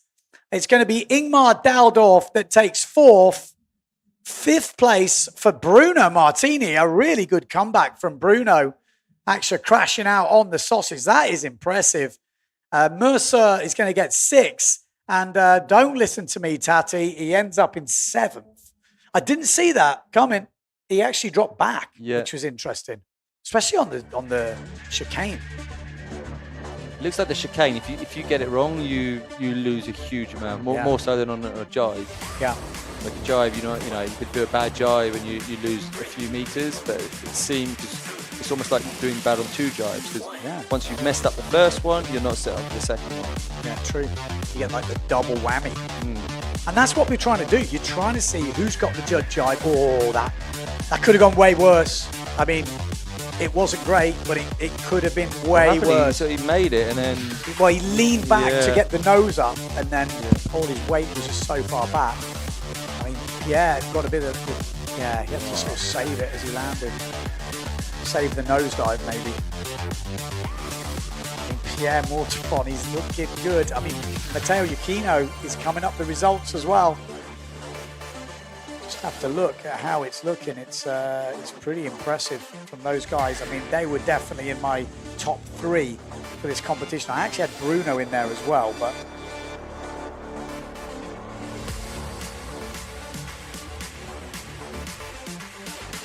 It is quite interesting to see these top guys, which I think you've just got to say, like Chino and Mortifon are like, you know, the 2 of the toppest. Yeah. And they just keep putting in the performances, especially like Matteo after a terrible start. He's just like, puts it down, he's got like first, second, third, you know, and you see that consistency that they have. And in the end, you can just see them slowly creeping to the top, and we're going to end up with a very similar podium, I imagine, to what happens a lot of the time. Even though we've got all these obstacles, we're seeing different things, we're seeing accidents, we're seeing people crashing, and yet the creep slowly sort of is rising. So 100%. Matteo Iuchino started off with a PMS in the final, so he had to finish 8th. PMS in the semi-final, and then he won. So he's had like basically a win and a PMS, and then a third, a first, and a second. Yeah. I mean, you can't argue with those results. Then Pierre Mortifon, first, second, third, first. Yeah. Bam.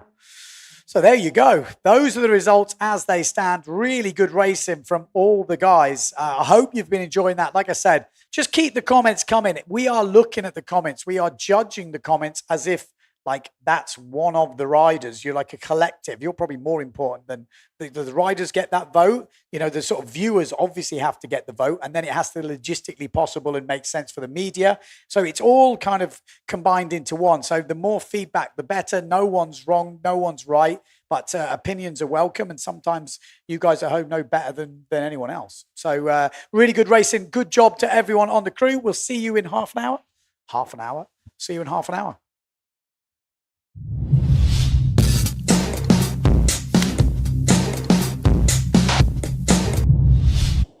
Femke van der Veen, first ever bullet on tour. How does it feel? Yeah, I'm really happy. I think I cannot really believe it yet because I was so focused on staying on the board. But also an amazing race, and I'm happy to win it. What was the feeling leading? Well, I was looking a bit around because I couldn't really believe that I was really in front. And then I was like, okay, stay calm and try to hold it on to the finish line. What did you think of the chicane today? I think it's a fun element. I didn't practice it yet, so it's hard, but I like it. It mixes things up. Well, congratulations and good luck in the next one. Thank you. Really cool. Uda, you flew over that jump. How was it? Well, I loved it. I was like, ah! But my tactic was, I had a pretty good start, but on the reach, on starboard tack, I know I'm not so fast. But I was like, I'm going to send it on that jump. And I thought if the other girls will fall downwind or upwind on me, at least if I fly further, there's less chance that we're going to hit each other. So that was my tactic. When it landed a bit too much forward, but I just saved it, I think. And yeah, from there on, it was just like a crazy race. It was hard, but epic. Well, good luck in the next one. Thank you. Matteo, finally a bullet. Talk me through the race. Yeah, finally I managed to get a good start. I had a good average speed. We were fighting with Maciek on the sausage. I had a better jump. And then I was first. I tried to manage the race. It's really technical, the chicane, because if you get no gas, you have to double jibe. Luckily, I was fast. I was in front. I had the gas, so I could just kind of sneak through first. Yeah, it was a fun race. It was definitely good. Finally good to start in a good way, not last or over early. Is there a special technique to the chicane section? No, as I said, no. If it's windy, you can manage it without flipping the sail. But before in the semi-final, I lost 2 places because I didn't flip it and there was no wind. I got stuck there. So you have to look at the gas and see how it looks like. Well, congratulations and good luck in the next one. Thanks.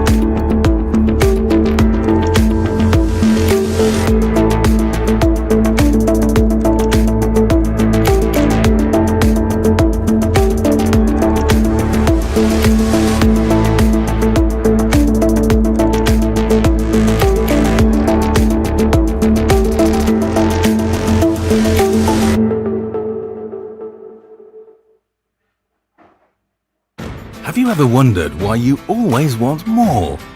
More Mondays without an alarm. More first times. More whiffs of the salty sea and the countrified country. More smiles for the camera. More unexpected friends. More laughing at life. More enjoying the journey. And what if the answer was never really what, but where? Gran Canaria. So much to live for.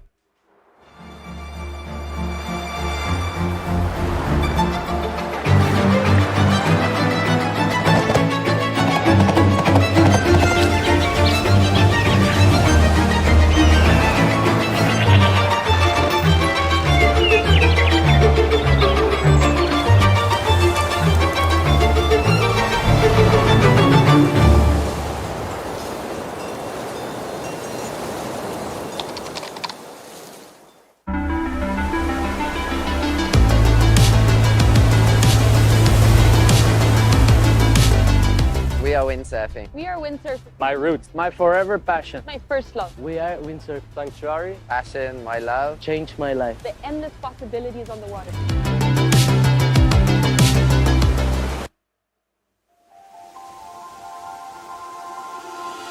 Ven y acércate a ver el viento, a saborear el paisaje y a escuchar el silencio de una visión infinita. Ven y acércate a sentir el amanecer de nuevos pensamientos que te nacen dentro cuando descubres que estar aquí es querer estar aquí. Santa Lucía es querer estar, querer ser y no poder dejar de hacer. Hoy, las cosas que ayer quedaron para mañana.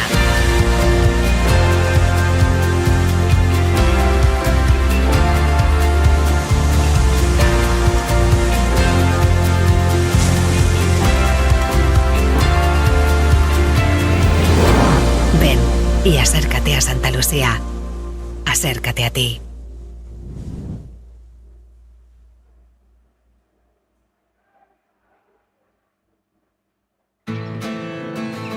Have you ever wondered why you always want more? More Mondays without the alarm. More first times. More leaps into the unknown. More breakfasts in bed. More whiffs of the salty sea and the countrified country.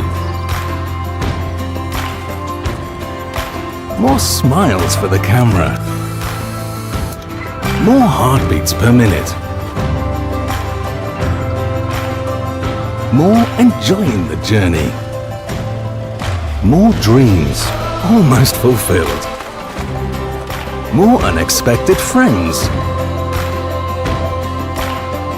More races to anywhere. More flavors to discover. More being at a loss for words. More time. Time to lose yourself and find yourself again. In short, more moments like this. And this. And this. And what if the answer was never really what, but where? Gran Canaria. So much to live for.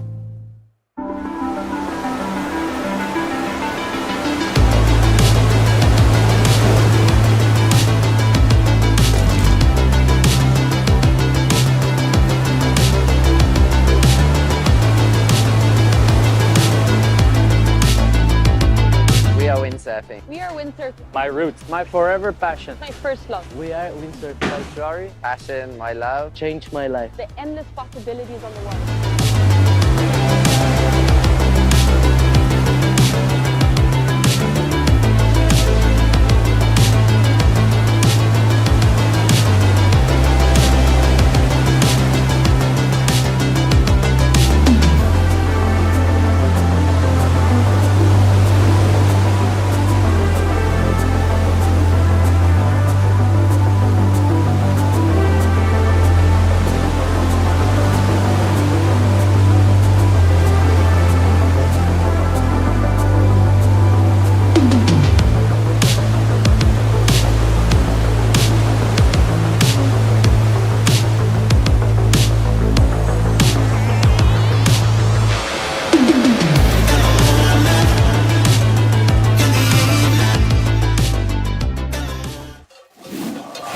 the bait? When was the last time you tried something new? Could I do this every day? Yep. Could I cross the island hiking? Yep. Or riding, if you want. Hello, how can I help you, sir? Oui, bonjour madame. Cancel my flight, please. What is this? This is our unique nature. Oh. And there is more. A lot more. Could that be why we smile so much?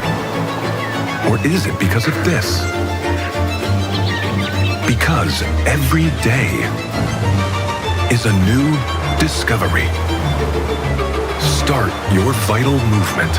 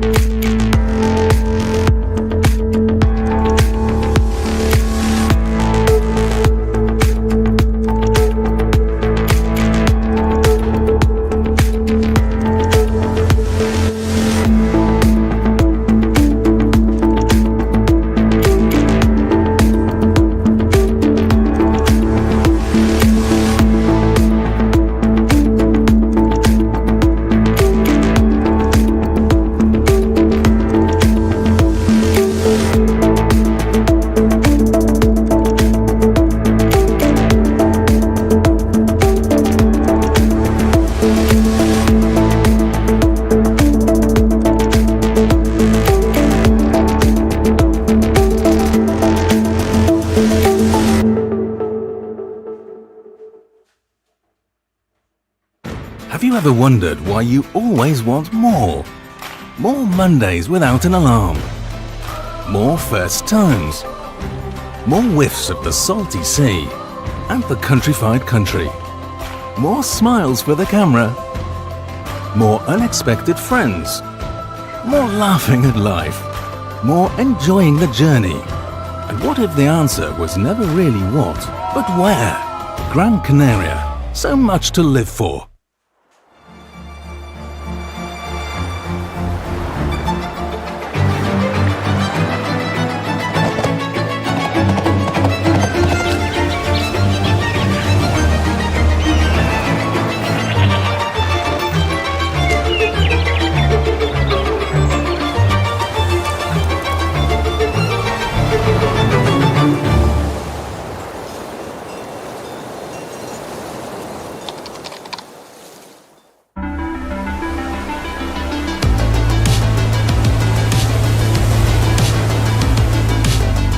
We are windsurfing. We are windsurfing. My roots, my forever passion. My first love. We are Windsurf Sanctuary. Passion, my love. Changed my life. The endless possibilities on the water.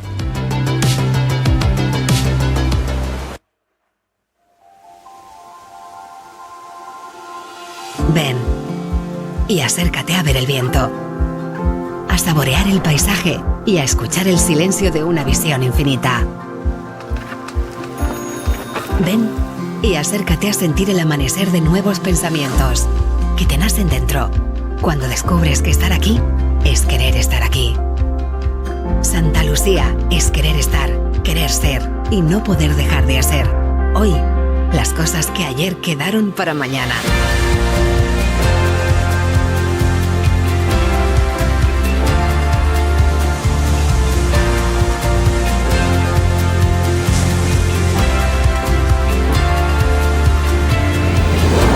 Ven y acércate a Santa Lucía.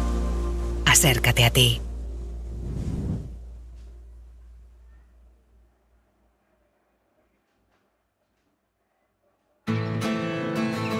Have you ever wondered why you always want more? More Mondays without the alarm. More first times. More leaps into the unknown. More breakfasts in bed. More whiffs of the salty sea and the countrified country. More smiles for the camera. More heartbeats per minute. More enjoying the journey. More dreams almost fulfilled. More unexpected friends. More races to anywhere. More flavors to discover. More being at a loss for words. More time. Time to lose yourself and find yourself again. In short, more moments like this. And this. And this. And what if the answer was never really what, but where? Gran Canaria. So much to live for.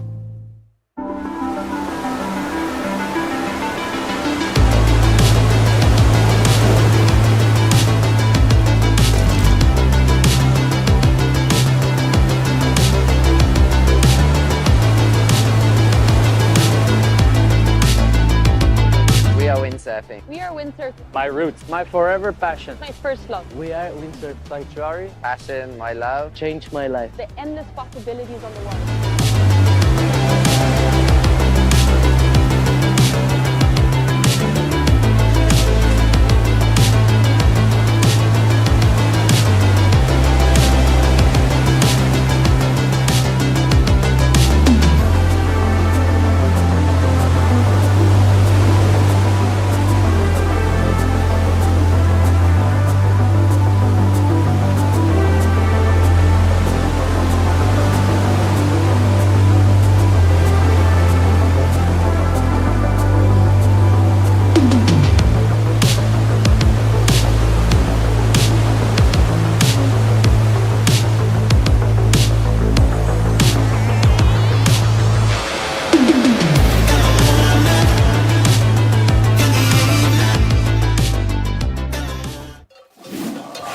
The beach? When was the last time you tried something new? Could I do this every day? Yep. Could I cross the island hiking? Yep. Or riding, if you want.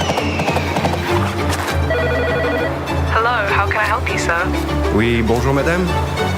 Cancel my flight, please. What is this? This is our unique nature. Oh. And there is more. A lot more. Could that be why we smile so much? Or is it because of this? Because every day is a new discovery. Start your vital movement.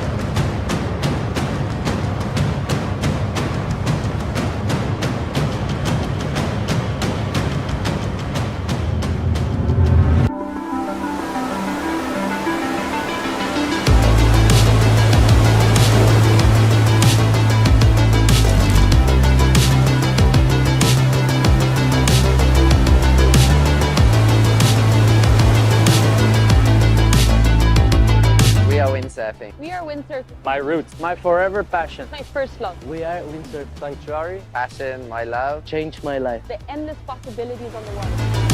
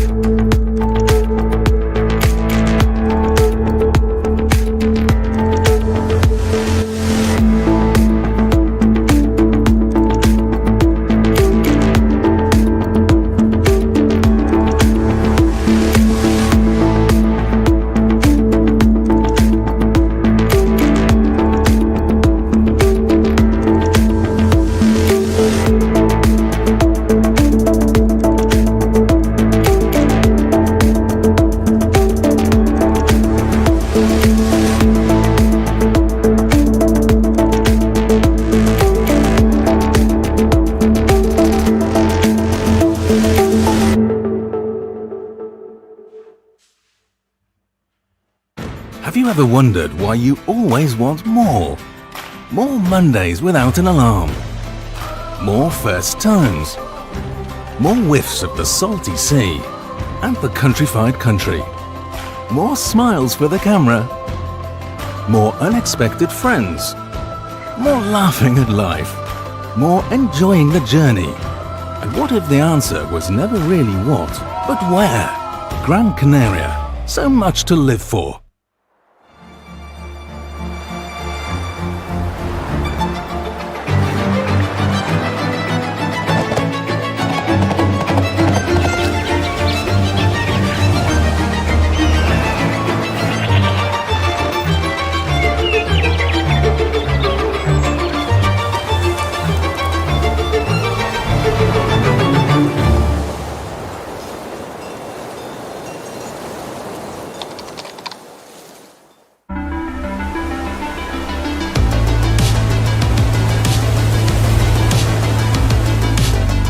We are windsurfing. We are windsurf. My roots. My forever passion. My first love. We are Windsurf Sanctuary. Passion, my love. Changed my life. The endless possibilities on the water.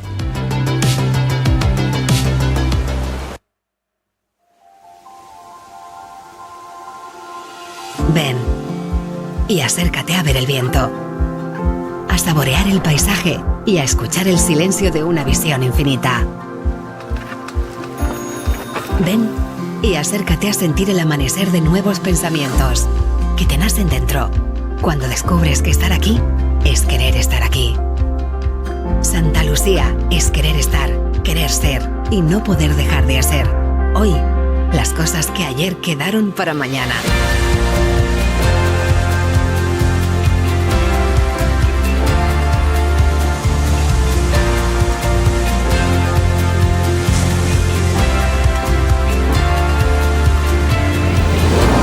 Ven y acércate a Santa Lucía.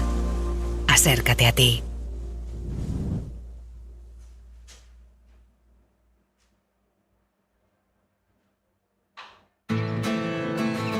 Have you ever wondered why you always want more? More Mondays without the alarm. More first times. More leaps into the unknown. more breakfasts in bed. More whiffs of the salty sea and the countrified country. More smiles for the camera. More heartbeats per minute. More enjoying the journey. More dreams almost fulfilled. More unexpected friends. More races to anywhere. More flavors to discover. More being at a loss for words. More time. Time to lose yourself and find yourself again. In short, more moments like this. And this. And this. And what if the answer was never really what, but where? Gran Canaria, so much to live for.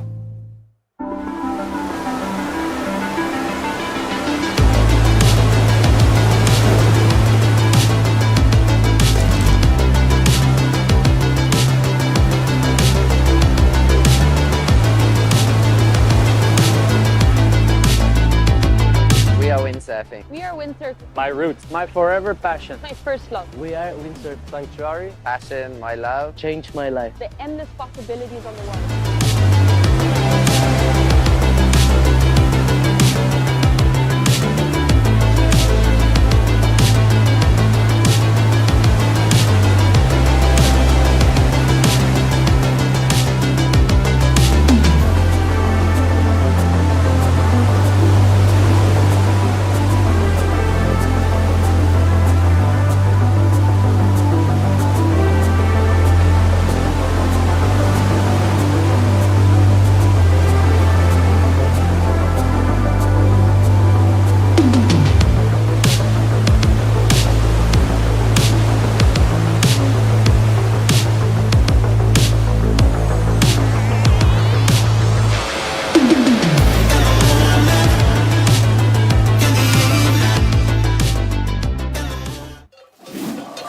The beach? When was the last time you tried something new? Could I do this every day? Yep. Could I cross the island hiking? Yep. Or riding, if you want. Hello, how can I help you, sir? Oui, bonjour madame. Cancel my flight, please. What is this? This is our unique nature. Oh. And there is more. A lot more. Could that be why we smile so much? Or is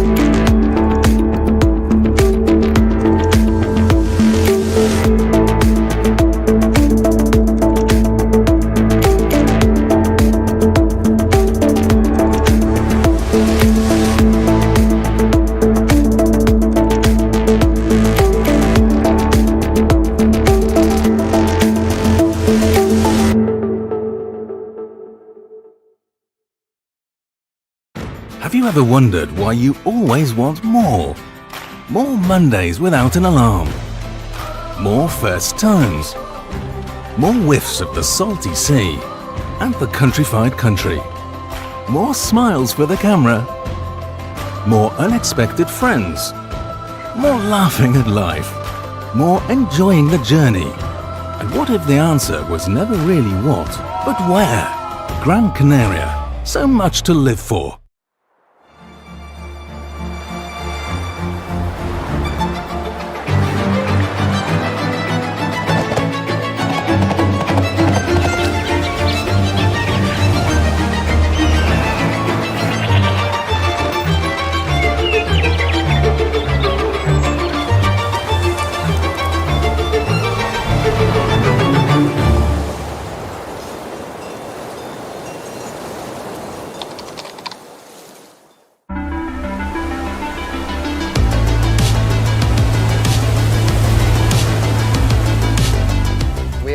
windsurfing. We are windsurf. My roots, my forever passion. My first love. We are Windsurf Sanctuary. Passion, my love, changed my life. The endless possibilities on the water.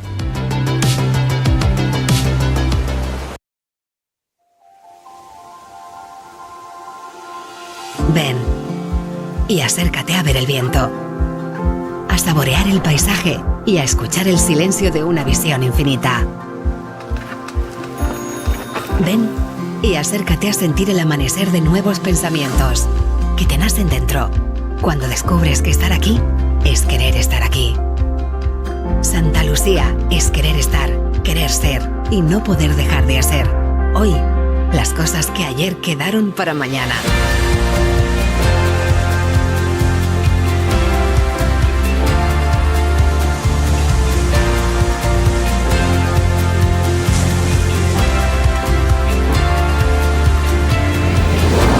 Ven y acércate a Santa Lucía.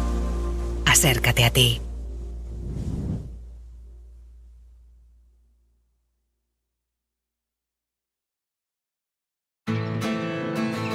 Have you ever wondered why you always want more? More Mondays without the alarm. More first times.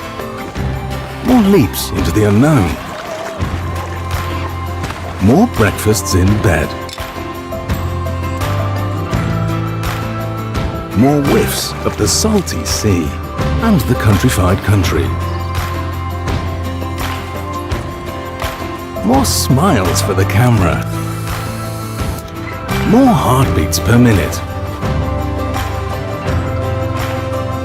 More enjoying the journey. More dreams almost fulfilled. More unexpected friends. More races to anywhere. More flavors to discover. More being at a loss for words. More time. Time to lose yourself and find yourself again. In short, more moments like this.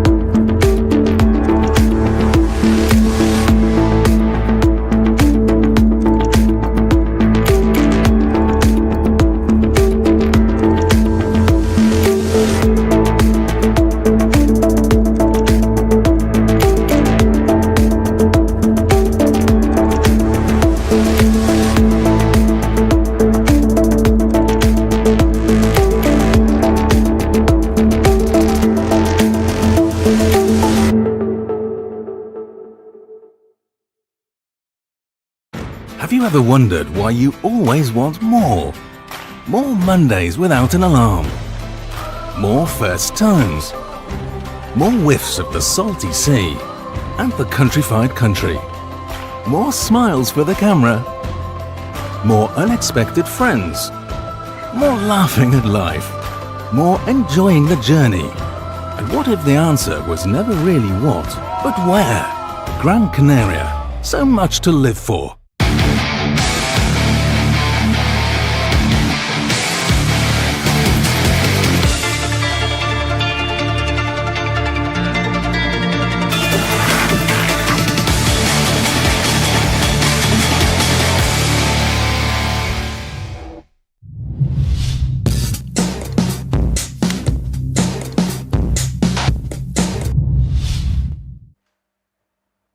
Hello.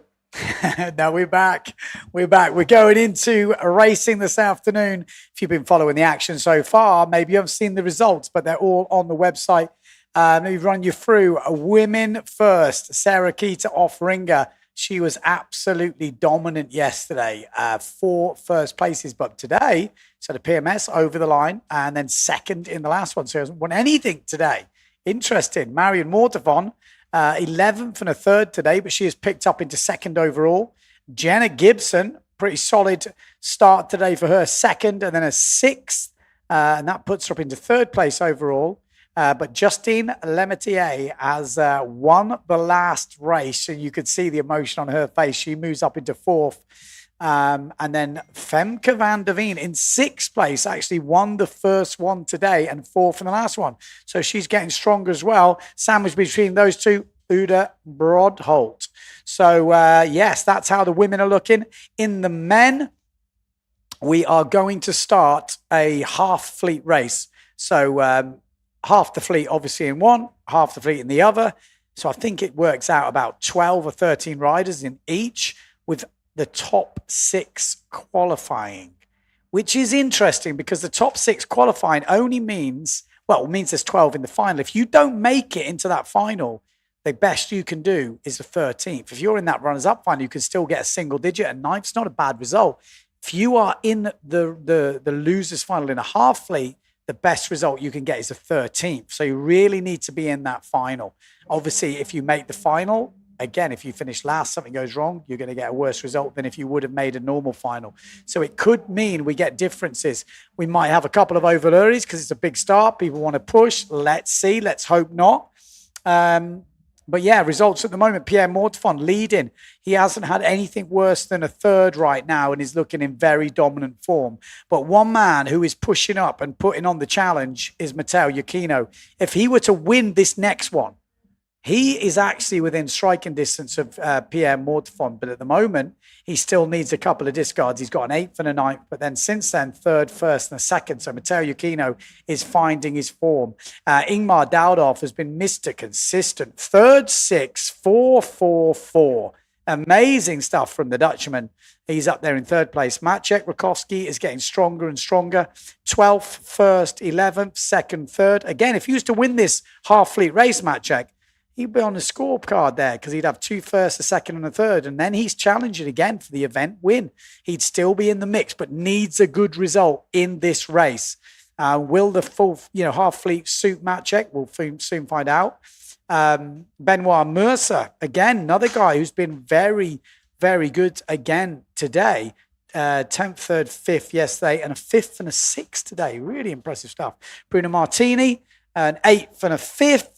Jordi Vonk, 8th and 10th. And then as we're going down, it gets a little bit more inconsistent. Although Tati Fran's not a bad day for him, 8th and a 7th. So 2 winners finals for him. So we are waiting now to get on with this start. Let us know in the comments. Are you enjoying the racing? I haven't caught up with the last comments. You like the changing of formats? What would you like to see? Is there anything we're missing? Not to say we're going to be able to do it, but you never know. One of you might have a good suggestion. I say in other events at different locations, there is talk of beach starts, like we saw in the old days, and beach finishes where you drop the gear, run up the beach and, cross a line. Are you a fan of that? Is that too gimmicky? Me personally, love it. I love it. That brings back the old thing. That's when I was a kid watching this type of stuff. This is the stuff I was into. Doing the same thing over and over again never really excited me. But all this type of stuff is the bit that really got me fired up.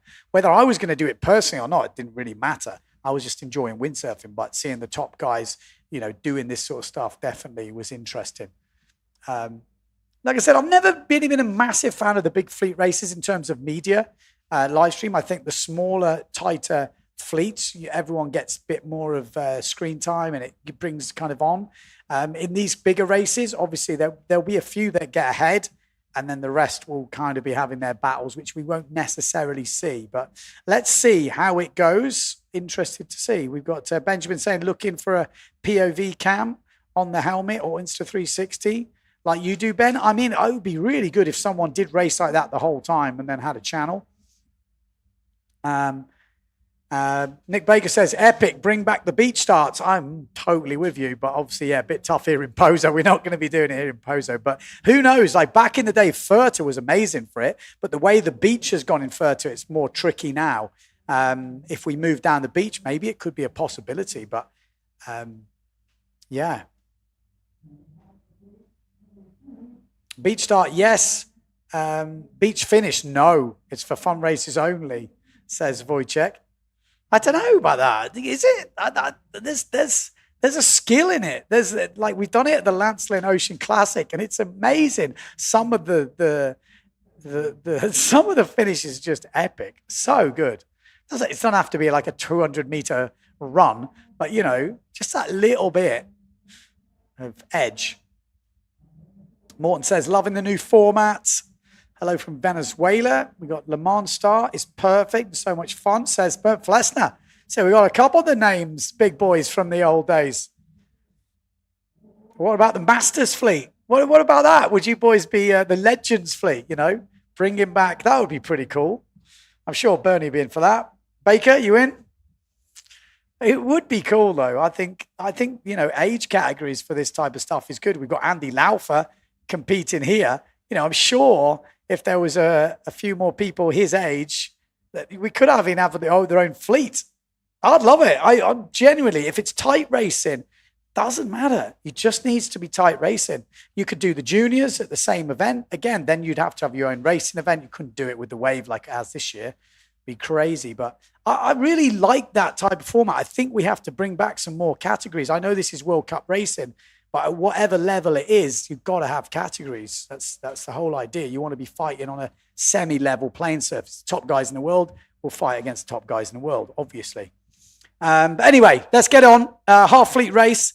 Let's have a look who's in this first one. We've got Yakino, Rakowski, Mercer, Franz, Vonk, Rusha, Board, Sukas, Laufer, Pierre Bonny, Hessels, Fascal. I thought they might not put the jump in this one and just have it as a longer first reach and have a different style of racing. I think that would be cool.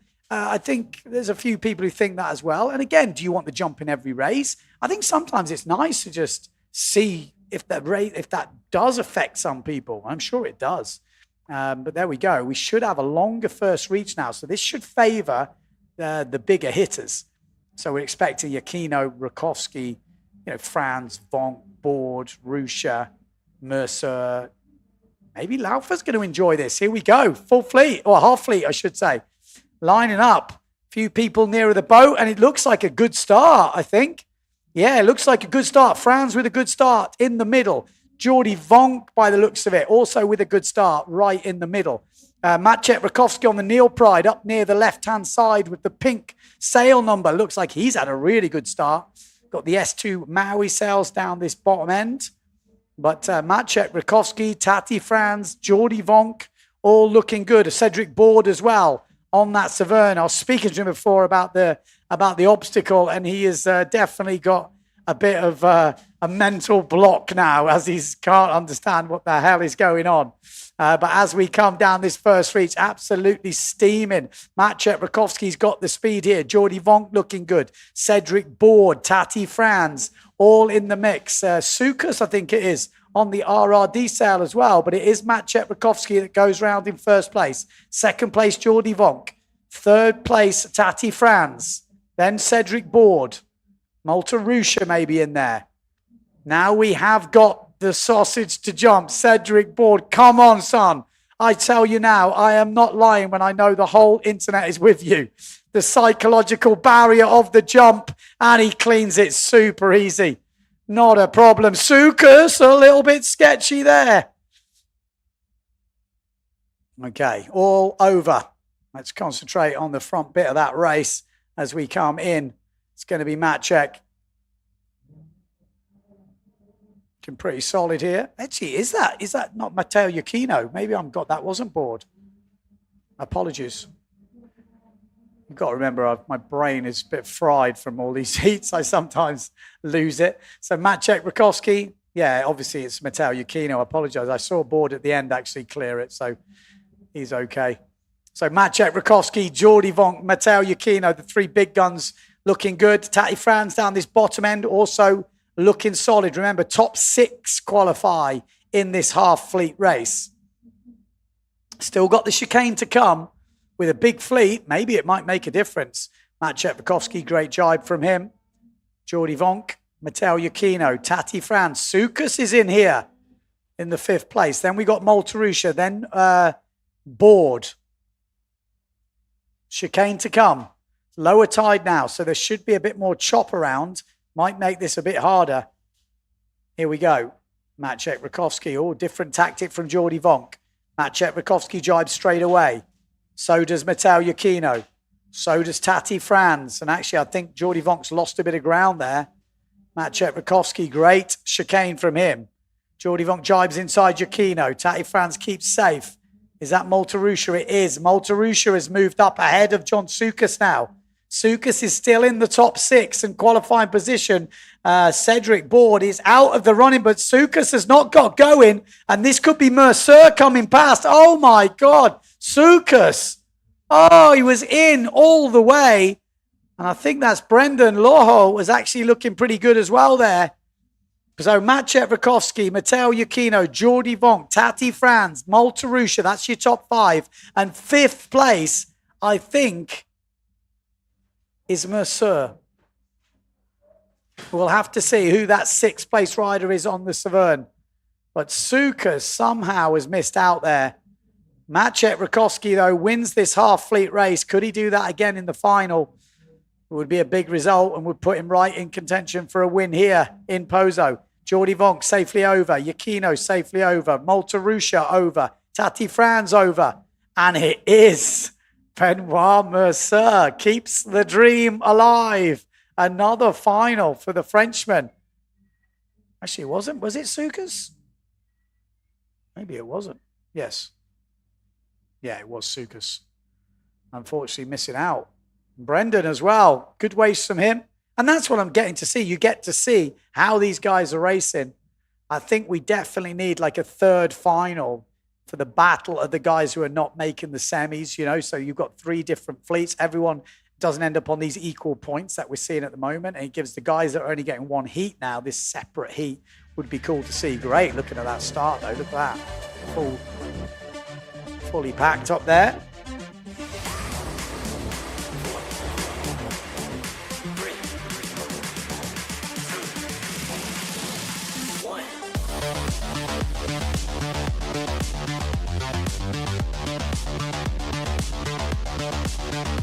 Great scenes from that race. Just looking at the replays, Matt Chetvikovsky. He's getting his stuff together. Everyone making the jump. Yeah. So Cedric Board was actually coming up here. Yeah. Looked fine. Looked good. So it's a psychological thing, that jump. Look, you can just see the swell. It's so hard to judge it. Looks so much easier on the the drone. When you see it from this angle, you just realise what it is.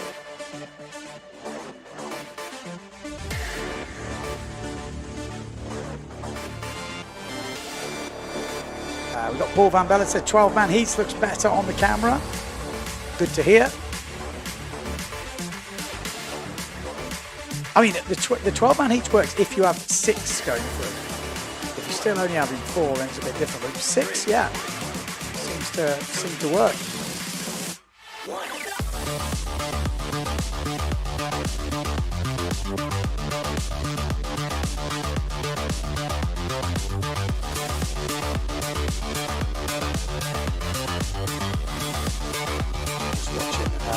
Last bit of this race was catching up on the comments on the same weight categories. I'm going to keep pushing this weight category. Nick says an overall world champion. Let's see who's really the world's best. Agreed. Or maybe one event with all the different disciplines, and you turn up to that event, and you basically have to do all the different disciplines at one location. So here in Pozo, for example, you could have wave, slalom, freestyle, everything all in one. That would be pretty sick, wouldn't it? An overall world championship one-off. That would be pretty cool. Okay, second heat on the water is Mortafon, Daldorf, Martini, Makur, Preen, Jules, Tieme, Mattis, Cousin, Vriesvik, Stallman, Dennis, Struismar. Seems pretty packed. Top 6. Okay.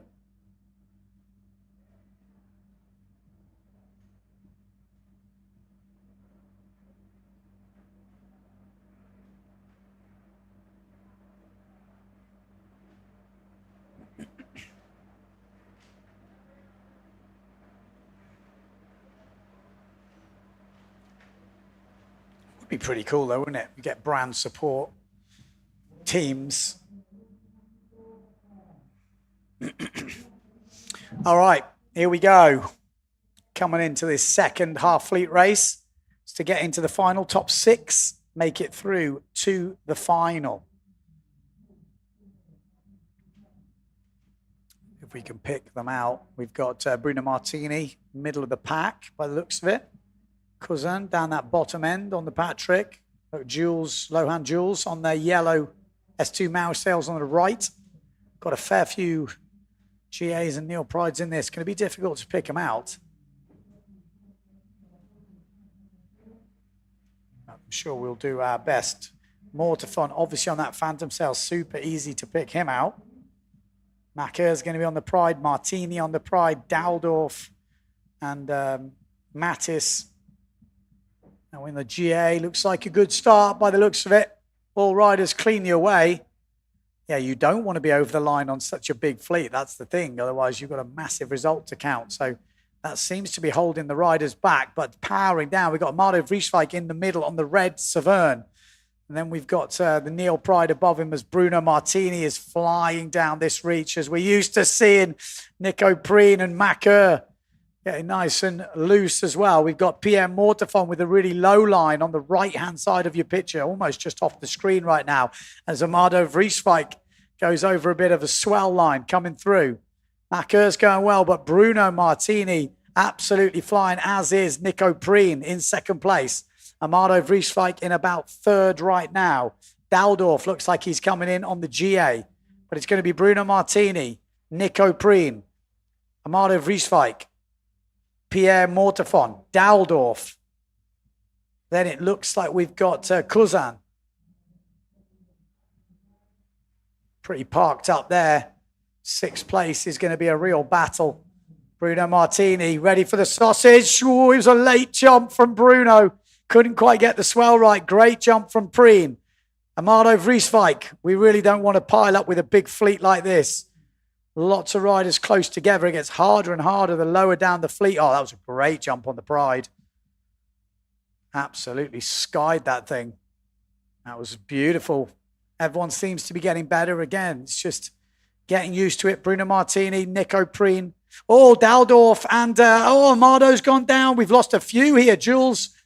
We've lost a few riders on that outside reach. Where's Pierre Mortafon? That's what we're trying to find. He needs to keep this competition alive. He's got a very healthy lead, but he's got two riders breathing down his neck with Maciej Rakowski and Mateo Yukino with discards coming up. They will close the gap on the event leader right now. Bruno Martini looking like an easy qualification for him. Bruno. Jibes. Preen. Cleanly rounds. Daldorf, again, just super comfortable at the moment in third place. Then we've got Pierre Mortafon. Can't afford any mistakes. Cousin is there. See, maybe there's a couple of Patricks in there. Jimmy Tieme, maybe. There's a real fight for sixth place going on. We'll watch these guys do the chicane. There we go. Bruno Martini's round. Nico Preen is round. We might have to stay on the battle for six on this mark if we can. Oh, and Bruno's gone down. Let's stay here. Let's watch this fight go down. We're going to watch these in the distance. Preen's coming through. Bruno's coming through. Daldorf's there. We need 6 riders. That's 3. Then we've got Pierre Mortafon in 4th. Then we've got Jimmy TMA in 5th. And 6th place, Amado Vrieswijk has come through after that disappointing jibe. But let's follow those guys through. It is 6 riders to get it. Macker's looking like he's not going to make it. But Vrieswijk has fought his way back now into the top 6. Nico Preen, Bruno Martini, 1st and 2nd. Then Daldorf. Then Pierre Mortefon and Jimmy TMA has gone down right in front of Amado Vrieswijk. Vrieswijk squeezes through. It looking very light. But Jimmy's got back on. And I think that will be your 6 riders. Quite light on that outside jibe mark.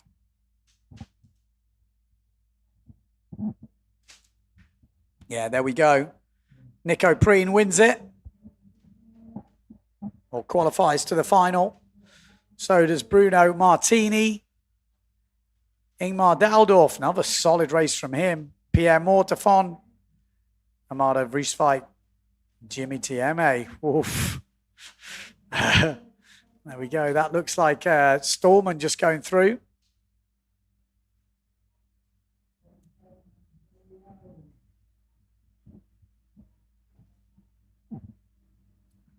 Nacker was looking actually pretty solid before, but it's going to go through to the runners-up final.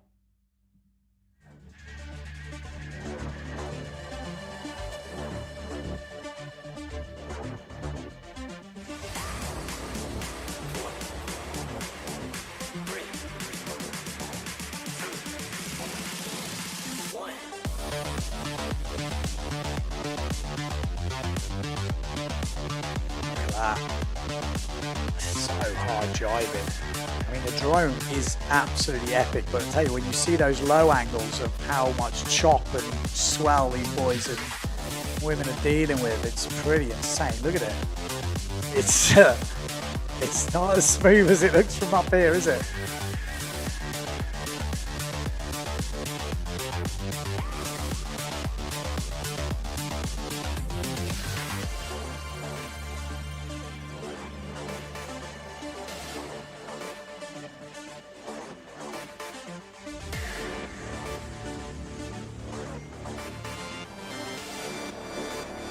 Okay, so pretty sure we've got the women's final coming up next after these highlights.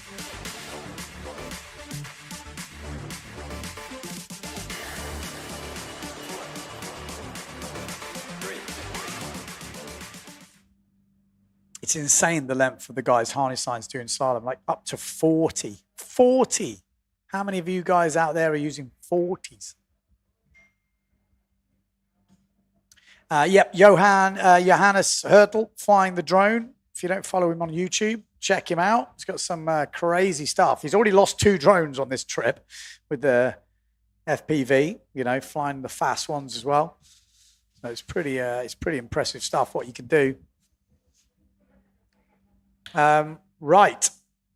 Women's full fleet again. Alabao, Lemetier. We've got Mortefon, Gibson, Van der Veen, Davico, Offringer, Van Hoon, Hunter, De Jong, and Brodholt.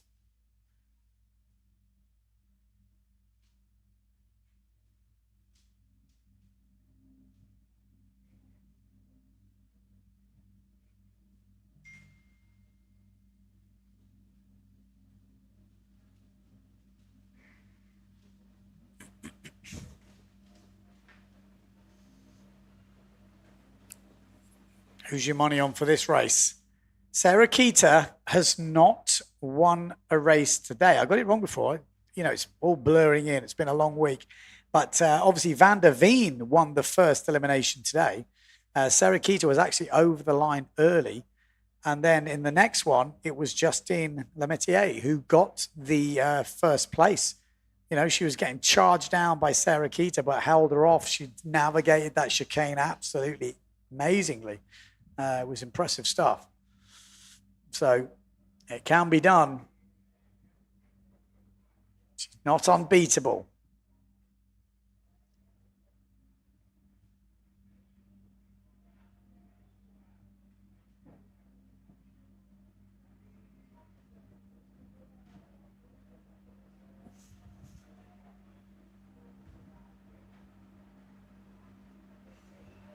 Okay, looks like we're going to have a recharge of batteries.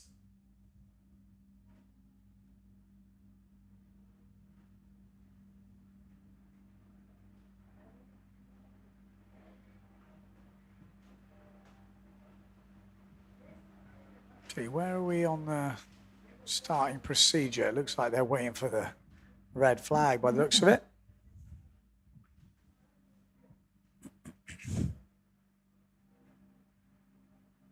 So women will be next. Then we'll go runners-up final and winners final. And then that will be it for the day. We'll do some overall scores and then hopefully go and try and edit a video. I have a feeling the video edit might be a bit quicker today. Won't be as in-depth, but there's going to be a bigger video at the end of this competition. That's the plan.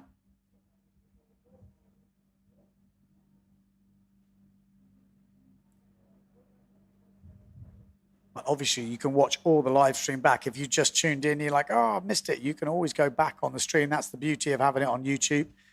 It's full searchable. You can rewatch it. You can watch it at your own leisure. You can fast forward to the finals. I mean, if anyone wants to do some, time codes, put the finals in, you feel free. You just add it in the comments. I'm not sure I could face doing it after the whole day. But if anyone is rewatching, fancies doing it, that would be amazing.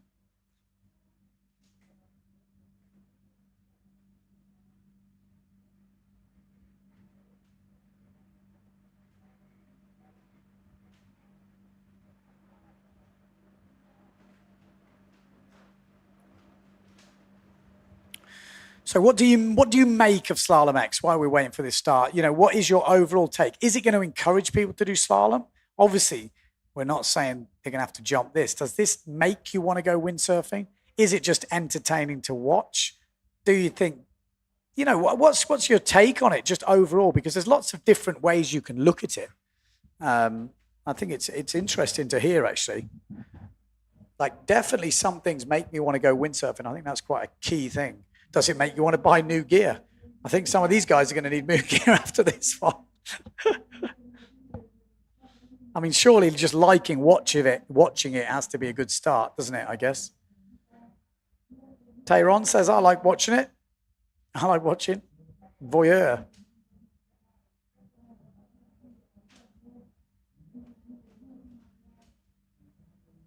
So red flag is up, so less than 4 minutes. Gaspar says, this is awesome, Ben. It's very entertaining, and I would say the mix is very important. Like Slalom X, it needs the conditions to keep it fun. Amazing. Sausage. It makes watching it way more fun. I mean, don't get me wrong. I think if we don't have any elements in it, high wind fin racing is excellent. You know, it can stand on its own 2 feet. I'm sure of that. But I definitely think the elements definitely add something to it. Do we need them in every race? Probably not. But again, that's the things that are getting found out right now.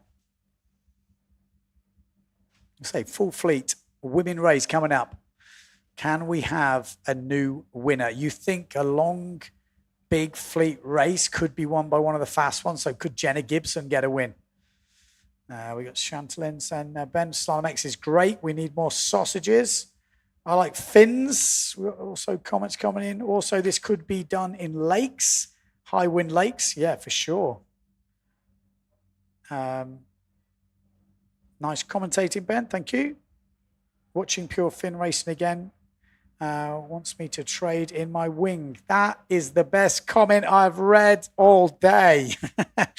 But it's true. I think this is the stuff we need to be promoting. It does make a difference when you see it, how good it is. It does make you think of windsurfing. That's kind of where I was getting at. Maybe I was a leading question, but I bought some slalom gear because of Slalom X, says Willem. Good to hear. Looks like Cedric had enough sausages.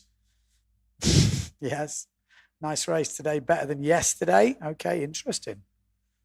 I like it. I like you said more things happen than just straight and jibes. Yeah, good to see. I think if it was not new, I would not be watching. Interesting. Here, I really enjoy watching. This is good. But the most important might be the high wind. Not sure the appeal in lighter air. But it's not a light. We're not going to be trying to take this to light wind venues. You know, I think the new one is, especially for me, especially for watching, You know, maybe people windsurfing lighter winds, but the high end of windsurfing is where the media's at. You know, it's got to be exciting. We've got to go to high wind locations. There's enough of them around the world. Right, let's get it on. Full fleet race. Is Enrico Marotti in Pozo? No, apparently he hurt himself in his warm-up for this event. Definitely more entertaining to watch, says Morton. I would love to see Peter Way in Mancine. I don't know where that is. Okay, let's get it on. Who are we going to see at the front? No doubt about it. Sarah Keita Offringer will be there. But can she get a win today? So probably her last chance to do it.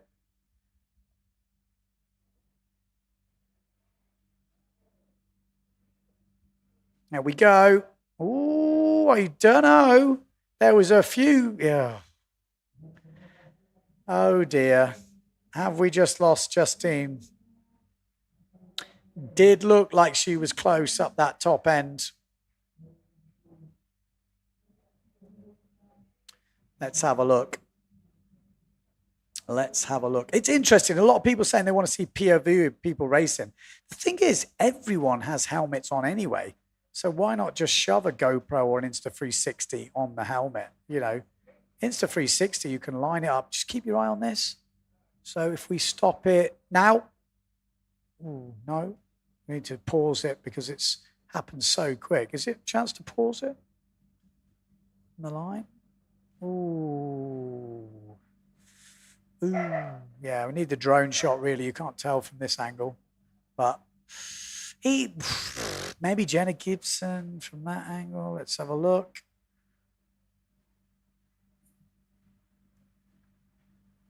Okay.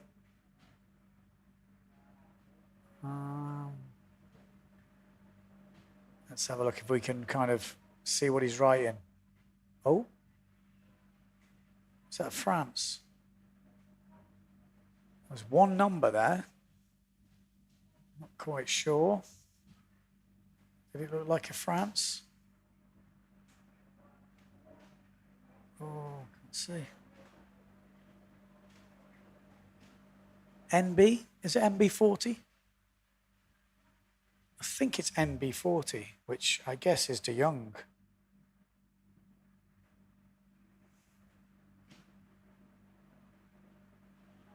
Yeah, MB46. Okay.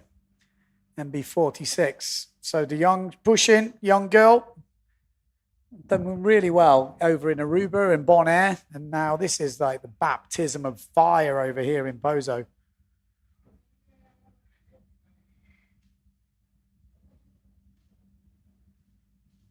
Well, there we go. Disqualified. She's out. Out. Out.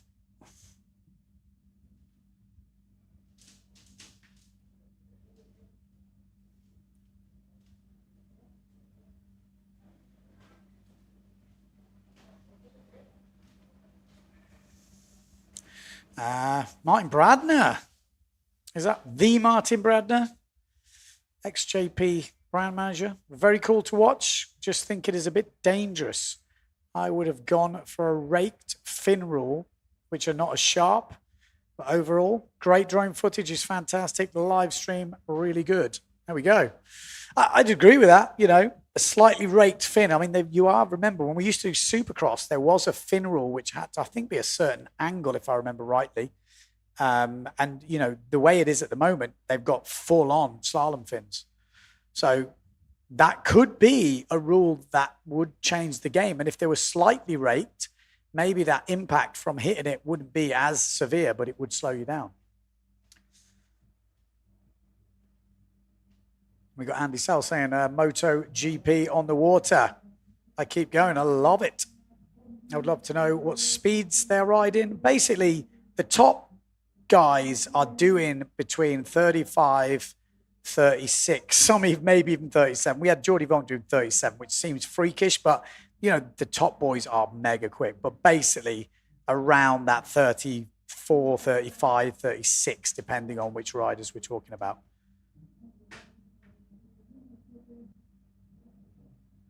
A lot of you are sadomasochism, not sadomasochism. What's the one that you like to see carnage? I can't remember the right word. But anyway, you want to see the sausage right near the shore. I mean, 10 meters from the finish would be interesting.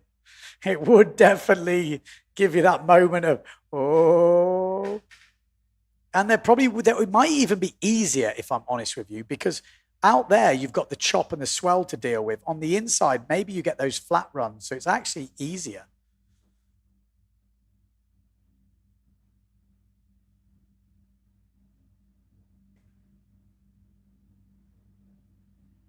Vincent says, live footage is fantastic, but please forget the idea of beach start or beach finish on a pebbled beach like Pozo. Don't worry. There won't be any beach finishes at Pozo. It would be the most anticlimactic finish ever. People hobbling up the beach. But yeah, I think it would only happen where the venue suits it. But yeah. Yeah, 36 on that much. It's insane. Honestly, you can't even... it's hard to even comprehend it because most people don't get that on flat water.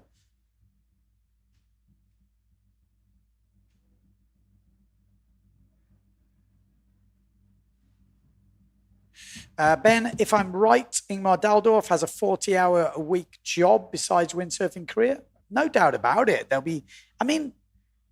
Windsurfing at the top of its game was a full professional sport, and it is for some people. But for a lot of us, I class myself as a working person. You know what I mean? People are working. And if once you've reached that level, you put all that work in to maintain that level to a certain degree. Like guys here in Pozo, they can work in the mornings and sail all afternoon, and they'd probably sail more than some of the pro riders in other spots. Some venues definitely do it. He's in Holland, which is pretty impressive if he's able to do that. But, you've got to get to that level first. That's the difficulty. You've got to really graft to get there. But I think once you get there, to sustain it, he's obviously proven he can do it. He's a force, man. He's massive. His legs are just, fire. And you get the drive then. I think when you work sometimes you can even more drive to do it. I mean, most of us windsurf and work. It's very few in the world that can really call it a true possession. When I say few, I mean compared to the population. But here we go. Great start. Who's this up the top end? Is that Femke van der Veen going for a second win? It could well be. Marion Mortefon on the red. Patrick Sale down the bottom end. Obviously, this is elimination 6, is it now, for the women? Absolutely flying down here. Marion Mortefon. Where is Sarah Kita Offringer? She is quite far back. Maybe she's trusting herself to come through with a clutch result. Yes, lost my internet at the moment. Apologies, but we're still going. Marion Mortefon, Jenna Gibson. Look at the speed of Jenna Gibson as we come into this first mark. Jenna Gibson is really letting it all hang out now. Absolutely flying out into the lead. Jenna Gibson. Wow. And she is definitely going to be first round this one. This is the 8th elimination, for the women.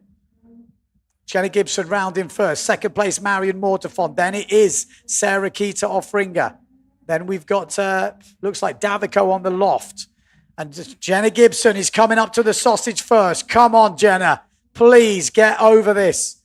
Yes, good girl. What a race. Good to have 3 different winners today. Jenna Gibson safely over. Marion Mortefon safely over. Sarah Kita over. Is that Femke? Difficult to tell. There's Marion Hunter. Great air from Marion Hunter. Davico over.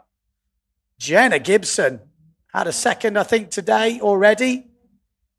Wide jibe there from Jenna Gibson. Interesting. I mean, that's a hugely wide jibe. But obviously, maybe wanted to make this reach a bit tighter. Wow, she's going well here. Looking like a good lead. We still got the chicane to come. 2 jibe marks to go. Up into second place already is Sarah Kita Offringer. Trying to keep it steady after a PMS in the first race. As I've said so many times before, Jenna Gibson is one of the fastest women in the world on a slalom board. Maybe she's the fastest. We don't know. Let's get the GPS out. But she is flying right now. Coming into this mark in first place. Sarah Keita has definitely caught up. That's a really good jibe, though, from Jenna from UK. What a jibe. She has extended the lead over Sarah Keita out of that jibe mark. We've still got now the chicane to go. 3 more jibes. 2 on the chicane, 1 on the last buoy. Jenna Gibson, all of Great Britain right now are praying that this goes well. 2 jibes. Tries to stay on the swell. There's a great first jibe from Jenna. Sarah Keita off ringer coming through. Needs to make this one count. Another decent jibe from Jenna Gibson. Sarah Keita maybe is caught up a little bit on this chicane. And she is coming. Sarah Keita is coming. The wind has dropped a little bit. Jenna Gibson not getting fast away. Let's stay with this fight for second and first place. This is going to come right down to the wire. And Sarah Keita is pushing inside on the last mark. Sarah Keita off ringer is making a play for the inside. That would put her wide, and that wouldn't be good. Jenna Gibson goes on the swell. She's jibed straight in the swell. Needs to come round. Get the power on.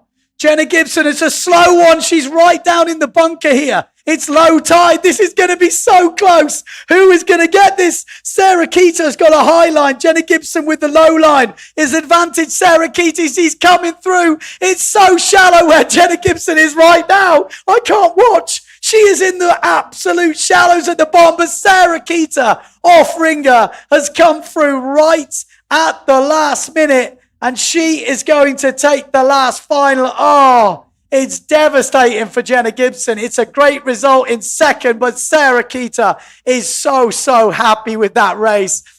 Jenna gives her the thumbs up. That's a race. That was absolutely amazing comeback. Oh, just that one loose jibe at the end cost her. Third place, it looks like Van der Veen again with another great result today. She's going to be going up in the overalls. Marion Mortefron in fourth place. Fifth place looks like it will be Blanca Alabao. And then we got Davico just looking like she was coming in.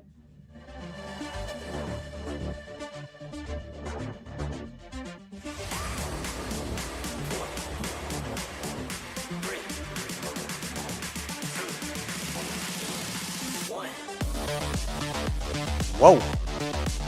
There we go. That was a great race. Wow. Oh, you got a feel for Jenna. I thought she got it then. That last jibe just put her a little bit too low. Ooh. She was so close to the rocks coming in then as well. Super low line. Great jump from all the women there. You can see just confidence is getting better. It's a little bit lighter today, so the south swell isn't going crazy, and everything looks way better. Oh, thought she'd got it. Couple of loose jibes on the outside. Men's winners final and runners up final coming up.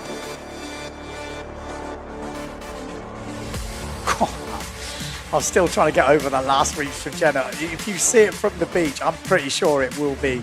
She was doing a full bunker run, but she's not got like a quad fin board with 14s in it. She's probably got something like a 30 sort of centimetre fin.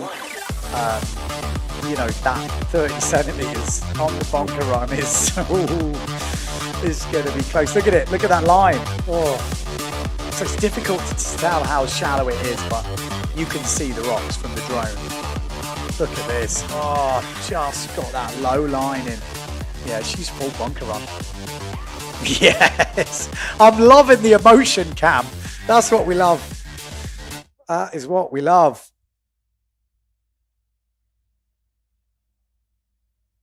Yeah, I'm just reading the comments. Yeah, she had to go low because of the wave, but that's what I mean. It doesn't matter if you have to go low or not. She went low, and you're like, oh, God, please, no. Please, no. Okay. This is the runners-up final. So winner here, I think, gets 13th. So not ideal, but could be a counter. It could be the best result for some of the guys here, but they would have to beat some of the big boys. We've got Board in this. He's going to be one of the standouts. Stallman. You know, that's who I definitely... Maker's been going well. Cousin. Mattis had the odd good race. And then the few of the other boys maybe will want to win this. So they're going to push pretty hard.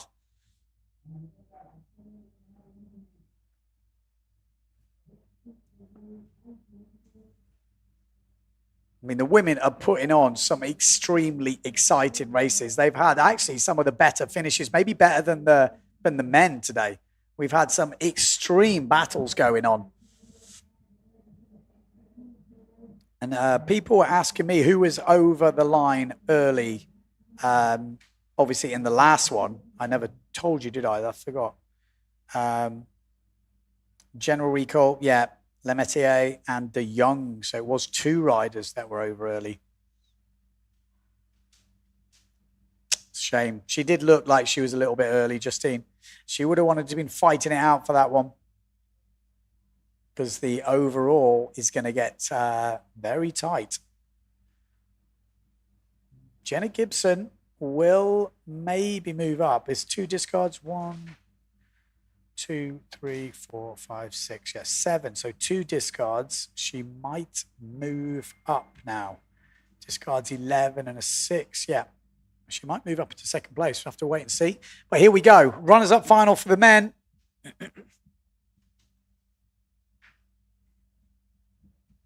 All bunched up near the starboard end. They want that downwind run in. Oh, looks good. Green flag still up. Everyone's still full chat. That's good news. I'm calling John Sukas going to want a good race here. And it does look like one of the RRDs is pushing on this top end. And he's not pushing a little bit. He's pushing hard. Great start. Clean air. We got Alexander Cousin on that top left-hand side, I think it is. We've got Brendan Loho on that black 0.7 sail. We've got the Neil Pride of Maker. We've got Cedric Board on the right-hand side on the red Severn. We've got Mattis with the yellow helmet, blue GA sail. But it is Sukas who's going for the win here. And this is the cool thing about not having, the kick-out round. Everyone's in this. Everyone wants it. Good start. Could be enough. Sukas round in first place. Good jibe. Get out the way. You've got 12 riders. We've already lost the Patrick there. Cedric Board jives round. Brendan Loho, I think it is, on the 0.7, up in second place. This is what he wanted. He wanted to race with the boys. We're coming into the sausage. Sukas, has he timed it right? Yes, he has. Great jump from Sukas. Brendan. Oh, a bit sketchy from Cedric Board and Brendan. Skies it from the other boys. Brendan Loho looking really good. He's been winning the junior and youth World Cups at the moment over in Aruba on the Fin and in Bonaire. And he's right up here in this one. This would definitely be his best result if he could stay in second place. 78 kilos he is. He's going to put on the pounds over the years, but he's staying ahead of some pretty big names here. This would definitely be a breakout race on his PWA full debut. Go on, son. I actually raced against him when he was about 10 kilos lighter, and he gave me a good run for my money. So now he's put on a bit of weight. Going good. And Sukas as well from Greece on the RRD. Getting his run for money. Has he got his helmet on? Maybe I'm missing who it is. Brendan, good jibe. In second place, Cedric Board. Maybe it's Mattis on that GA. We've got the chicane to come.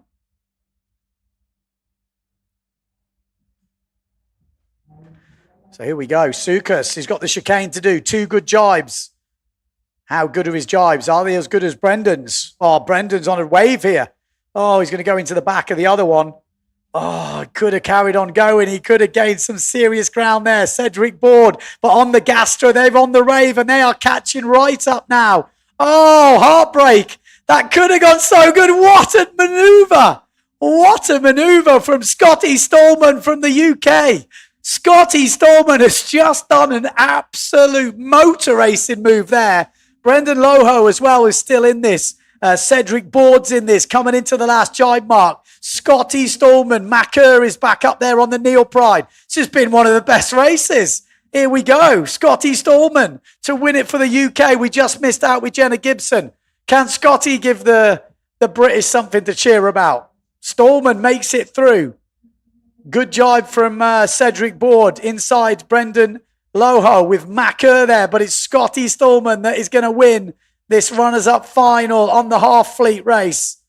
Great stuff from Scotty here. There's a real battle for that second place. It looks like it's going to Cedric Board, but I think it's going to be Scotty Stallman that takes the win. That's going to feel pretty good. What a chicane from Scotty. That was insane.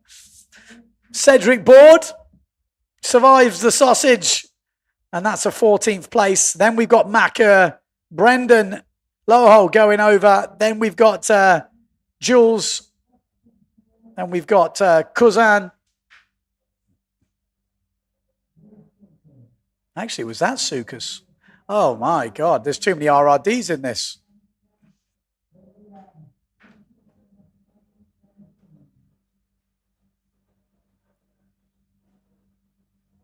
Is that the smallest sail numbers in the world? I'm just giving myself a get out now. Apologies. Maybe that wasn't Sukas.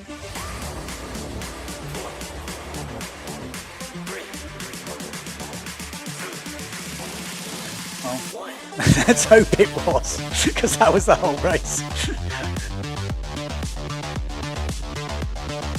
They are smallest sail numbers in the world, aren't they? I mean, I can't even see them. Wow, great race. Really good race. I think that's what, the guys, like I said, the guys who haven't been making the semi-finals, that's what they want, because if you get bad seeding, you just don't get through the rounds. I mean, that chicane was, that was pretty insane. I mean, you get the timing right, it really worked out right, but you've still got to make the right decisions. You can't just go around the jibe and jibe. You sometimes might have to slow down to get the swell right. Being first there is not always best. It's being on the swell. That was impressive, though. That worked out. It couldn't have worked out better. He just jived on every bit of swell.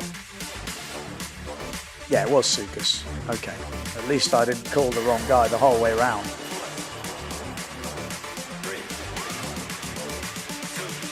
Scotty Stallman. What a comeback that was. I mean, that made the chicane look like the real deal, didn't it? That was like, yes. Interesting. Let us know what you think about the chicane. You like that? You like that? Or you don't like that? I don't know. All right. Men's winners final. Last elimination of today. That will be the, sixth elimination. Okay, so maybe we won't get a discard. Okay, we won't get a discard. 6 eliminations. Obviously, another discard comes in after 7. So who have we got? Rakowski, Vonk, Yakino, Rusha, Franz, Mercer, Preen, Martini, Daldorf, Mortafon, Vrieswijk, Tieme. Feels like most of the big dogs are in there. Not really any of the big missing out. So no mistakes by the looks of it so far.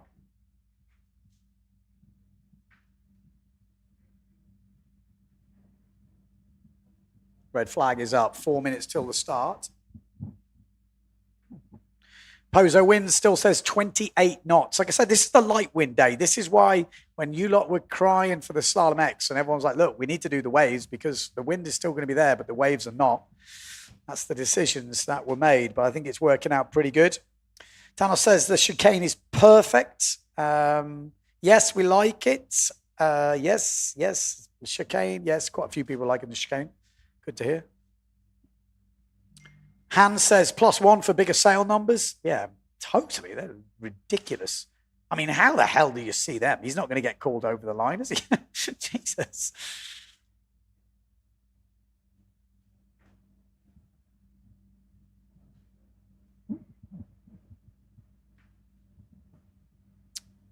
Mike Bradner, chicane is a super cool idea. There we go. Yellow flag about to go up, which will mean 2 minutes before the last heat of today and the half fleet final.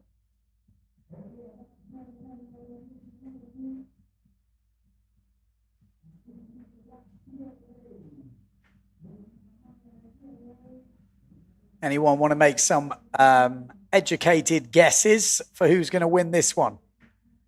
Bearing in mind, at the moment, the overall results look like it's going one way to Pierre Mortefon. But let's just say, in this race, he wasn't to have his best race. He was to be outside the top 3.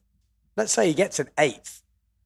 Let's say Mateo Yukino wins it, or Maciej Rakowski wins it, and Yukino's in 2nd. The overall starts to look very, very interesting with 2 discards. It can change that quick. Pierre Mortefon wins this, it's not the same.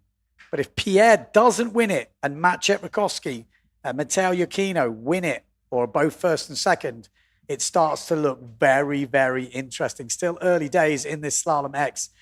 We've still got wind and not many waves to come. So I feel like we're still going to be racing maybe for a couple of days. It's not over. Pierre might look like he's dominating now, but a turn for the worse would change massively. He'll be starting to feel a bit of pressure now, even though he hasn't used his discard yet. He uses that discard, things change. So here we go. I mean, still, it's a nice position to be in.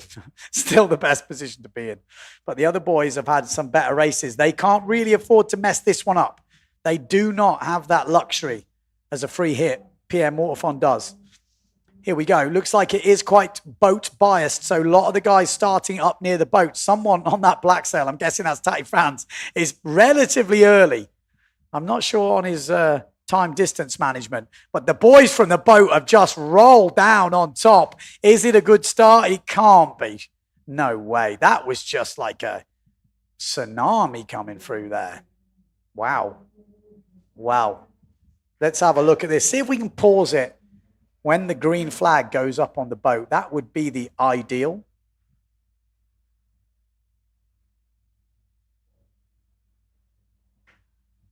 Let's have a look if we have another look at this drone. Okay, so we'll go very slow and Brady try and pause it. Yeah, a bit further. Oh, lip stop. Yeah, the guys at the boats. There's a Neil Pride. Ooh, who's that? Bruno. Looks like Bruno. Preen. Mardo was right next to the boat. Pierre was down further down. Interesting. There was a bit of a bunch near the boat. Bruno looked maybe.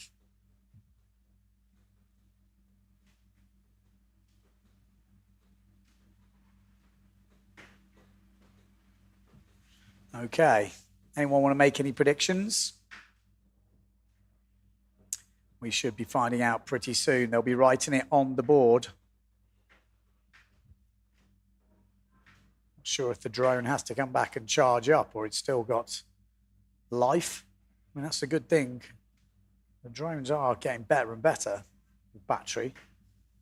But still, this has been a fair few.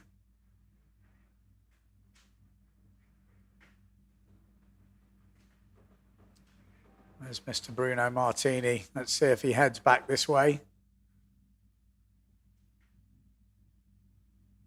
Yeah, Bruno is got his hand out at the boat. It did look on the camera, if you had to bet on one and no one else, you'd say Bruno looked to be maybe the safe bet for being over.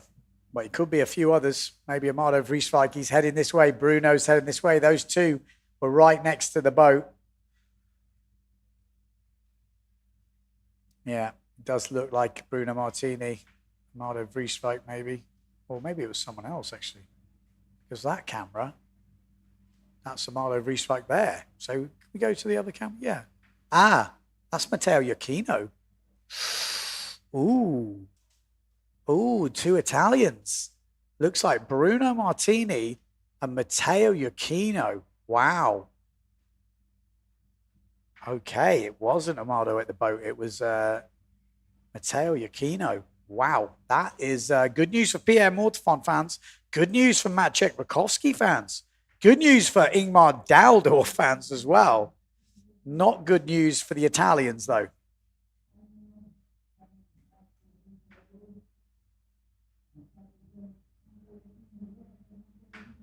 Oof. Okay. Well, we'll let's see on the live ticker. They should be reporting the exact ones. Winners final general recall. Martini and Iachino both jumped the gun and are out of the final. Not the result Iachino needs there. That will really swing the event further in Mortefon's favour. Maciej Rakowski needs to win this. It would change quite a lot. Definitely put more pressure. He needs really Pierre to be down with Bruno and Iachino out. These were two guys who you would put right up there in the top three chances for this race and in the overall as well. So with those two out, the race gets easier for for everyone in the fleet. You know, maybe two you'd pick to want not in the race if you wanted to do better. So there we go.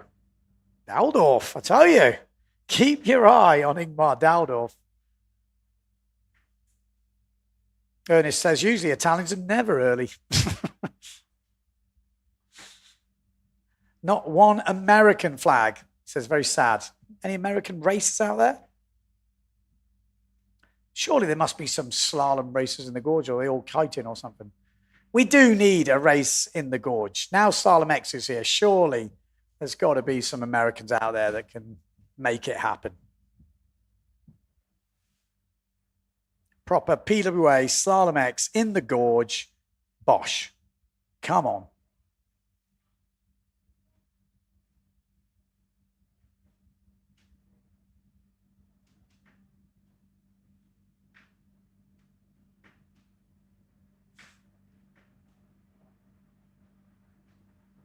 Different coloured event vests could help with identifying. I've said this about a million times. I really would love there to be different colour event vests. It's not easy for the organisers, but it would help in the wave heats, and then we could give them to different sailors if they're on the same sponsor.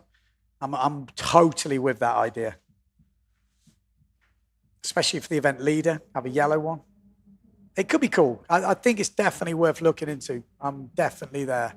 Because it's super hard when they're all on the same colour sails from the drone. Plus, I'm getting old, so I'm blind as a bat these days. All right, let's get it on. Half fleet race minus the Italians, Bruno Martini and Matteo Iachino. We got Pierre Mortefon up near the boat, and he was one of the first over the line, but it looks like it's a good start. So Pierre Mortefon, Tati Franz with a good start as well. Maciej Rakowski was a hell of a start down that bottom end. Or is it Nico Preen? We'll have to wait and see which Neil Pride it is. Jordi Vonk with a good start, going well. But Pierre Mortefon now is really putting down the hammer. Jordi Vonk, Pierre Mortefon, Maciej Rakowski, all three of them are absolutely pinning it down this first reach. It's a longer first reach because it's a half fleet. So it now is the battle of the big boys. Tati Franz is in there as well. Pierre Mortefon, though, is outpacing the drone here. Jordi Vonk down that bottom end. Maciej Rakowski also in this game. Look at the big boys pushing on. Like I said, Jordi Vonk has had 37 knots down this reach. That is insane. And he's still not first to the mark. Pierre Mortefon is the event leader. Pierre Mortefon round in first. Jordi Vonk actually goes round in second. Maciej Rakowski's there. Tati Franz has had a great jibe and come out with power. But you know now what we've got. We've got the obstacle, the sausage, the dreaded thing at full speed. Pierre Mortefon, easy work for the Frenchman. Maciej Rakowski, Tati Franz gains on Maciej. Jordi Vonk is over. Daldorf goes down. Daldorf goes down. Everyone else makes it over. Oh, it's gutting for Daldorf. He was in about third or fourth place there. He was going to cement that top three position, but he has lost so much. Pierre Mortefon, event leader, round in first. Maciej Rakowski second. Then Tati Franz. Then Jordi Vonk. And then it looks like we've got, could that be Mercer again? He's in a fifth place. He's absolutely flying at this event, the Frenchman. We'll have to make sure who that is, but he looks like he's challenging once again. But out in front, Pierre Mortefon, Maciej Rakowski. Here we go. Is Pierre going to push all the way? He's been so consistent so far. He's going to want the win here, but Maciej Rakowski is not going to let him have it all his own way. Got a good bit of swell here as Pierre goes round in first place. Maciej is so on the wave It's going to help him a little bit, but slows up as he goes over the top. Pierre Mortefon with the advantage. Maciej Rakowski a bit further back now. Then Jordi Vonk, then Tati Franz, then Mercer.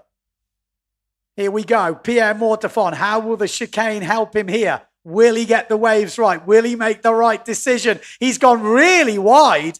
Is that a good tactic? Well, we're about to find out. I don't think it is. Maciej Rakowski has pulled him right in here.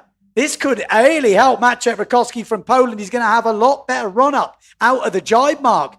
Pierre Mortefon's in a bit of trouble here, for sure. Jordi Vonk's closed right in. The wind has dropped. Pierre is trying to get away. They just need to go. This is still on. They're not going to cancel this. There's plenty of wind to deal with, and Maciej Rakowski is out in the lead. Pierre Mortefon has dropped back into second place. We've got one jibe mark to go. The tide is out. The waves are pushing. Maciej Rakowski, could he get the win in the last elimination of today? It's looking likely. Just needs a solid jibe and a good bit of swell. Maciej Rakowski from Poland gets a lovely run here. Pierre Mortefon has lost it on the chicane. Is Maciej Rakowski in a push down through the bunker? He's been taken out by the waves already in this event. Will he get stuck? He's gone right down into it. There's no waves coming though. And actually it's Pierre Mortefon who's got to deal with the waves. So Maciej Rakowski doing a bunker run. Look how shallow it is there. There's so many rocks. But he's going to make it. Maciej Rakowski wins the last elimination of today. Pierre Mortefon in second. Jordi Vonk over in third place. And Tati Franz in fourth. It looks like Mercer again up there in fifth place. Looks like Nico Preen following him. Then we've got Jimmy Tieme. Unfortunately for Daldorf, going down on the sausage didn't obviously help his course. And he's just coming in now with Malta Rusha. And then further back, maybe Amado Vrieswijk. Good race. That was interesting from Pierre. Probably didn't have the swell to jibe into. Didn't want to jibe onto the flat. And then that's where it caused the problem. So let's have another look at that race. But what a race. Maciej Rakowski is back in the overall race at this event. Trust me. Obviously, Pierre Mortefon is got the advantage here, but it's not as bad as you might think. Maciej Rakowski first, second, third, and a first. Wow. Good day for him tomorrow. 2 discards. He's right in the hunt here. Pierre Mortefon obviously changing sponsors this year. Phantom and FMX. Maciej Rakowski's on Neil Pride Sales and he can choose his board. He's obviously got JP. Everyone just cleared that. It was really good to see. Tati Franz actually had a really good one. Apart from Daldorf, he was the one that had the problems. Great race. Great race. I'd love to see that. I'm looking for the emotion cam from Maciej Rakowski over the line because it really did look like he wanted that. It's a big, big result when you need it under pressure. This is when he was pushing him. Pierre Mortefon, we thought he'd done enough after this jibe mark.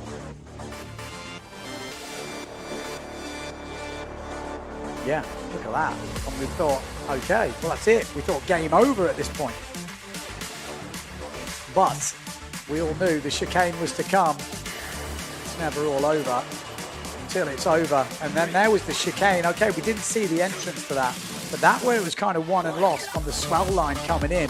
Maciej kind of almost was the slowest overtaking maneuver of this year, or maybe of any other slalom event. It was, yeah, perhaps the slowest overtake we've seen. And then obviously into that last mark. And then it was kind of done and dusted. He was doing the full bunker run. It is shallow there. But there we go. Do you see the emotion cam? Watch this face. Love it. Love it. Jenna Gibson in the house. Hello. That better? Feeling good? Yeah. Oh, sorry. I'm just moving your mic all over the place. Killing it. Thank you. Got the speed? Definitely got the speed. Yeah. Can't put all the race together, but what's going on? Because obviously from here, you've seen it on the live stream. You're like, oh my God, it looks like a beautiful, flat, smooth ocean. Explain to people what it's like out there. So we just kind of got to low tide and that's made the water so choppy. It's like so confused, so all over the place. Like the first mark was right by the harbour wall. So you had all this backsplash coming off, like the waves would like bounce back and it was like, yeah, it's crazy. It's good fun. But going quick, have you got GPS on? People asking how quick? Yeah. I mean, it's so choppy. I can't even believe the speeds that you guys are getting anyway. I'd be in my 20s right out there. What are you getting? 30 and a half, 2 seconds today. But that's solid on that sort of chop. Yeah. It's insane. I mean, some of the guys, what they're doing, I don't even know how they even do that. That last jibe, talk me through it. Oh, yeah, there was like a swell.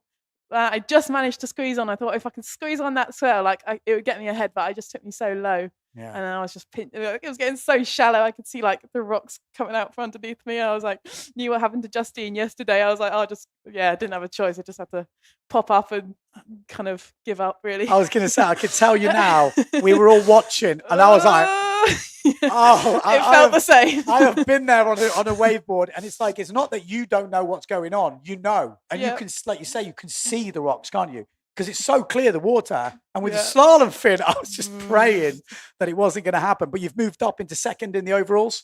Yeah. So solid, 14 points, actually joint points at the moment with Marion Mortafon in third place. That's very good. Yeah, really good. Good day. 2 seconds and a sixth. Yeah. I can see you want more. Yeah, like even the races where I came sixth, I don't know, I can't even remember it, but I know I was doing better, and then I can't even remember. Actually, I fell in on the inside. Yes, you fell on the I jibe. think I was leading it, that one that was Yes, came you sixth. was. So it's just, You've been smashing it. Been smashing it. Definitely a lot of support from the Brits out there. But you're up in second place, and that just shows so many things going on. How is jumping the dreaded sausage? 3 out of 3 so far. I was going to say, you look all right. You look all right. Yeah, no, each one has got slowly better. I think that last one, I think I cleared it properly that time. Yeah, no, it was didn't good. stop. So yeah, Okay. I'm not much of a jumping person. You know, I've kind of grown up in the waves, and I think if that desire to jump would have been there, it would have been much easier to become a wave sailor than a slalomer. But yeah. You're handling it really good. Like you say, you've got better throughout the day, and the jumps are looking cleaner. I mean, obviously you can get unlucky when you get in one of those holes, but that can happen to everyone. Well, Scary. that first jump this morning, actually, I could see this beautiful ramp peeking up. I was like, oh yeah, this is going to be amazing. But I got to the buoy before this ramp hit, and I just had to jump onto this big, nice peak. So yeah. Scary times. All right, well done. Good luck for the rest of the competition. Obviously, we're going to have more slalom action. I'm pretty sure of it. It's windier again tomorrow. Really, really windy tomorrow. And this was the light wind day. Yeah. What size are you on today? Smallest. Everything Smallest. Yeah, I mean, that's the thing. People were saying, oh, they should be going out the other day. It's windy enough. Yeah. Definitely is. It's windy enough. All right, Jenna Gibson, good job. That's it. I think we'll probably sign out. So thanks to everyone for tuning in. Stay tuned to the highlights. Alfie Hart is going to be on them tonight. There might be a shorter edit because last night was just ridiculous. But join us tomorrow. More crazy action from here in Pozo. Could we have waves? We could, but I have a feeling we'll be doing more Slalom X. There you go. See you tomorrow.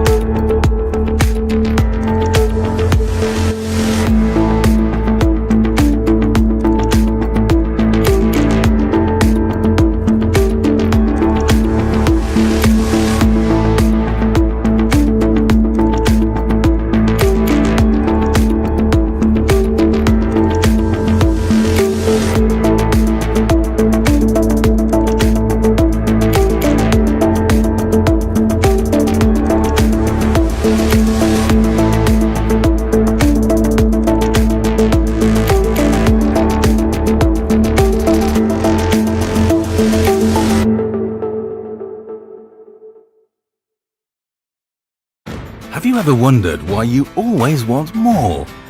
More Mondays without an alarm. More first tones. More whiffs of the salty sea and the countrified country. More smiles for the camera. More unexpected friends. More laughing at life. More enjoying the journey.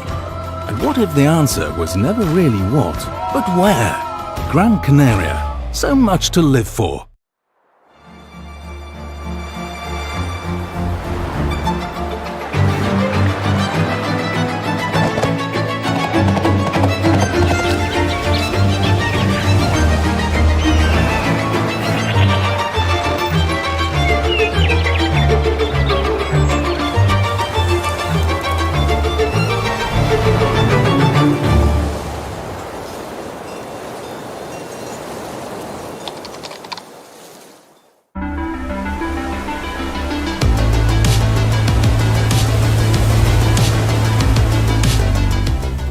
windsurfing. We are windsurfing. My roots, my forever passion. My first love. We are Windsurf Sanctuary. Passion, my love, changed my life. The endless possibilities on the water.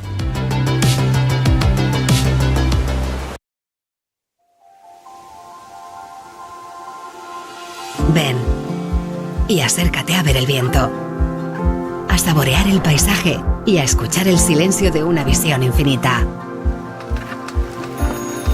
Ven y acércate a sentir el amanecer de nuevos pensamientos que te nacen dentro cuando descubres que estar aquí es querer estar aquí. Santa Lucía es querer estar, querer ser y no poder dejar de hacer. Hoy, las cosas que ayer quedaron para mañana.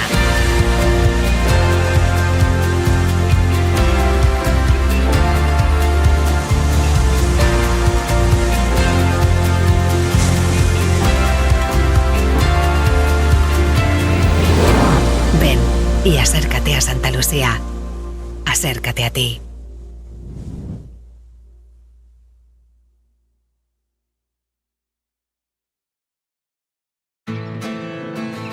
Have you ever wondered why you always want more? More Mondays without the alarm.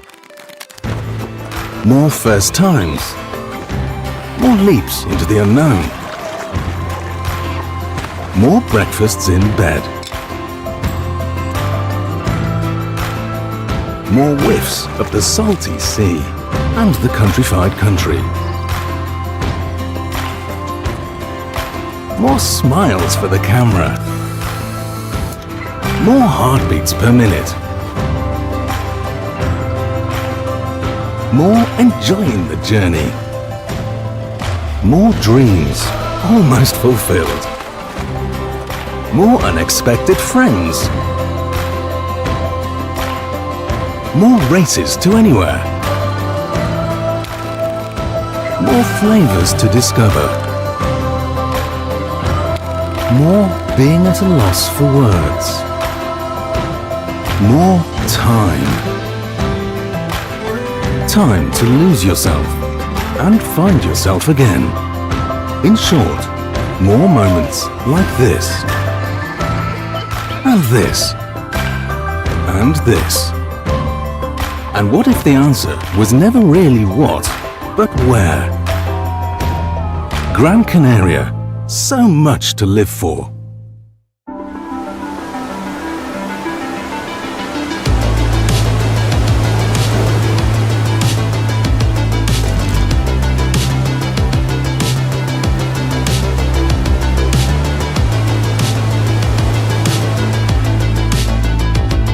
We are windsurfing. We are windsurfing. My roots, my forever passion. My first love. We are Windsurf Sanctuary. Passion, my love, changed my life. The endless possibilities on the water.